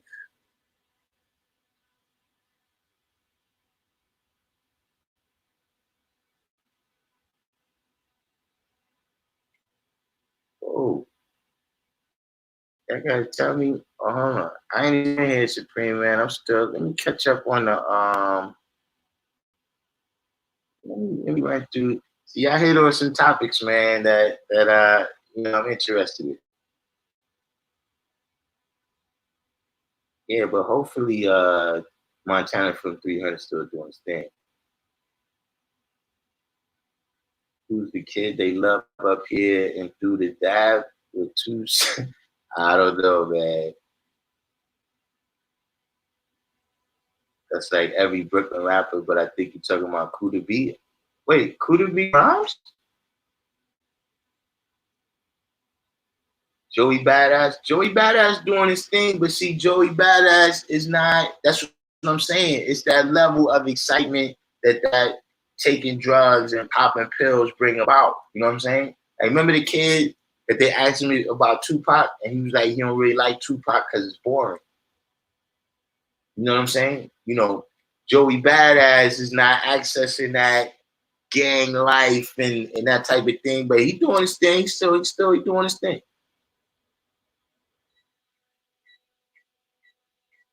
793rd said Griselda showing just how gritty West New York from the 80s till now got.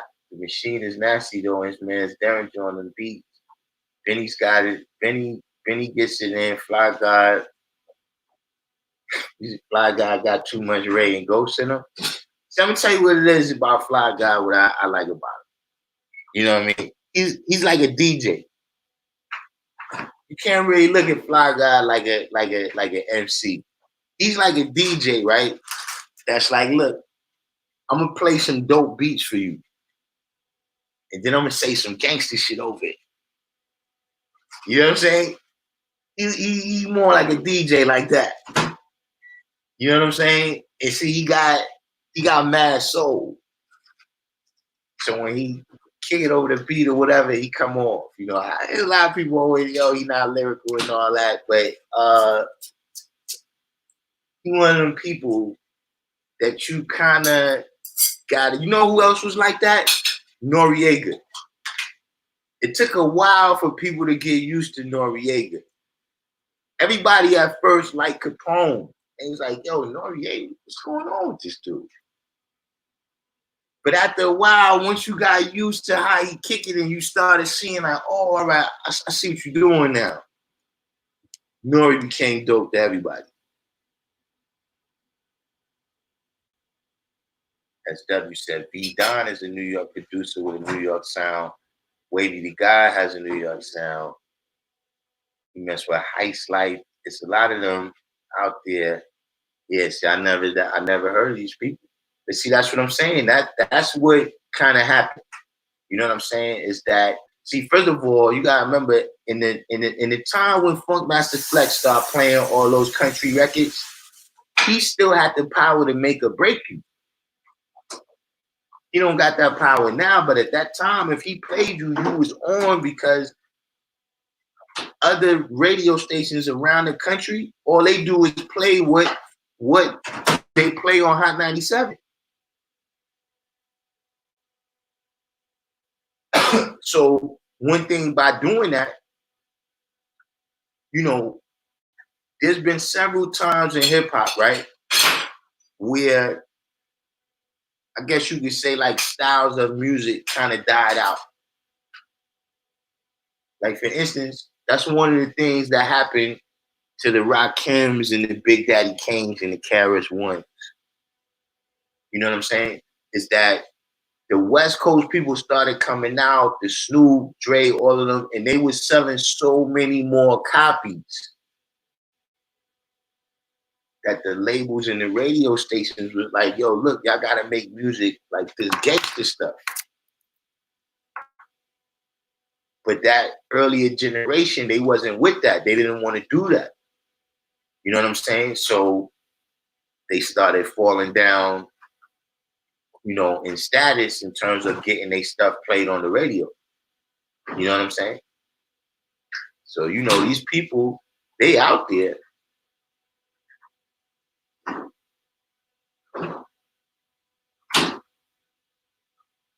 Chuck, the producer,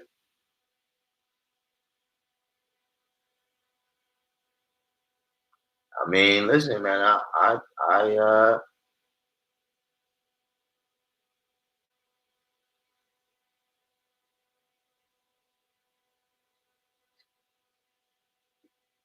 Edo is from upstate. I heard this name before, but I don't know if I know it rhymes. 183rd Street.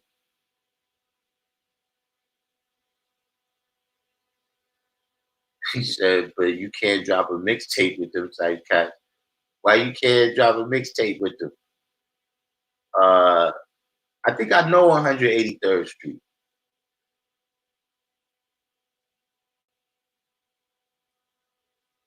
I think I'm familiar with him, but I ain't sure. 38 Special, yeah.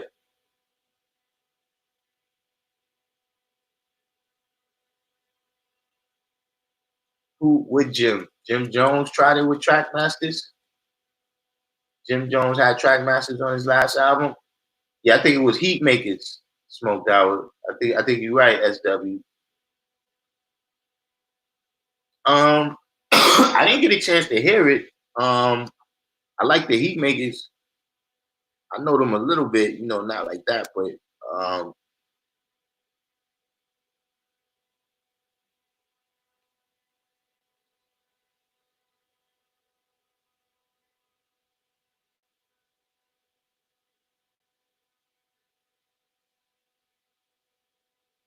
Dave East.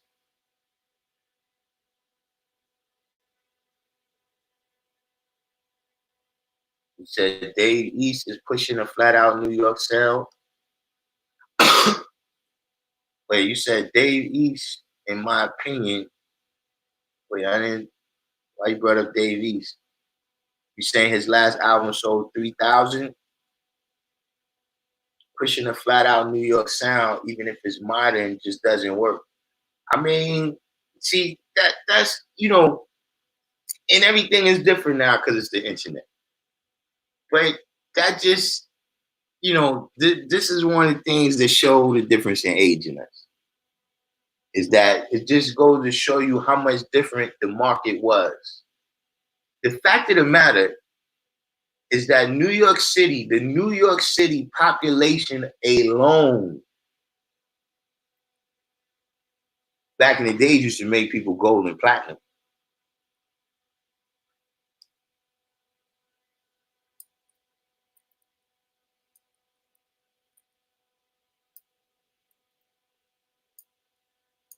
You know, so that's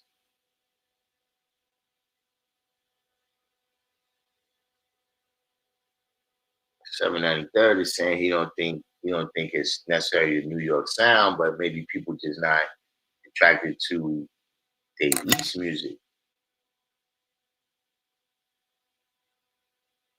Christian said you have a whole generation that are not even aware of the type of hip hop we talking about. They couldn't tell you Grandmaster Flash, Slick Rick, Mobb Deep, and down the line so they don't pay homage or affiliate. So God said my son is nice. You know,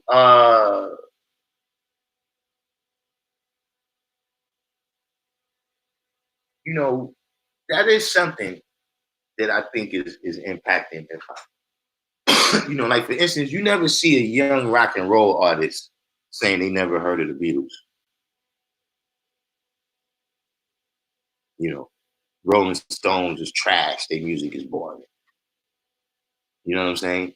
You know, not saying that they got to do their music, but I'm just saying, just in anything, um, you know, being a student of whatever it is that you're doing. You understand what I'm saying? Like, you know, if you playing basketball, you know what I mean? Kobe Bryant was a student of the game. You know, you see them in there's a lot of footage where you would see Kobe going to different people and asking for pointers. So, you know, knowing who and what came before and, you know, just having some respect for that, you know, I think it's important in every what's in it, you know what I'm saying?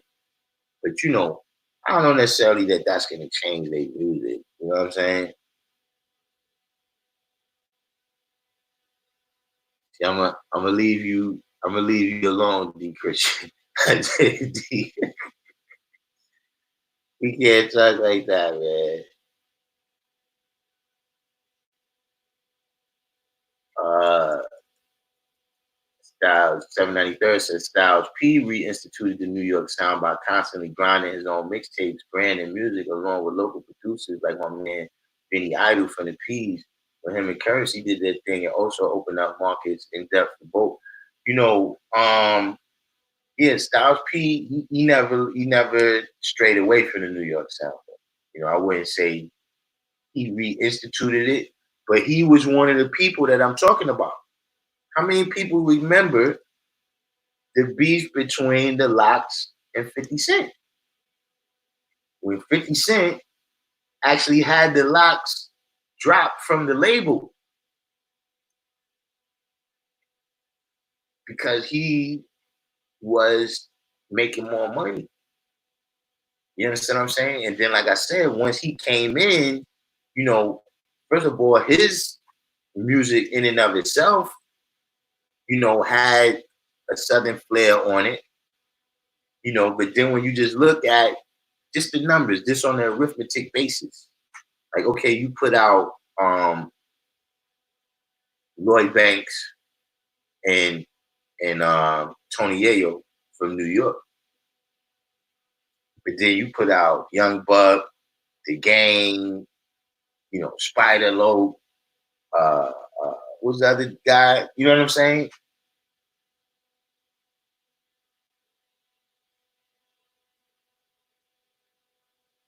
You know, even Jay-Z. When Jay-Z went on Def Jam, he didn't put nobody from New York on. Not nobody knew that I would recall. But it's like you telling me in the whole of Brooklyn, in the whole entirety of Brooklyn, you couldn't find nobody else that was dope. But see, like I said, a lot of that was about the battle between him and Flex about who was gonna be the king of New York. So you had so many New York people introduce the Southern sound and these Southern artists and start playing them on the radio. And like I said, you just got a generation in New York now that's their Wu-Tang, that's their Juice Crew, that's their Furious Five.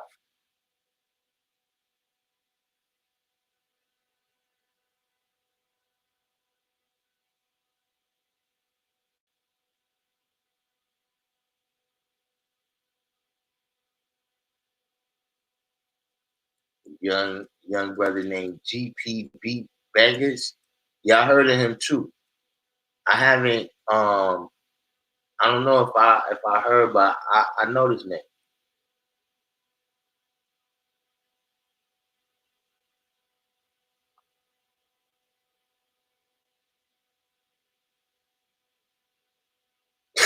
Smoke Dallas said, all respect, dude, but T.I., but never was T.I. the Rakim of my era.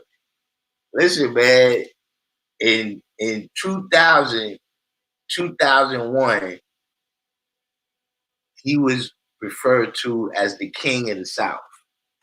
And that was the first time I ever heard anybody, you know, besides Scarface being referred to as that.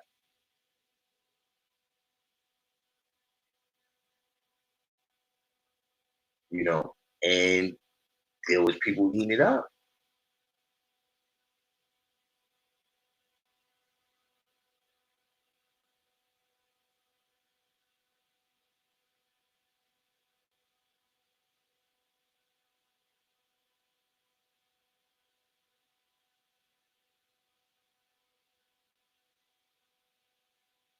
All the way up. I don't even know what all the way up is. Trap baseline. I don't know about that. 793rd said 22 Savage was a comedian who says he's wilding in life for real, then started rapping and catching cases for real. Yeah, I just seen him on, I was like, I didn't know what it was about. Like I said, I thought they was a group. E40, E40, he had skill, you know what I'm saying? He was he had his strong points, but for me, that was still the era where look, you know, I'm trying to hear New York music. I'm not really, you know what I'm saying? At that time,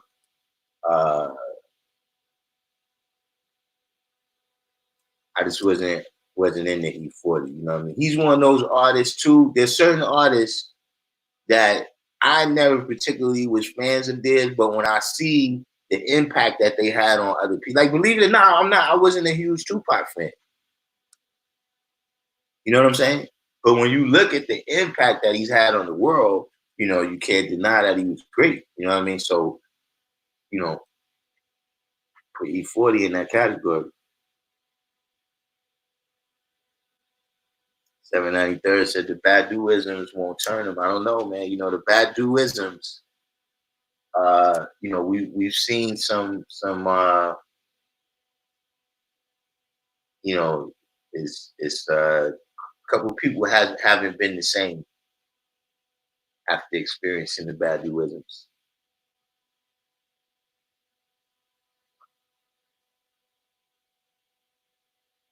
See the Drake fiasco. All of this stuff is after the Baduisms. And that was listen, and that's one of the biggest fiascos. Look, we spoke on that. We spoke on that. Can't be from the Midwest pimping and going out like that. Cannot.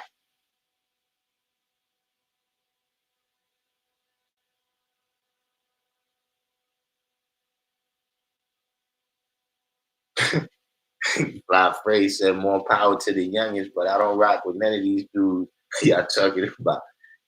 Hey, man.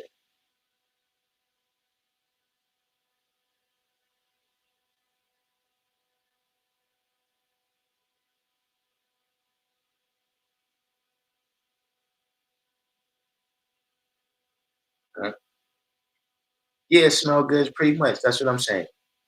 That and see, that's the reason I don't listen to their music. See, Smell Good said a vibratory tone is similar to what old heads used to tell us. They couldn't understand what the people were saying on the songs. It sound like all noise.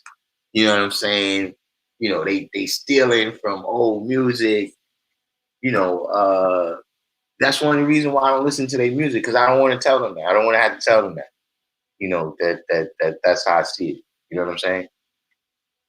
So I just let them do them, man.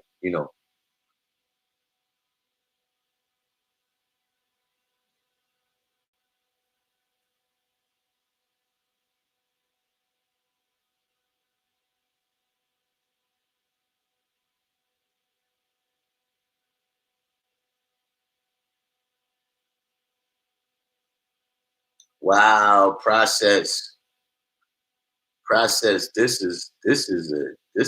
You just hit two lines here, man. Process said another major shift was Puff and Baby making non-writers think anybody can rap and cake up. Then auto-tune came.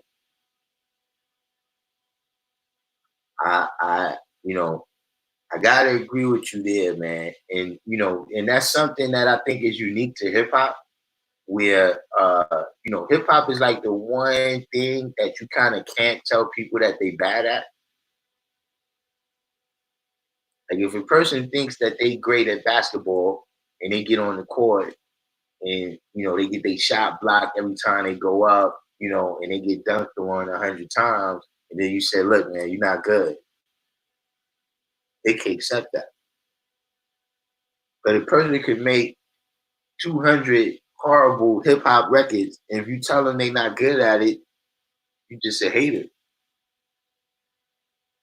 But nothing else works like that. Like right now, a person could become famous for anything. Like the girl, she was on some talk show and she said, "Yo, catch me outside." And that thing goes viral and she becomes famous. And then from there, she becomes a rapper. To me, what that's saying is that you don't respect it. Why you didn't go to become an opera singer?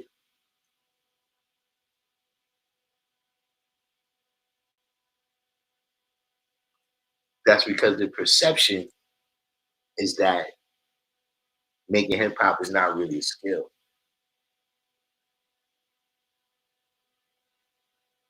Smoke Dower said another problem is we're way more open to your music than you are to ours. I mean, all right, now Smoke Dower. Listen. I'm gonna tell you one thing that I think that is, and it's not necessarily something that got to do with age, but our music was more connected to the music that we grew up with. You know what I'm saying? Is hip hop was very much related to soul and funk and but see, this is something that happened over the years, right? As music stopped being made by bands and they started being made by one dude on a computer or a keyboard, right? You can't get those same sounds to come out of a computer. And that's one of the reasons why, if you notice, the music today is all because you can't get that same analog, Motown type of sound. You see what I'm saying? And what it is that the new music that they make is in my opinion, even when you look at in on the basis of time, the music that y'all making today is something else. It's not hip hop. It's not. It's and that's not to say it's good or bad. But I'm just saying that, for me, I don't know how you listen to the message. If you listen to the message and then you listen to, some of the stuff they got, that's not the same kind of music, man. It's related. All music comes from other music. But what I'm saying, and I'm not saying that I'm saying that, look, this generation has done a great thing and came up with their own genre. Just like the generation I was in came up with their own, then the generations before us came up with their own genres.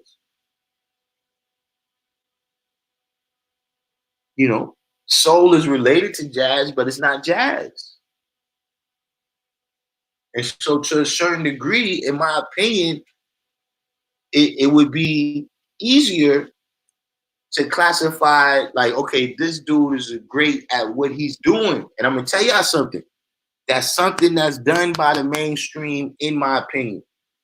If you look in the Billboard, you see that mostly every genre of music has its own charts.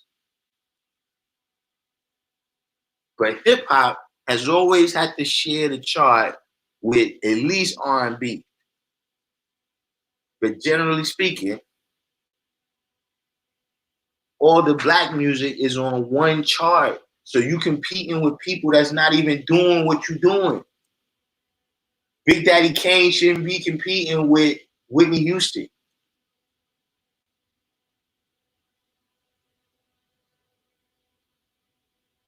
So, you know, that's kind of what it is. You know what I'm saying? Like I said, this music is high energy, but it's not very soulful. It's not, there's something about soul that is not in the music right now. You know what I'm saying? Like I said, there's certain things that I could, you know, appreciate the high energy, but for me, gotta have soul. Gonna be in here. Oh man, Fly Phrase. That's probably my favorite Common joint where he went at Ice Cube. I'm surprised that don't rank higher in epic battle songs.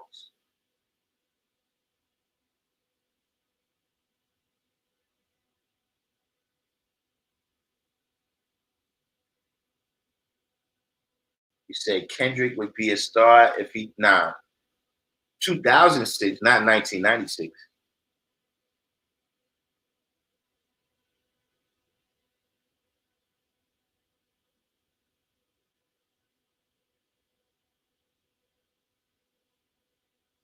SW said, fun fact, my older brother took me and my younger brother with him to do the babysitting to Bismarck Brownstone back in the day on the day Spring Again premiered on Video Music Box. You see what I'm saying? That's another type of that was another type of you know, unity that used to be born. You know, back in the days, that was one of the ways your parents kept you in line. You know, like my older brothers might be going outside. Where you going? You know, you go, oh yeah, take him with you.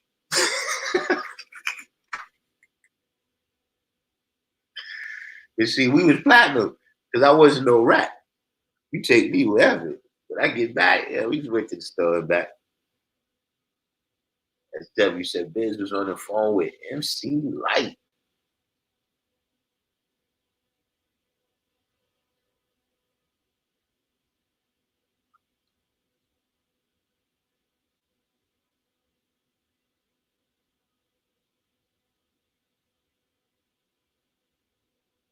Yeah, like I said, yeah, you know, I got my people that I like. You know, I like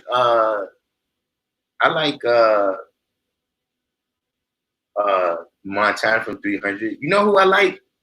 But he's one of those people that you gotta search through all his stuff because he got some other music that I don't like at all. But the young kid that called himself the bass guy, yo, that kid got lyrics, man.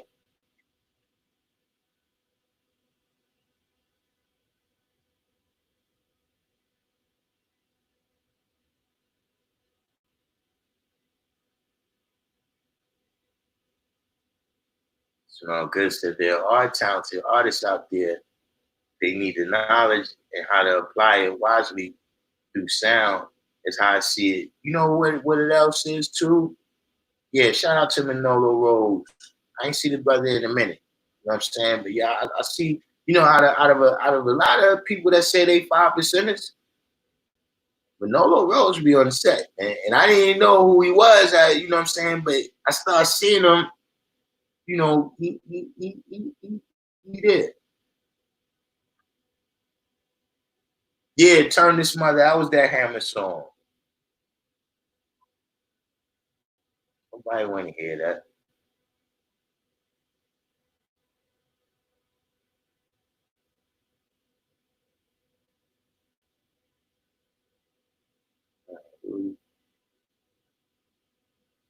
Planet Asia. Yeah, I gotta get Planet Asia. Um, and real hip hop. Yeah, you mostly missed it, man. We about to take it down a little minute, but we having a little conversation right now.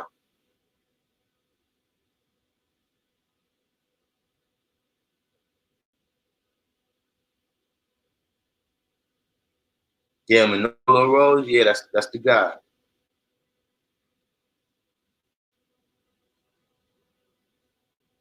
Common Swami said last mainstream rapper I was somewhat excited about was Lupe Fiasco. He got weird. To me, yeah, that's where a lot of, you know what I'm saying, like dudes would kick a couple of jump offs that I like, and then it'll be like, yeah, but you know, I don't want to hear this whole album though. You know what I'm saying? Yeah, Rome Streets. Uh, but where's Rome Streets from? I mean, Rome Streets, he got an East Coast sound though. The stuff that I heard from him. And he got that New York stuff.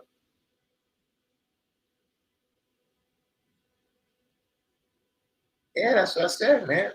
Big Bismarcky was that dude at one time, man. Remember, a lot of them people, uh, you know, Biz brought Big Daddy Kane in the game. You know what I'm saying? You know, him and Shantae and they routines that they was doing with the beatbox and her rhyming. You know what I'm saying? Those was things that went a long way, man, in establishing this thing.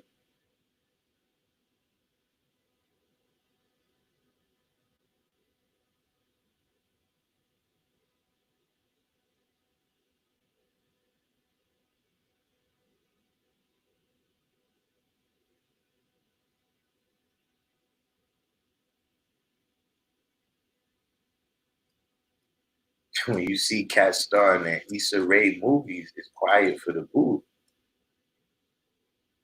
Process said, I don't really feel Griselda Beast like that, but Rock Marcy kept it very consistent since he came in the game.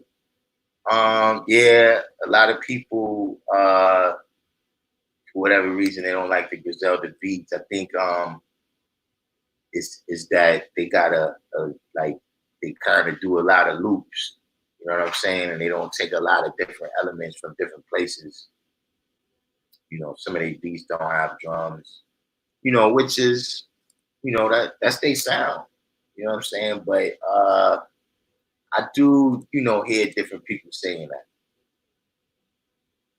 Yeah, Rock Marciano do his thing. Tragedy Gaddafi taught Nori how to rap. Yeah, remember Nori tried to say he was writing for Tragedy. Um, yeah, I got Trag on my next album coming up. I think no, he on 2 songs, might be 3, I ain't sure. But yeah, Trag, that's my guy, man. I'm on Trag jump off too.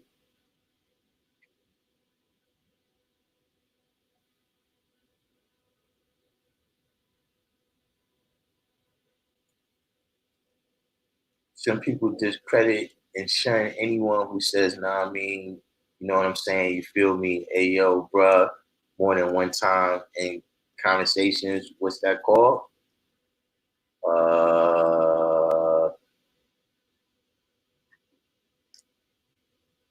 Suburban?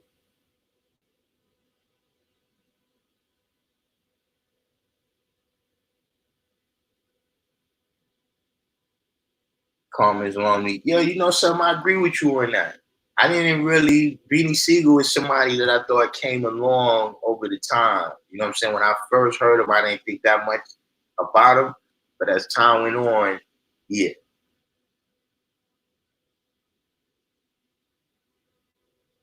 Process crazy. Process says Nori's cadence and lingo made him dope. Then he lost his God body talk. You know, that happens, man. You know.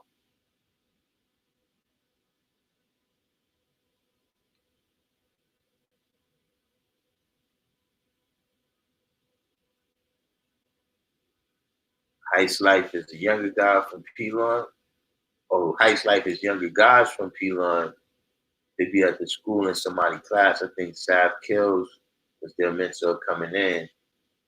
But Ty got a project called School by the Apollo. And I gotta check them out. Sav Kills, that's my dude too. Shout out to Sav.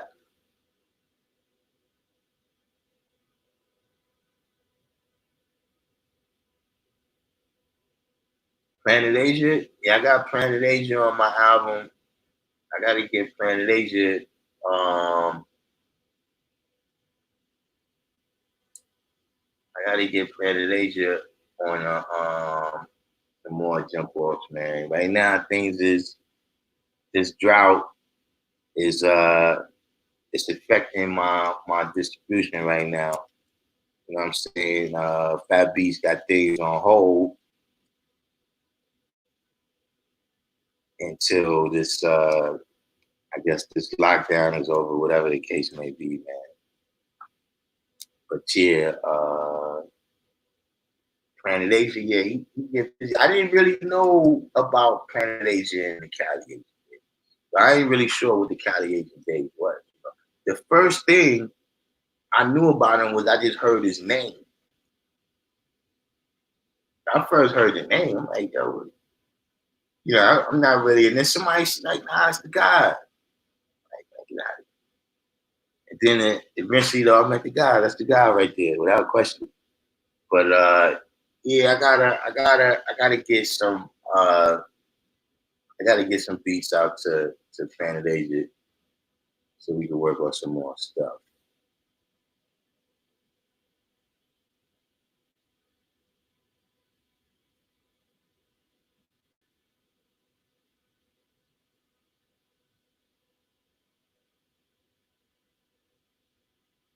I don't know when I really first got on the Planet Asia, but I know I've been online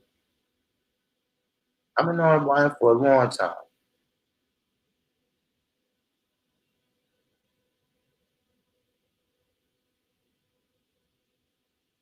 Thomas Rami said Dave East is okay to me, but something about his style I can't get with. I can't quite put my finger on it. His older stuff sounds way different from his newer stuff. I mean, I wasn't uh ever like hugely into Dave East. You know what I'm saying? Like, I definitely heard the songs. I liked them, but I didn't,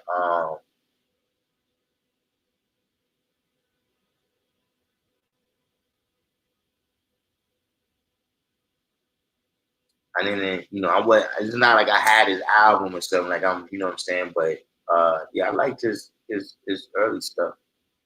Smoked Out is out. Speak to the young for us. Smoked Out.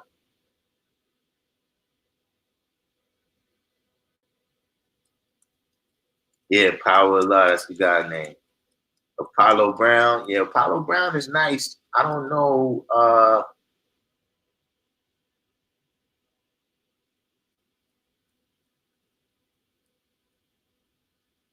You know, I don't know him personally. You know what I'm saying? I don't know. If we going to him and Planet Asia, see if him and Power work on another joint. You know, I like that joint. You know, they made a good team. It's 12 o'clock. Said 50 got spanked by Jizza with the paper plates joints.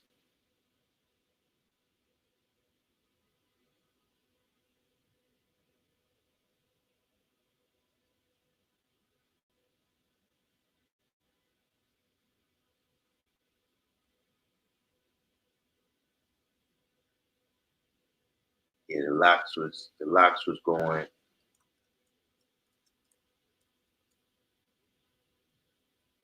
The locks was going at it with G Unit for a minute. But I think they got all that.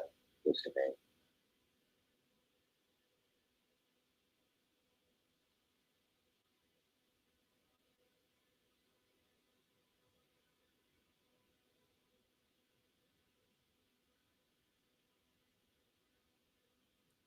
Man, why y'all still make y'all still y'all still y'all still talking about the electronic and Jay-Z, man. I didn't hear the Jazzo album. I gotta check that out. So what I gotta check out the Heist Life and his Jazzo album.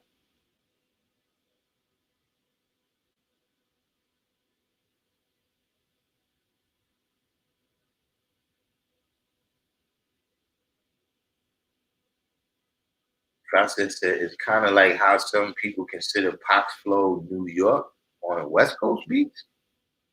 Looking back on T.I., he was like a New York artist with a Southern dialect. Nah, I didn't hear that.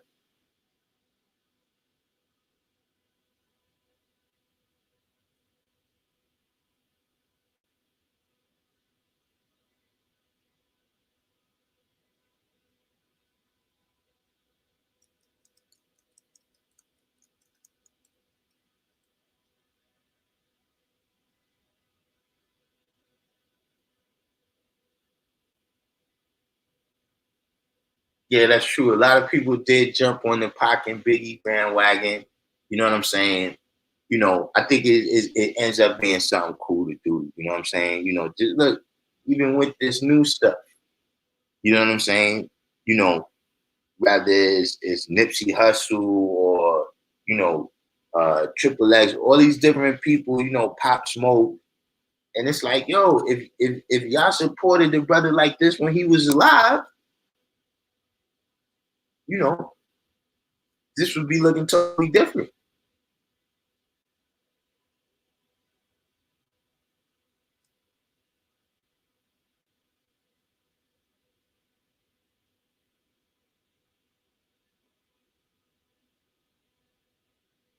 Seven 93rd said was never a Pac fan, honestly, as I saw him as a young, talented kid caught up in around the wrong people going down a path with them that literally had him dead and broke. No question on his impact. This in real time as a person older than him watching it all go down. That's just how it was. And I mean, yeah, that was one thing, man. And, you know, just that, you know, what I think, you know, he allowed his message, you know, he left it in a way where it could easily be co-opted.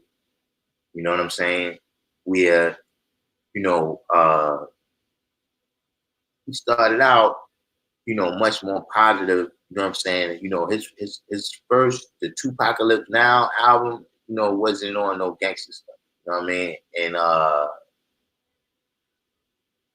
thought he got so caught up in the beef, you know what I'm saying, that the real message uh ended up being overshadowed, you know what I'm saying, or the original message, or, you know, the message that he was trying to get across about, you know, being a child of the Panthers and all of that, you know what I'm saying, to the point where, like, you know, the question I ask is this, you know, how many dudes do you see on the college campus, right, that you could say, well, yo, that's, you know, that's clearly, you know, and he's on the college campus and he got the tattoo over his stomach.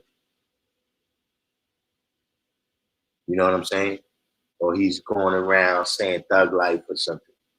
You know what I mean? The largest impact that he ended up having, because, you know, the way you passed away and the way things was going at the end, this is the way you marketed it. This is the way your, you know, your legacy in terms of the, you know, the media and what they say about you and everything. You know what I'm saying?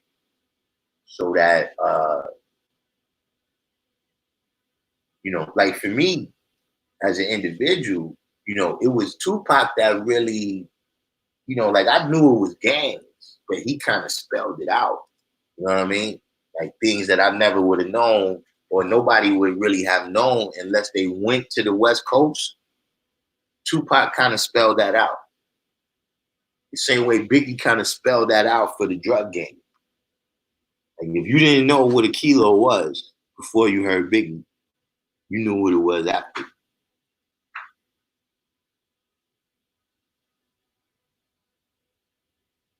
Frey said Ed OG is still nice. I think I heard Ed OG on something recently. Was it Ed OG or was it EST?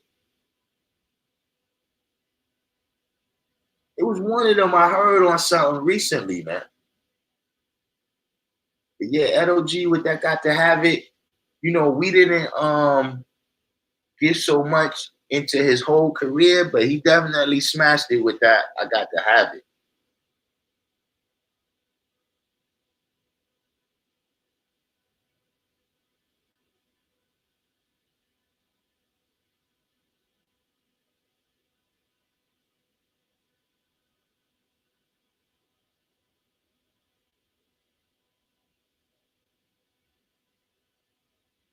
The Christian said Pop transformed into an icon right before our eyes, but was vilified and demonized in the media for you truth. It's a marketing method for those leeches and bloodsuckers. He got caught up in it, man. You know what I'm saying? Where, you know, like let's look at the events of like, look, you know, you got security. These dudes is bodyguards. You know what I'm saying? Let them handle what they supposed to handle. You know, I don't know if anything was ever official or whatever like that. You know what I'm saying? But you know, joining the gang and all of that type of stuff, like now you somehow people are getting a perception that you're in the gang. You know what I'm saying? These was things that he played into it. You know what I'm saying? Like you gotta realize that as soon as when we born, when we conceive, the enemy already got his pieces set up. And we got to drop down into the action of knowing what's what. That's the importance of teaching our babies. You know what I'm saying? And you know, you just can't play into their hands, man.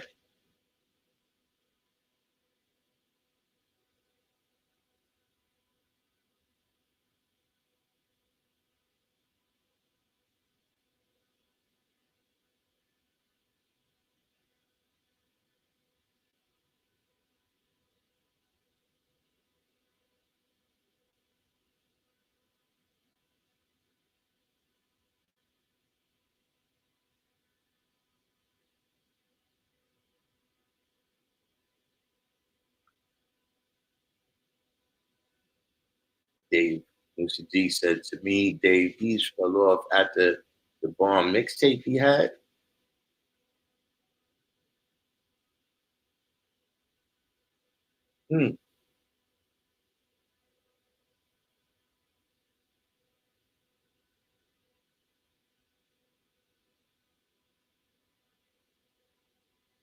Taxstone was Manolo Rose's manager?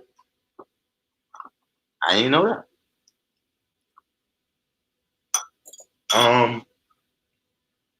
Well,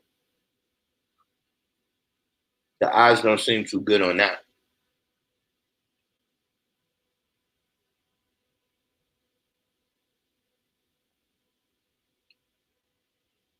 Yeah, the God Fahim do his thing.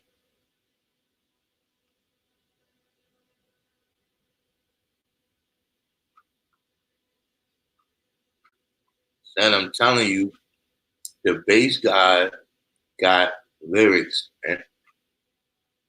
Not the stuff that is look, when I first heard him, he was kicking some stuff. I was like, yeah, what's this? This is not even. I heard him kicking some rhymes, and I'm telling you, got skills, man.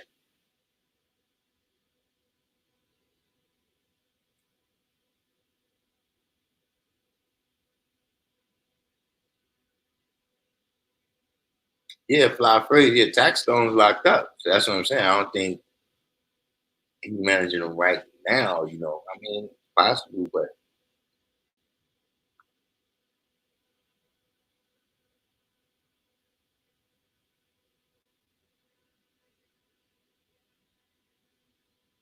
Raz Fresco.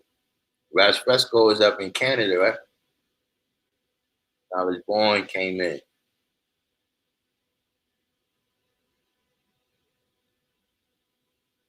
793 said, like Jesus said about that rappers getting better promo. And here's a new stat someone pointed out. Although nobody played, although nobody played 6ix9ine record or any station, so zero spins with 1 million plus viewers, he charting. Right. Right. That's what's different about the world. And see, that's why what I was saying to Smoke Dawah has changed. Where because you don't have to do nothing in the real world no more, you don't understand that New York has more people than everywhere else. And the word of mouth is going to travel the same way how, this crisis right here took extra impact in New York because of the density of population. An idea or whatever it is could travel like that.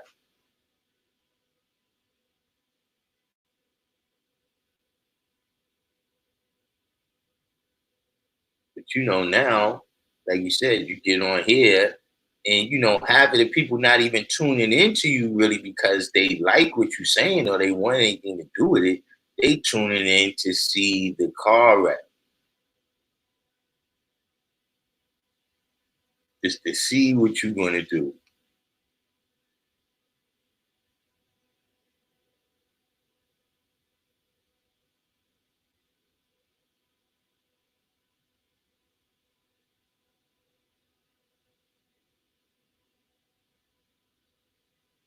LOG, I think I heard that album with Pete Rock.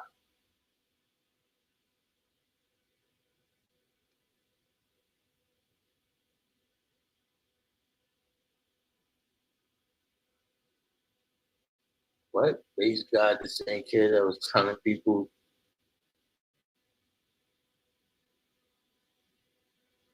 Yeah, I don't know about all this stuff, man. Like, all the stuff he's telling people. But yeah, I mean, look, you gotta, I got some what's your names. I got some what's your names I could play, man. You wouldn't know it was him, man. I heard his other trash stuff, but he do all right. But we built, added on, you know what I'm saying? Then we had a nice little conversation about some music and all of that. You know what I'm saying? Right now, about to take this down and see what's going on out here in the atmosphere. You know what I'm saying? By the way, let me see. We got some donations.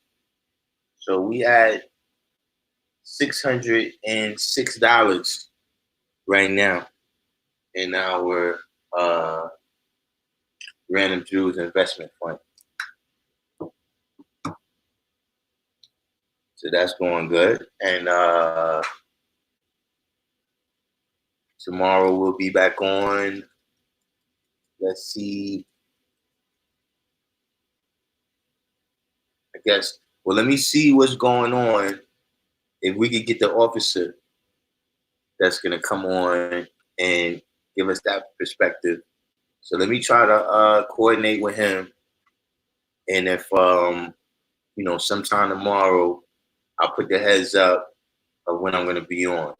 But that's what I'm working on tomorrow. If that don't work out, I got some other people that's supposed to come on. Nah, I can't. That's not gonna happen, Justin. Can't we can't go on. We would have to wait.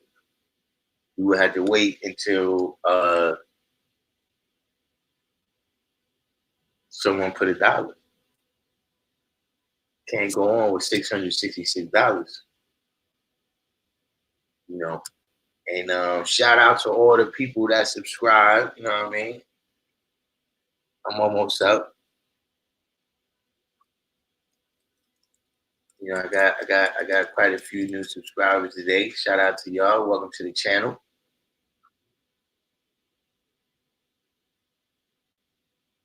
And like I said, man, I catch y'all tomorrow. Peace to the gods and peace to the earths and peace to all my visitors.